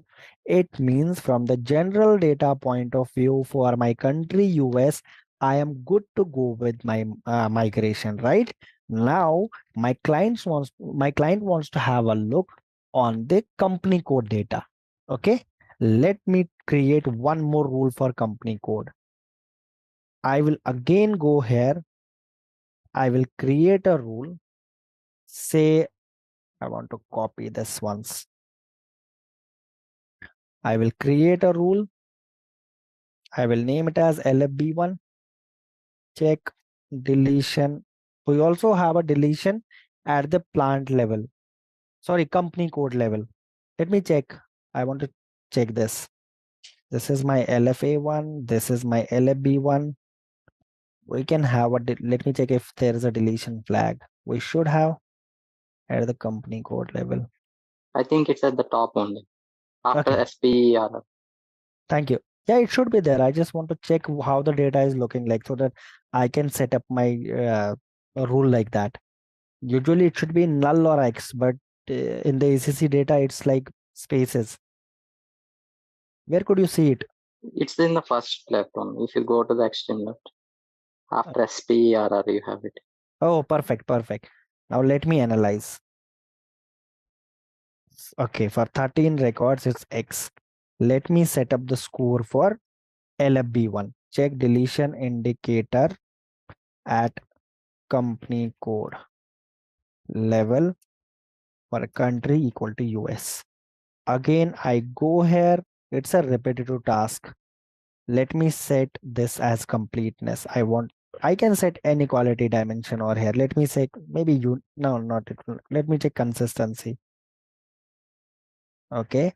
I will add a parameter. Again, I will name it as LOEVM. Again, I will add an expression. Again, I will say not equal to. I will say X. I will save it. I will click this. Then I will approve. Okay. I have my score. Sorry, I have my rule now. This is under consistency. I select this rule. I will bind it. What is the table? LFB1. I do like this. LOEVM gets auto selected.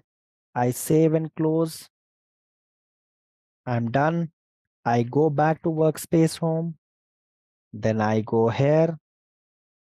I will select this LFB1. I will create a score. Now I want to name a task. Say check deletion indicator company code US.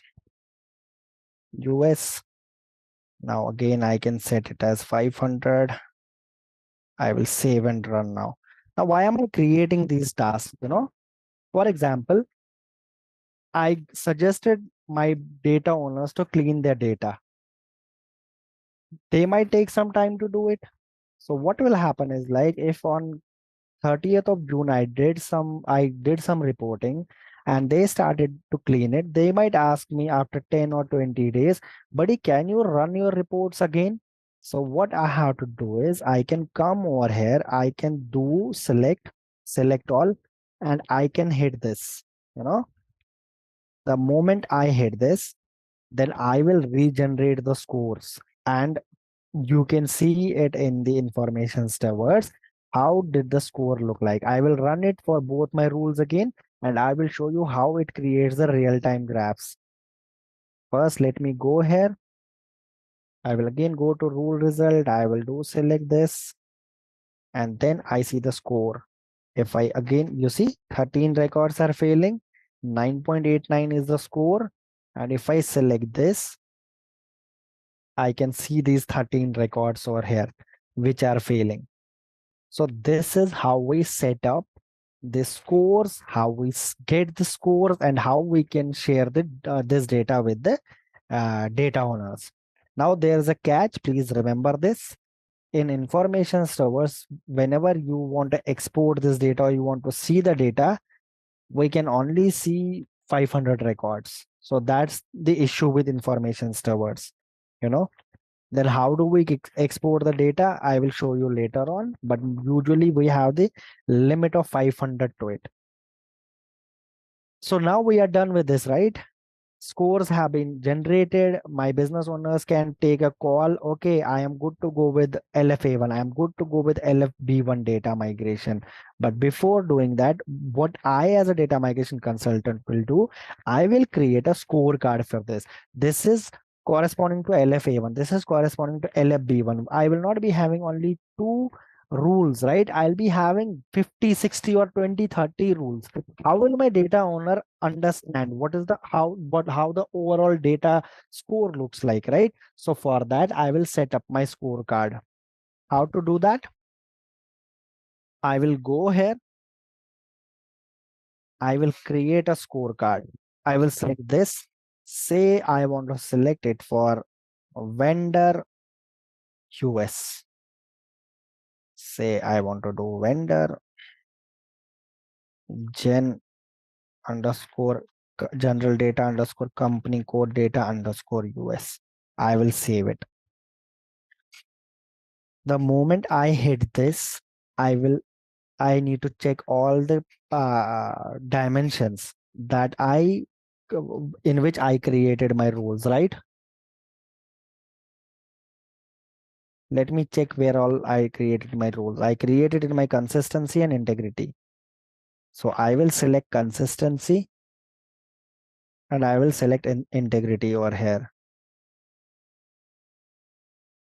Then I will select this consistency is selected. I have to select the rule. Okay, if under consistency, there is LFB1 rule. I will save this. Then when this is saved, you have to select this. It will tell me, okay, this rule has been bound to this table. It needs a complete information before setting up the scorecard. See, there's a warning sign that's gone. For consistency, it's gone. It means this rule, this dimension, quality dimension is done. But at the header level, that is vendor US, I'll still see this warning. It's not completely defined. So what I can do, I have to now go to integrity. If you have 7 or 8 quality dimensions, you need to do this for each and every quality dimension and each and every rule. So it's going to take up some time for the first time. So I will select this rule. Then inside the rule, I will click this. I will see the binding of the table. Now you see this is gone. Now my scorecard has been generated. If I go to the scorecard and if I select now, you see there is a scorecard. It means the quality of my data for general data and company code data is 9.86. For the quality dimension consistency, it's 9.89. For the quality dimension 9.82. The score is for the integrity, the score is 9.82. Okay. Trend line, it's not available as of now because once we run these tasks some 2, 3 or 5 times or 10 times, then there appears a graph how the data is changing. As of now, the data will not change, right? Whenever they will clean their data, then you will see a score over here. I want to run this again so that I can show you something else. I want to run these two scores. Let me rerun these two. I will select these. I will run these. When you will do this, for example, you gave them the report on 30th of June and you tell them, hey, buddy, please clean the data. Now they go back there to their system, analyze the reports, and they figure out, okay, for general data, we want to unmark 6 vendors that were marked for deletion. They will clean the system, their legacy system, right? And they try to they understood like, okay, we cannot mark 13 vendors marked for deletion at the company code level. They will go back to their system and they will clean it as well. Then what they will ask is, please rerun your reports. What you will do is like you will run your jobs again in the PODS so that you have the latest copy of data. Then you will run these tasks again here. If I go back to my scorecard, I will show you. You see this? Let me refresh. The score is still the same. If you hit this tab, data quality detail, now you see for vendor, I have 2 dimensions. It will give me the complete detail. I have 2 quality dimensions. For quality dimension, this is the score. For integrity, this is the score. These are the rules under my vendor US. And if you want to see, for example, if I select now the table at the table level, I selected this rule, I selected this table.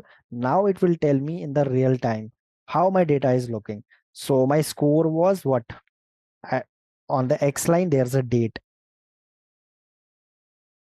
So it will tell me, okay, on this date, your score was 9.82.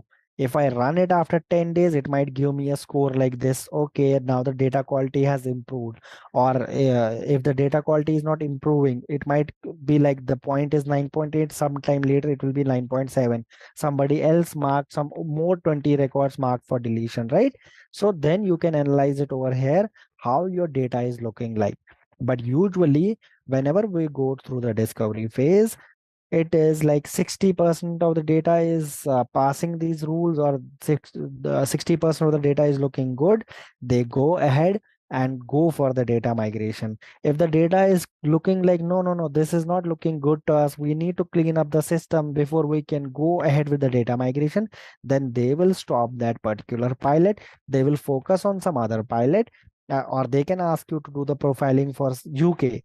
And if any pilot looks good to them, and they will go ahead with that before they clean up the data for US. This is completely how information steward works. And trust me, the moment you have 5, 6, or 7 years of experience in data migration, people would be expecting you to know information stewards. If you know if you know information stewards, it's going to help you big time.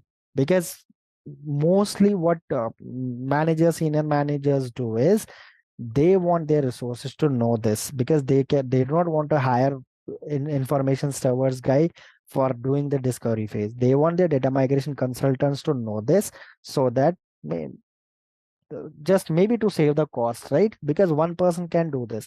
So whenever I personally ask anyone if he has data migration experience, I would definitely ask him, do you know how to use information stewards? If he knows it, it's a plus point. So please go through this training again, or if you do not remember anything, please speak up. I would be glad to go back, revisit wherever you need help. But this information stewards is important. That's the reason I'm really going slow. I'm not rushing up. I just want to, I mean to say, train you on information stewards so that you can use it in your projects. One is the scorecard always set to 10, or we can vary it and keep No, it at it will 100? it will always be out of 10. Always. It will always be 10 Okay. out of 10. So it gives me a score of 9.89. It means 98% data is good. And the second one is regarding the table. So since we are using the staging tables which we have created there, so is this information steward like for calculating or checking the reports? Are we going to use them in the realization phase, like for the initial tables that we have in SAP? Or because we also have validation transform in bots, right? So Don't go there. Don't go there, sir. Don't go there. We are just in the discovery phase. We are okay, just trying to take a call whether we will go okay. ahead with migration or not. Don't go Acha, to just to transformation. check the data in the SAP tables Quality. whether it is proper or not, or the quality of the data is correct or not. We just use. Okay. True. We are just in the data discovery phase or discovery phase. We are not there. We are not there. Okay. We don't have any DDD. We don't have any XREF. This Okay. forms the basis for XREF. This forms Okay. the basis for DDD. But we are in the discovery phase. We are trying to analyze if we can go ahead with the migration or not. Yeah. So instead of using the traditional approach of taking all the table dump in Excel and validating there, we can directly use this tool where we can. A good client will never use Excel because Yeah. he will not get the real-time reports on that. He will not get the historical data over there. But here you can get the historical data. When you run it like maybe 10-20 times or 2-3 times the data is changing, then you can see some beautiful graphs over here.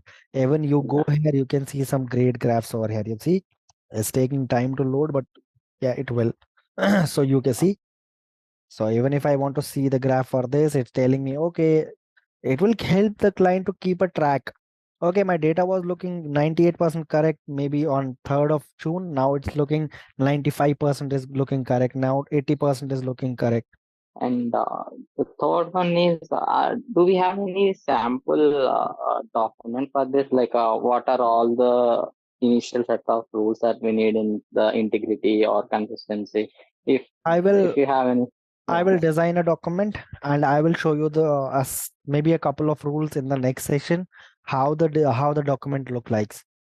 yeah, actual real time scenario, Uh, like how exactly we need Yeah, yeah, to. I will show you. Usually, all the service partners. Whenever I say service partner, I mean like consulting companies.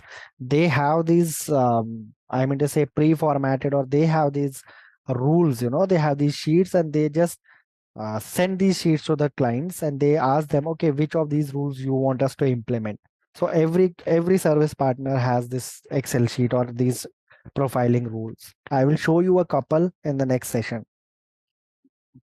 And how are we going to showcase this to the client? Like, is there any way to publish this and export the? Okay. What we do later on is, the moment a data migration consultant creates these reports, then we use this data in Power BI, and we create some beautiful charts over there, and we have a call with the data leaders or the business, and then we help them take a decision. These reports are then consumed by the Power BI.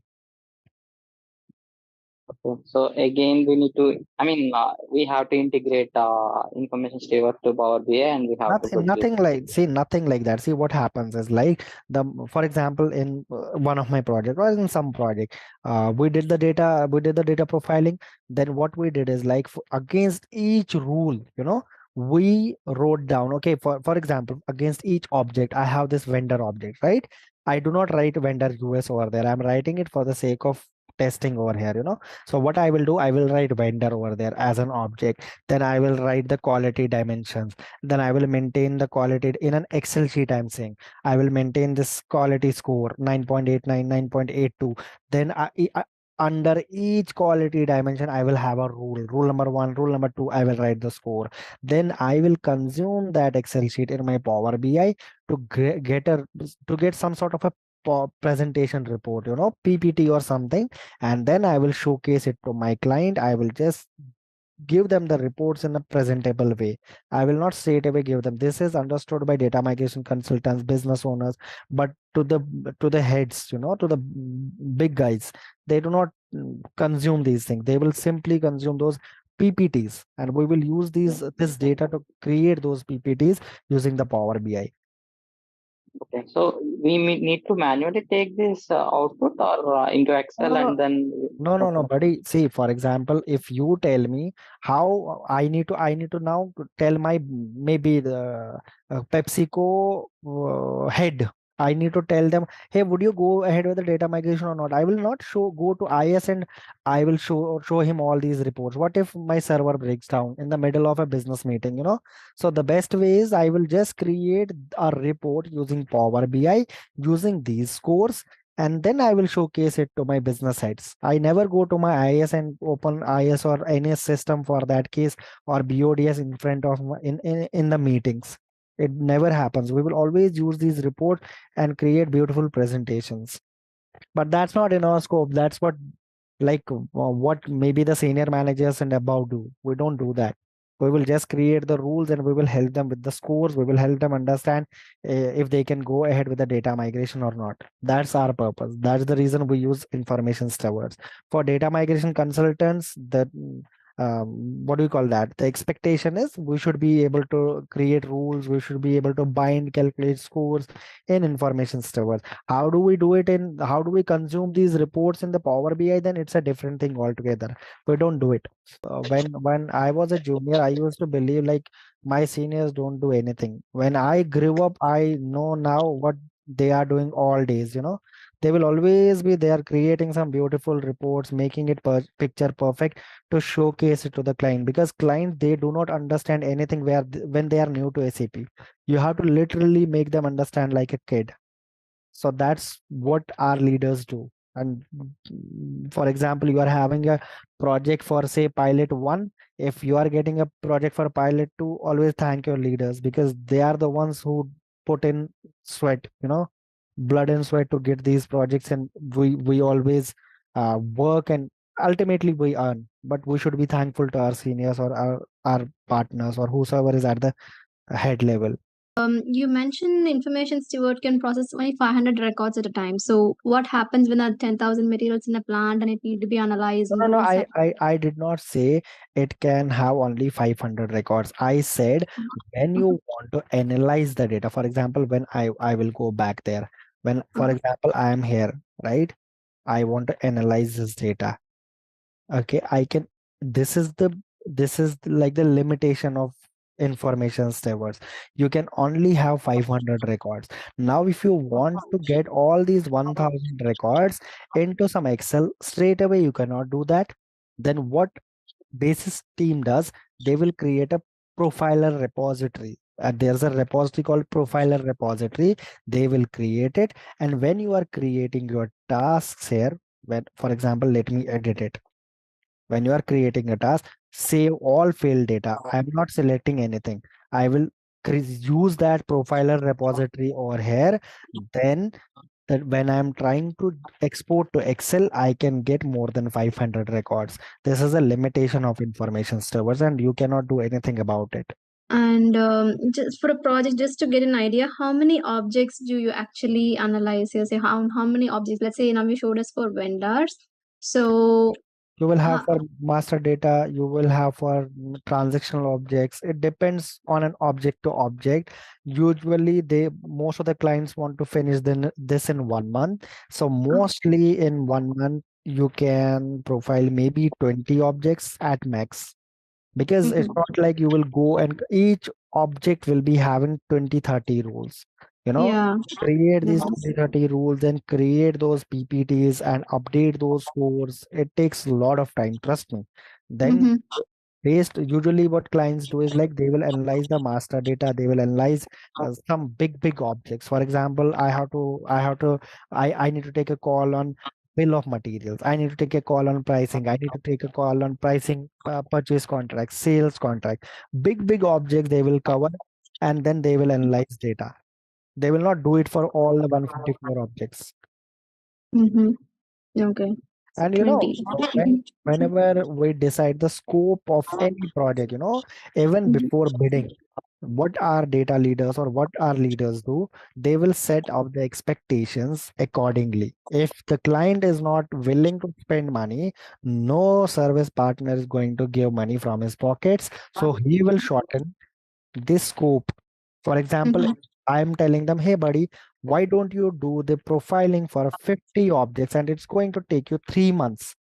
Client is telling me, no, I don't have the budget for that. I can do it in 1 month. I tell them, okay, then let's do it for 15 objects, which are critical to you. And that's how we set up the expectation. Again, it depends on the project, on the lead. Okay. So these negotiations happen way before the discovery phase. Yeah. Not even this happens when any service partner bids with the client. Whenever you go for the bidding, if they are not simple, if they are not willing to pay you dollars, you have to reduce the scope. Otherwise, service partners will have to pay salary from their own pockets, and maybe someday we all will be sitting at home. So service partners can never let that happen, Okay, yeah, that makes sense. Okay. If anyone Just one thing, how do we take this output, like the end output? We export it from some option to the normal Excel or something? Like, how exactly we take the output? When I create the profiler repository, there we have some tables, where where this information is storing all these scores. Okay, for this rule ID, this is the score. For this rule ID, this is the score. Then you consume that table in Power BI and you create the reports based on that. For example, I have 15 objects where I did the profiling. Then I will showcase it to my client leaders, client leadership. Hey, you are having 15 objects that are in scope for profiling. For this rule, you are having this issue. For this object, you are having this issue. These many vendors need the cleansing. So we will create some beautiful reports on top of that using Power BI. But if, for example, there are add-ons will be there in the SAP, right? So in that way, how we can approach for that for data migration? What add-ons? Add-ons like some other systems will be there. Their data will be also there in that systems. By Like add-ons, for do you mean custom fields? like I mean to say that if we need to process shipment, so most of the companies will do the take the applications and they will connect by using the enhancements and everything. Like UPS services are there. So See, their system. Anad, SAP is so smart. It has everything because SAP is business. I told you, like, whatever is required for a business, SAP has the means to do it. So there is nothing which SAP has left behind. That's the reason it's market leader in ERP systems. You name it, they have it. You want to do something like you have some custom functionalities you want to develop, you take the help of ABAPers, you can do it. Or they are not able to do it, you raise the tickets to SAP, they will do it, they will get it implemented. It's not a joke. Like SAP is a market leader for so many years, and they are literally forcing people to migrate to S4 HANA, and still people are willing to do it. Because if somebody has data in ECC, why will he spend? A single project usually costs somewhere close to 100 and 200 million dollars. Trust me, it's not a cakewalk. They have to spend a lot to migrate these datas. Why will they do it? Because SAP has everything. You name it, they have it. You want shipment, they have it. They don't have it, you create a ticket, they will help you. This is so reliable. So that's the reason there will always be the demand for SAP consultants. But good SAP consultant, not like someone who is having half knowledge in ABAP, half knowledge in SD, half knowledge in that. It's better to be the master of one thing than to be the jack of all trades. If you are into one thing, just learn that completely. Because there will always be demand. SAP will never be out of business. All right, let's test your knowledge. Here's a question for you. Which of the following is not a phase in the SAP Activate methodology for S/4HANA implementation? Option A, prepare. Option B, explore. Option C, realize. Option D, optimize. Take a moment to think, and when you're ready, choose the correct option. Remember, each choice holds a key to unlocking the answer. Good luck. Type the correct answer in the comment section. Hey there! Ready to master SAP S/4HANA Data Migration Consulting? Our course is perfect for you. Learn at your own pace with us. In this training, dive deep into SAP S/4HANA Data Migration Consulting. It's your toolkit for seamless data transitions, ensuring everything lands where it needs to be. We cover it all, from fundamentals to advanced techniques, crafted by seasoned experts. Our instructors are industry veterans, dedicated to your learning journey and here to support you every step. Join countless satisfied learners who have found our course invaluable. And the best part? It's budget-friendly, offering top-notch learning without the hefty price tag. Become a SAP S/4HANA Data Migration Consultant Pro today. Enroll now on our site. For more details, visit ZaranTech's website. Let me then start with dedupe. Please try to understand this because this is important. Dedupe is simply data deduplication. So where will this data deduplication come into play? When we have more than one source systems, and it will be for master data. Okay, I want to repeat myself. Data deduplication comes into picture when we have more than one source systems and it's for the master data. Now let's take an example. We have source, I can't write or what? We have source for UK, I have source US, now China, and then India. Okay. Now I am trying to migrate materials. Now UK has a material, say 00001, and the description can be like Pepsi. Now US is having 001, but it's like PepsiCo. Same thing for them. Same thing for this company, same for this. Then they can say like Pepsi China, and they can say something like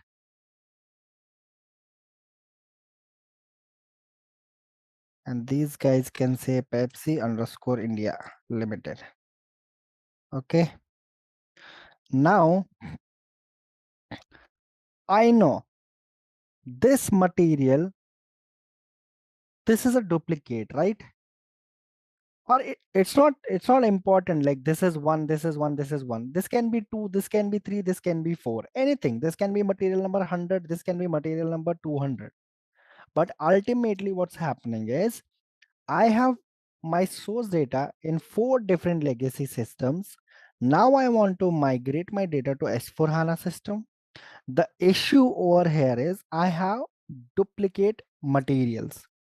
Now if I try to create material master in S4 HANA for this PepsiCo, let me say like I can try and create, it will be like Pepsi material number 1, again PepsiCo material number 2. Let me take an example of Pepsi China as 3 and this as 4. So if I do not take data deduplication into consideration, I will end up creating 4 materials which are duplicates. Now, if you go inside this Pepsi, it will be having, for example, it will be having the same material type. All of these 4 materials will be having the same material type, same units of measure. Everything is same when it comes to the master data. Maybe let me take an example of same thing, Pepsi. Pepsi have a formula and they want to create 450 ml bottle. They have 450 ml bottle in US, UK, China, India, and they are doing their sales over there. They are selling it. But now they want to migrate to S4 HANA system. Now I cannot migrate all these 4 Pepsi, PepsiCo, Pepsi China, Pepsi India Limited with the same data. The only difference can be, or it can also happen like Pepsi, Pepsi, Pepsi, Pepsi. Everywhere it's Pepsi, but the material number is different. Now I cannot move my duplicate data to my S4 HANA system. This is where the concept of data deduplication comes into picture. We simply call it data dedup. So what we do is like, we will create a report. We will pass this data. We have a cleansing transform, which we call as match. We will pass this data through the match transform. For example, now I have something like UK. There is material number 221212 and it's called Coca-Cola. Coca-Cola. Now, when I pass this data through my match transform in data services, what it will do, it will try to do something like this. Okay, let me take an example. 1. Please try to understand. I will push this data inside data services match transform. Then it will give me something like group. Then it gives me something like number. I'm not sure about these terms, but this is the logic it does. Then it will give me like percentage. Okay. Now what it does, if data services finds out, okay, this is a duplicate, this will give it a unique group. 1 1 1 1. It will give it 2. Okay. Then inside 1, it will give me something like 1 2 3 and 4, and this will be 1. Then it will consider one of the 4 as master. Let us take this is a master. Okay, it will assign it something like M, and then rest of the percentages will be corresponding to the master. For example, Pepsi Limited, Pepsi India Limited, and Pepsi China. How many characters or something? How much data is matching for the description? Say for example 50%, then it will give it a score 50. Say 45 is matching. Say 10% is matching. So it will try to give me a score. Now, whenever I have some group where I have more than one numbers assigned to it, I take it as a duplicate material. What I will do, I will send these materials to my business. I will tell them, hey buddy, I figured out you have duplicate data in your source system, and we cannot move all these four material to my target system, because now for my target system as for HANA, I'm not going to have UK, US, China, India. I have one source of truth. I will tell them, buddy, you have to tell me out of these four, which one would be a master material and which one would be a slave material, or which one of these materials is a winner material and which one of these materials is a loser material. Now let us take an example. They told me, hey, PepsiCo, that is coming from US, let's make it as master and the rest will be slaves. Okay. One query is they have to mention that rule, like whatever is coming from US is the master, right? Because It depends on the business. They can tell me, no, this is the master. It doesn't matter to me. no, I Business has mean, if we call. have some other entry, Huh?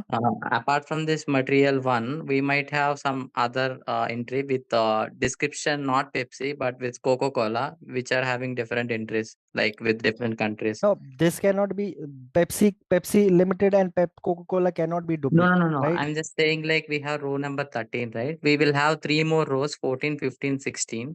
Okay. And those rows are having Coca-Cola India, Coca-Cola US, Okay. Coca-Cola. Okay. Let's take that example. This Coca-Cola. I say 1, 2, 3, 4. And this is like Coca-Cola US. This is Coca-Cola India. Something like this. Okay. Yeah. Okay. I mean, they have to give one specific rule, because if we have huge set of data, if they don't give one priority master rule, it's No, going to be difficult. they have to give it. They have to, because Yeah. I do not want my master data to be a duplicate.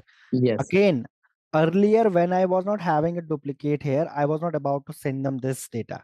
But now, since you told me to add these things, now I will tell them, hey, buddy, these are also duplicates. Let's say this is a group number 2, this is group number 2. Then inside this, it will be 1, 2, and 3. Then let's say Coca-Cola India is the master. Then corresponding to this master, this is like 80% match. And this is say 70% match. Okay. Inside the data services, you can say something like, you can set the score. You can set a parameter. If the record is 50% matching, then consider it as a match. Then only it will assign it a group. If something is like CO, only co, it will not, if the match percentage is less than 50, it will not even take it as a match. It will take it as a unique something else. It will not take it into a group.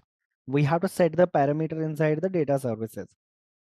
Now, again, they have to tell me which one of these they want to move as the master data. Suppose they told me this is master, this is slave. Now I'm clear from the master data point of view. Whatever data is coming for Pepsi China, this will be the data in Mara and MAKT level, right? All the data that is corresponding to Pepsi and Pepsi China. This master data will flow from my legacy.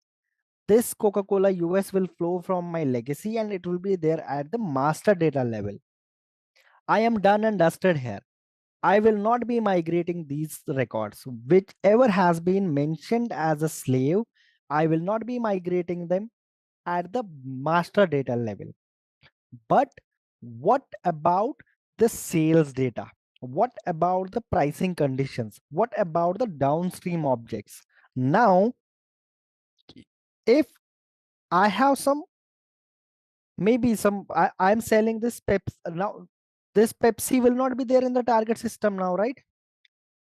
Pepsi China will be there. What will I do with the transaction data of this Pepsi, PepsiCo, Pepsi India Limited? If my header material is not there, see, whenever I migrate my data from SAP ECC to S4 HANA system, suppose I am only migrating Pepsi China and Coca-Cola US. Now, corresponding to Pepsi China and Coca-Cola US, whatever transaction data is coming up, we can migrate it, no issues. But now, when I am trying to migrate, say for example, MVKE data, when Pepsi and PepsiCo are not there in the target system, I cannot move it, right? Then what will happen to this data, to the slave data? What we do is, like, I will repeat each and every point, but if anyone has any questions, please speak up. This is very important. This is the most frequent asked question in interview. Trust me. What is data deduplication? Because this is very important for master data. Now what I will do is, I will create an Xref here. I will say like master. Now I'm going inside BODS. How do we handle this? I will say slave. Now I know from the legacy, let me name it as 102, let me name it as 909, and let me name it as 009, something like this. Now what I will do, I will keep a master as 909. For this, I will keep 909. Sorry. Master as 909. Now this will be my slave. I'm trying to create an Xref now. Now 102, this is like this, and then 9. It's like this. For these three material numbers, 909 is my master. What I will do is, I will create an Xref of this type. I'm showing you for only PepsiCo. Now I will be having this for Coca-Cola as well. Now for Coca-Cola, 1213 will be here. Okay, let me write it down. 1213 will be here and here. And on the left hand side, this is my slave. It will be here. It will be here, right? So what I am going to do, this Pepsi China, it will be at my header level. This will be in my Mara.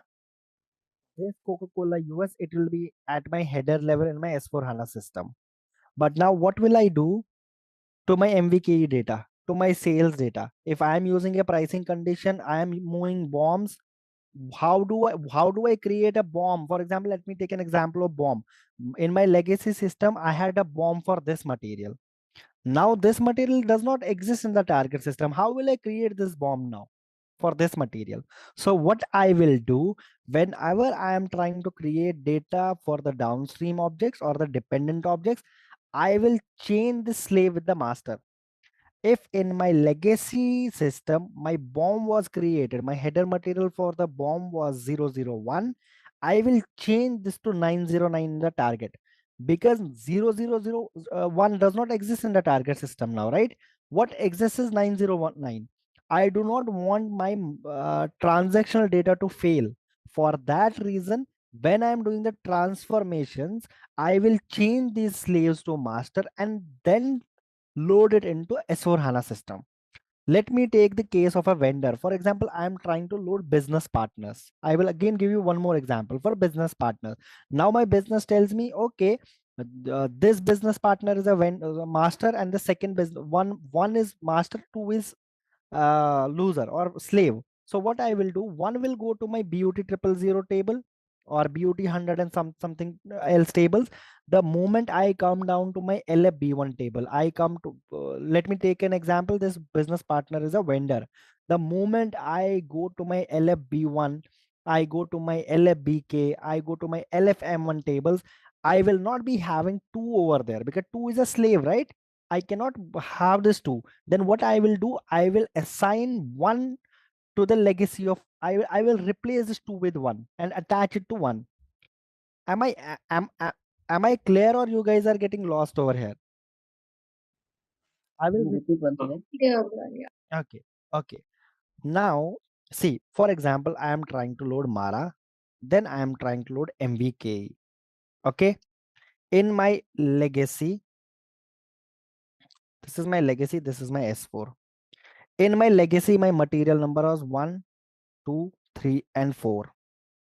But I found out 1, 2, and 3, 4. These are duplicates. Now my business owner told me 2 is the master.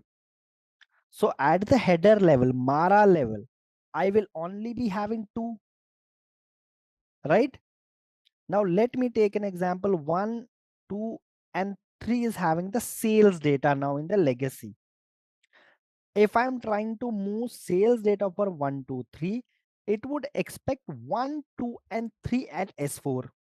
But 2, 1, and 3 we didn't move because they are duplicates. We only moved 2 here, right? 2, 1 and 3 are not there in S4 HANA system. Only 2 is there because 2 is the master material. 1, 3, and 4. Let me write 4 as well for your understanding. 1, 2, 3, 4 is the material in the legacy. We found out 1, 2, 3, 4 are duplicates. My business told me, okay, please go ahead and load header data, master data for only 1. Ignore 2, 3, 4 because those are slave materials. I'm done and dusted at the Mara and MAKT level. But now, when I am planning to load my sales data, sales org data, when I try to load 1, 2, 3, 4, only 1 will get loaded. What will happen to 2, 3, 4? 2, 3, 4 is not there in S4 HANA system, right? What will happen with that? See, I will again go down to the elementary level. Let me say you have MVKE data set up like this. This is your Matner, this is your sales org. Now your Matner one is assigned to sales org 0909. Your 2 is assigned to 908. Your 3 is assigned to 809, something like that, 809. And your 4 is assigned to 888. Okay, now this is your legacy data. When I migrated the header data, Mara data to S4 HANA, I am not migrating 1, 2, 3, 4. Why? Because 1, 2, 3, 4 are duplicates, and as aligned with my business, I will only migrate 1. Is till here we are clear? Yes. We will only migrate 1. Now, when I try to migrate 1, 2, 3, 4 ka sales data, I can only migrate for 1 because 2, 3, and 4, they do not exist. They do not exist at the header level. They do not exist. You can only migrate sales data when your material is present in Mara. Am I making sense till now? You can only migrate plant data when your material has initially been created in the Mara table. Your sales data can only move when your material is present in Mara. Mara is the first step. Now when 2, 3, and 4, they do not even exist at the Mara level, how you cannot move this 908, 809, and 8888 sales org data to S4 HANA system. Can you? We have to use this lookup then. Exactly. So what we will do is like this will be your legacy, but if I go to my target system, this is how the data will look like now. This will be like 1, 1, 1, and 1, and all these 4 sales org details will be assigned to this. What it means is initially PepsiCo China was dealing with this sales org, PepsiCo US was dealing with this sales org, India was dealing with this sales organization, China was dealing with this sales organization. Now these are duplicates. We will no longer consider them as 4 different materials in S4 HANA. It will only be 1. Okay. Then these 3 sales org I have to attach to this material now. If you do not do this, then you will lose data. We do not want to lose data at any point of time. There should be no data leakage when it comes to data migration. What if you do not move the sales org data of 809? See, now forget 1, 2, 3, 4 existed in the systems. Now in S4 we are having one material with 4 different sales organizations. Exactly, because because this is just one material which was created in 4 different systems. US was having its own transactions with sales org 909, UK with 908, India with 809, and then China with 888. But now when these 4 are duplicates, I will not create duplicate entries in my S4 HANA system. So what I will do, I will only create one material out of these 4 which has been aligned with the business, and then I will move my sales or data to that particular matter. Now let me take an example of pricing. Now when you are, for example, you had the pricing data set up for material 2. Now 2 does not exist in the target system. What you will do, wherever 2 was in the legacy system, you will replace that with 1. It means if 2 had some pricing condition, going forward, you will fulfill that pricing condition for 1, because 2 is a duplicate. We are not migrating 2.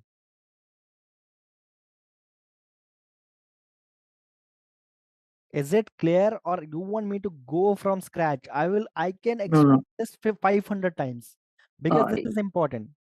I just have a couple of questions. One is regarding the deduplication. So they just need to as the duplication logic, right? Whether based on material and description combination, or is it based on only material from different system? They have to specify it, right? That is first thing I have. Yeah. They will tell you, can you please give us the report based on the material description? Because for materials, there is no other way around, right? Okay. I can have different material numbers in different systems. It's not Yeah. like they have set up the systems in sync. Material number Okay. 1 will be Pepsi in US. Same material number 1 will be Pepsi 500 ml in UK. No, it can have material number 202. Some can have. And Please go ahead. yeah, and the second query I have is in the row number 2345, which you have like 001 material with different description. There can be a scenario like they want the same material to be created with different description. So we can use the language key and add the description to those particular things. Please see, buddy. Language is something you are maintaining at the description level, MAKT level. Yeah. You can have a material in 100 languages. I don't care about that. But I do not want to create any duplicate material at the Mara level, because Okay. Mara is my source of truth. If you again go there and create a duplicate material, then we are losing the only, what do you call that? The only meaning of S4 HANA system, right? Again, we're migrating duplicate data. Okay. Guys, please speak up. Ask me 200 questions. I don't care about time, but please speak up. This is important. One When you question. please go ahead, sir. In the legacy system, you are saying that 1, 2, 3, 4 is the material numbers are there, right? 1, 2, 3, 4. Okay, Yeah. for different sales organization, right? No, sir. I am saying Pepsi. Let's say this is Pepsi. Let me write it down. Pepsi USA, then China, then India. I am trying to say they created a material Pepsi 500 ml bottle, which is having material number 1 in UK, material number 2 in US, material number 3 in China, material number 4 in India. Now they can say like something like this: Pepsi 500 ml or something like China, something like this, or sorry, UK. The reason I'm giving a different description is because I want to explain how this match transform in BODS works. Otherwise, what most of the clients do is like this: they will never add this UK over here. They will simply write something like this. But it may happen like there is a new data consultant who did something like _UK. What will you do? Nothing. You cannot tell him why do you did that, right? He just want to mention some other name. Or someone in US, he named it as 500 ml. Someone named it as Pepsi 500 milli, right? People can do this. Somebody can write something like 0.5 liter. Somebody can do this, right? Now I'm trying to tell is, what I'm trying to tell here is material number. Please don't go by the material number, because material number SAP can generate any material number. The point here is These are duplicates. These are being stored in 4 different SAP systems. There are 4 different legacy systems, and I'm trying to migrate data from 4 different legacy systems into one SAP S4 HANA system. I will not move 4 duplicate materials and create 4 duplicate materials in my S4 HANA system. No, I will not do that, because I should be having one source of truth. Now this sales org 909, this is for example, we have PepsiCo has a channel partner, say something like Accenture. They are supplying Pepsi to Accenture, so they have 909 sales org over there. The USA is supplying to some other sales org, say TCS, right? They have different sales organizations. But I will not create 1, 2, 3, 4, 909, 809, 809, 888 and create duplicate entries at the header level. I will create only one material which has been aligned with the business, and then I will move the corresponding line items accordingly. Because if I only move one, I should only be able to move 909. But what will happen to these 3 sales orgs? I have to do business with them, right? In my system it changed, but down the line when I again do business, this should not change. I have to supply the same Pepsi 500 ml to 908 sales or 809 888. For me, it was just because of description or just because of 4 different source systems. I was doing business independently. Now take an example, there was a merger and acquisition.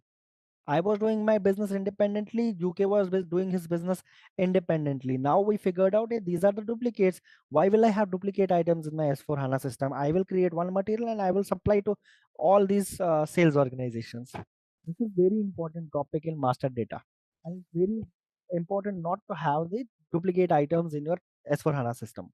So, two quick questions. First is, as in this situation of duplicate scenarios, the only place where we can look is XREF or a DDD document, right? Where we get to know who is a master. No, sir. Please don't go into DDD as of now. Everything, data deduplications, all these data harmonizations, all these happens in the discovery phase. The moment I start my BODS, I ask you guys, please extract this table, do this. Then from there onwards, we are referring to DDD. We are doing all this to create the DDD. This is just the discovery phase. Information stewardship is a discovery phase. Data harmonization is a discovery phase. Data deduplications is a discovery phase. So in this case, all these analysis, and after business decision, we identify one of the item as a master and other few are slaves. All this info sits where? And the reason I'm asking is, post that, if we want to upload the inventory level data, right? How do we know? Like, do we need to maintain XREF in an inventory template as well or not? No. Don't go to inventory as of now. For example, for your inventory, you will be using the materials, right? In a legacy system, there was inventory had material number 2. But now material number 2 is not there in S4 HANA system. We will do as data migration consultants, we will change this 2 to 1 while migrating and migrate your inventory on 1. Because 2 does not exist now. 2 is 1. Everybody, this is just a pure case of polymorphism, a same material, different descriptions. But I will not create duplicates now in my S4 HANA system. Earlier, there were 4 different systems. I was forced to do that. But now I will not do it because I want my system to be like crystal clean. Right, but when you say like the XREF where we will maintain this master, where do we maintain actually? Okay. See, this XREF, I will create it temporarily. Then again, what functional consultants do, I have done it for BP, business partners, vendors, customers. Maybe, I'm not sure 100%, but they will be doing it same for materials as well. There is something called key mapping. It's an XML based mapping. What they do over there is they maintain this mapping. Okay, this was my loser material, this was my winner material. Because if at some point of time they want to map the two systems. They go to S4 HANA system and they check, hey, why is my material number one having four sales orgs, when in my legacy system it was only having one? Why is it having four?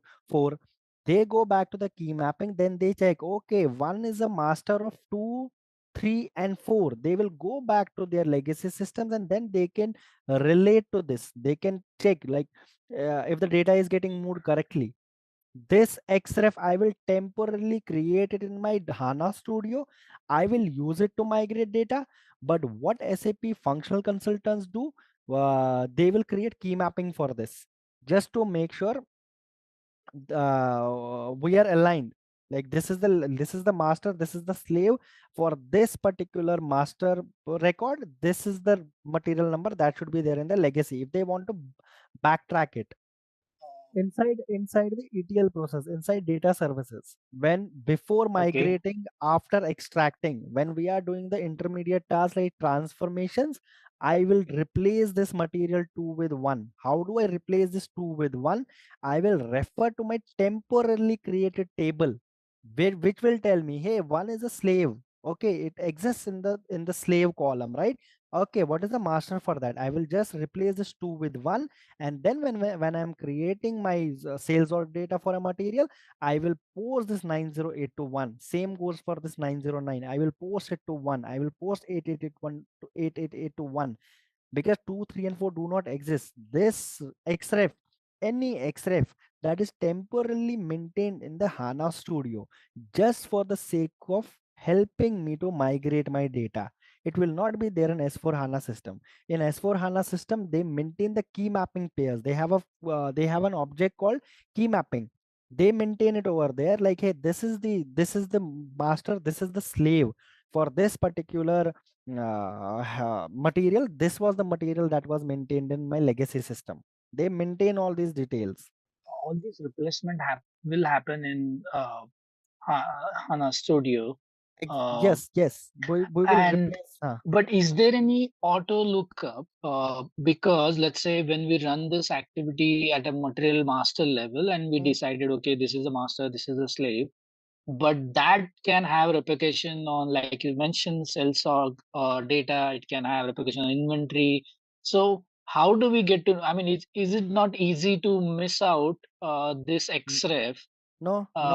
You know what happens is, like, this particular data, what they will do, they will mention it over here. I have already shown you the DDD, right? Here, inside the mapping, they will just mention it over here in the comments. Something like refer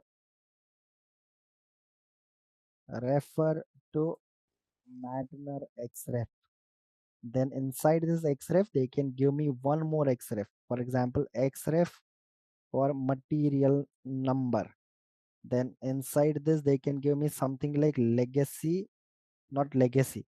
They can give me like master material, then slave material, and they can give me something like 1, sorry, 2, 3, 4. Here they will mention 1, 1, 1. So what does this mean? I will change this data accordingly. Everything will be mentioned here. I will not be doing anything on my own. Correct. So this is the activity for the material master. So when we prepare, okay, I got it. When you move to the downstream objects, right? Again there they will mention it, same thing. For example, I'm trying to migrate bombs. Now business knows, okay, if there are any duplicate, what do you call it, the functional owner, data owner, they know if there is any bomb where the material has not been migrated or it's a slave material, then they will again mention it in the material number column, refer to Matner xref.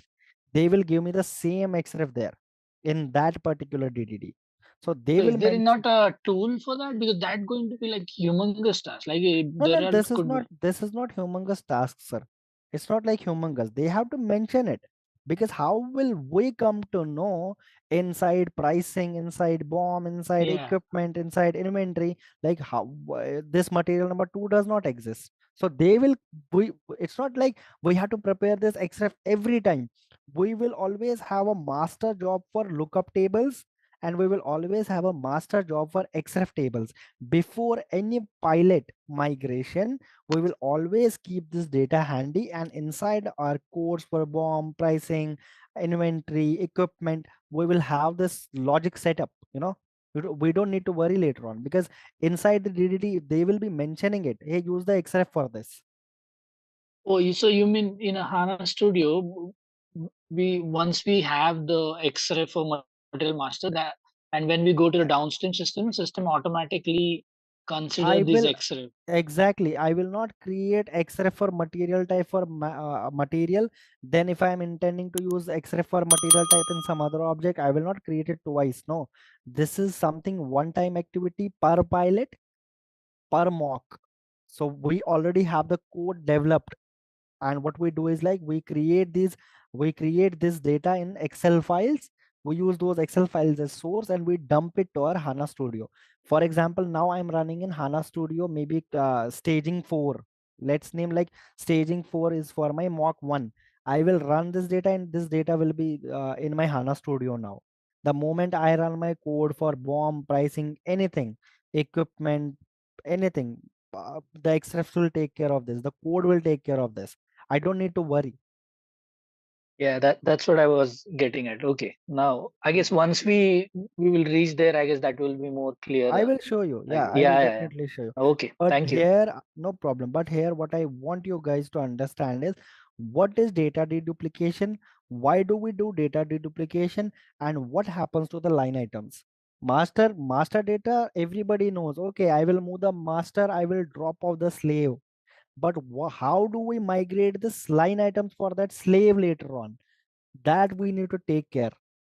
You cannot migrate the master, and whatever line item, plant, sales org is there for the slave, you cannot leak that data.